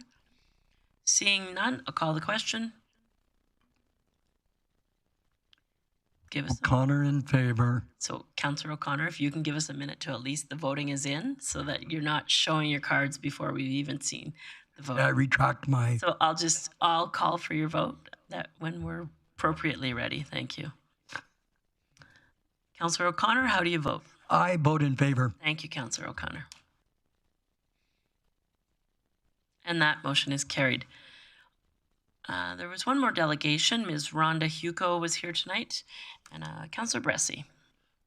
Sorry, I'm happy to make a motion about this, but I actually did want to go back to the last area of business first, not with the motion, but just go ahead. Just a comment. I just want to acknowledge that Mr. Bowman did bring up 2 points, and we dealt with one, the noise. There was also the one with 68th Avenue, and I don't feel council needs to take action on that because I think that administration is well aware and is paying attention to the area, and I just don't see what input us as elected officials will have that's useful to that, although I certainly think it should continue to be a priority for administration. So that's why I was comfortable only dealing with the one side of Mr. Bowman's delegation request.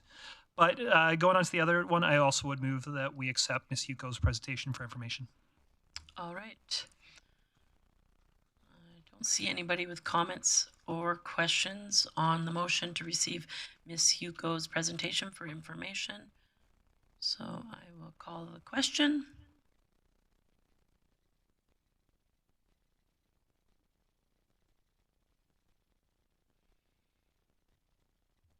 Okay. Mayor Clayton votes in favor. Councillor O'Connor, how do you vote? In favor. That carries unanimously. Okay, now we made it to item number 17. We're going to move to council member reports, and I'm going to start with the people online. So Councillor Lerners, I'll give you a minute to turn up your mic, and any council reports from committees that you may stand on or any roundtable business, feel free to go ahead.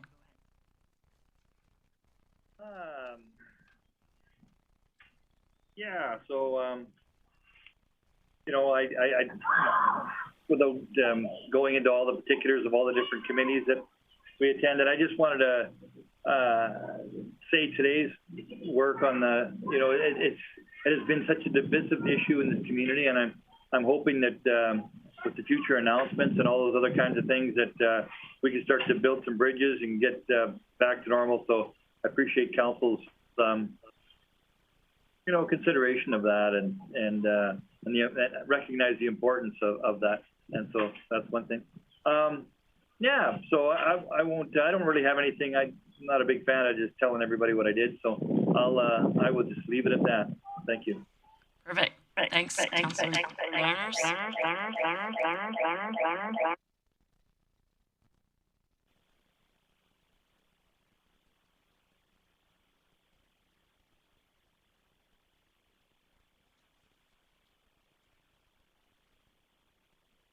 Okay, go ahead, Councillor Bosch.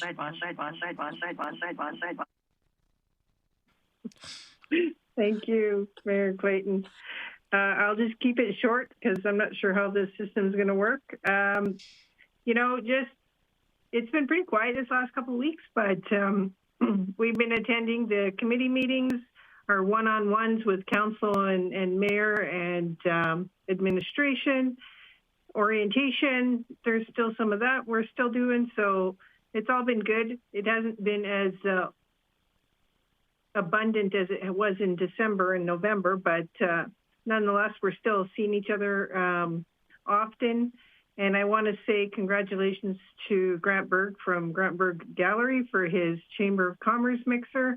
Probably the first time in a long time that people got to get together.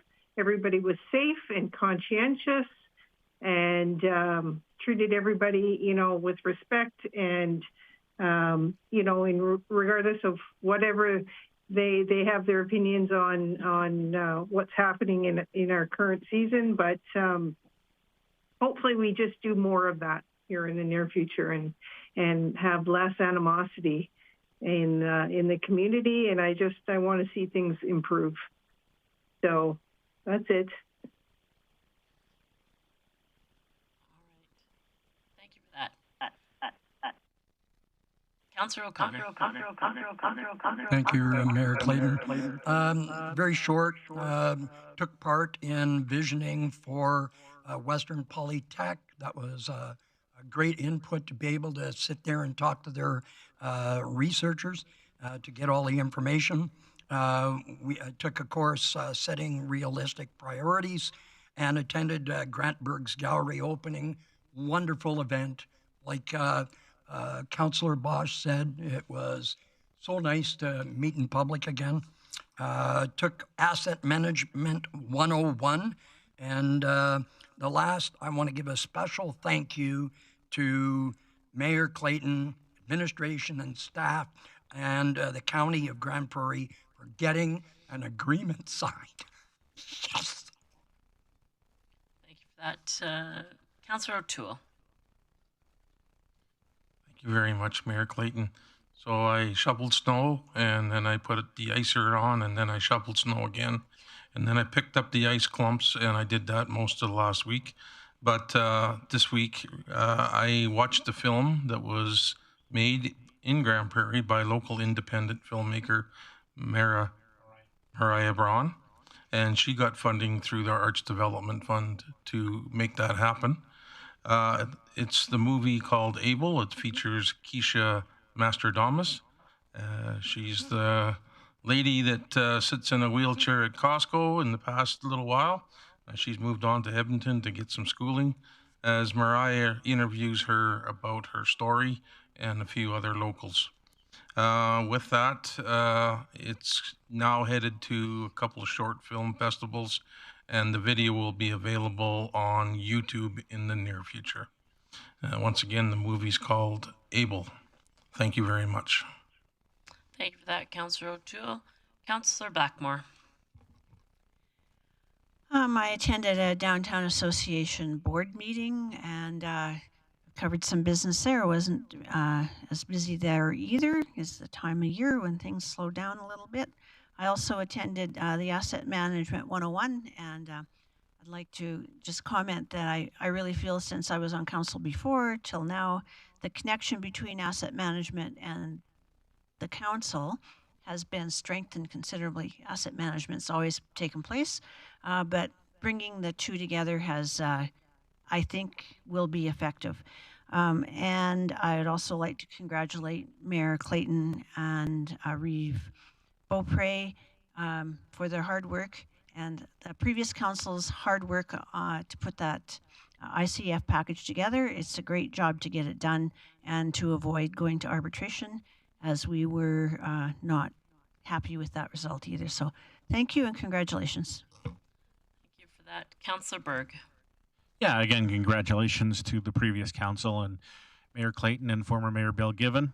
It's monumental, and I know that there's been some issues over the decades, but it's glad to see that we've turned a page with these two new councils. So again, rumor has it that there was I hosted an event, and it was the first Chamber of Commerce event in 2 years. Mine was the first canceled due to COVID, so they decided to come back and approach me. Unfortunately, we had plenty of space in 214 Place at 1/3 capacity, and it did genuinely feel good to be around people again in a somewhat controlled environment. But again, it was one small step forward. And then around Nighthawk, useless trivia. I've deleted my Facebook, so I don't have the latest. But Nighthawk is, as of 1 week ago, the new Summit T-Bar lift had started this morning, and everything is working fine. All they need to do at that point was hang T-bars. So I know that they're getting very close to being operational again. I know that they're also running under COVID restrictions and potentially looking to also enter a more normal world before winter is up. And that's my report. Thank you for that, Councillor Berg. Councillor Bressie. Great, thank you, Mayor Clayton. A few things that might be of interest to council was I attended an Alberta Municipalities board meeting where we talked a lot about Alberta Provincial Police. We had the provinces talk about ambulance policing, and we set the agenda for the Municipal Leaders Caucus happening in March. And those are both going to be discussions that are at the Municipal Leaders Caucus that I think will be very interesting and very relevant to our work. So I'd encourage council, if you're able to come join us at Edmonton for a day and a half of good discussions. I have been working as part of the Opioid Response Task Force. We've got a 4-pillar action plan to address the opioid crisis in Grande Prairie. And while I think we've done some really good things in Grande Prairie, fortunately, as everywhere else, the crisis has deepened. And I'm working with a subcommittee to refresh the action plan. That'll be going to the Opioid Response Task Force in April. And I assume we'll kick it to council to get you folks not to approve it, but to endorse it. And so that's something that's coming your way. And if you're interested in that plan and you'd love to get a little bit of a primer on what it says now and give some input on what you think we should be doing about opioids, I'd absolutely love to hear from you. Because I think my colleagues around this table do have some important things to say as people that are very plugged into the community. So talk to me about that if you'd like to. Then the last thing that I'll highlight is today I got to have coffee with Danielle Belke, who is the brand new Vice President of External Relations for the Students Association at Northwestern Polytechnic. And it was great having a conversation with him about some of his priorities. He's saying that the Students Association is really interested in increasing mental health of students. And also we had a conversation about the transit redesign we're going to be doing. So I really encouraged him to figure out with his executive ways that they'd love to see the city partner with students. And I encouraged him to open the lines of communication with council, not just with me, but with all of us. So I hope that we get a chance to hear from the Student Association sometime soon, because I think they do very good work. Great, thanks for that, Councillor Bressie. It's been a busy couple of weeks. A few things to highlight. Also attended a vision and strategy session with MLA Martin Long on the future opportunities of Northwestern Polytechnic. Had a virtual meeting with Reeve Beaupre and Reeve Olson to talk about regional priorities. Attended an Alberta Economic Development web session hosted by Invest Alberta on what's happening in Alberta and where the opportunities are to work with Invest Alberta as they work internationally. As well, attended a webinar on engaging women and girls in active living. Last week being National Girls and Women Active Living Day, and highlighting some of the statistics where 62% of Canadian girls are not participating in any sport, and that 1 in 4 girls do not plan on going back to sport after the pandemic. So it was a great session on learning what the opportunities are at the municipal level.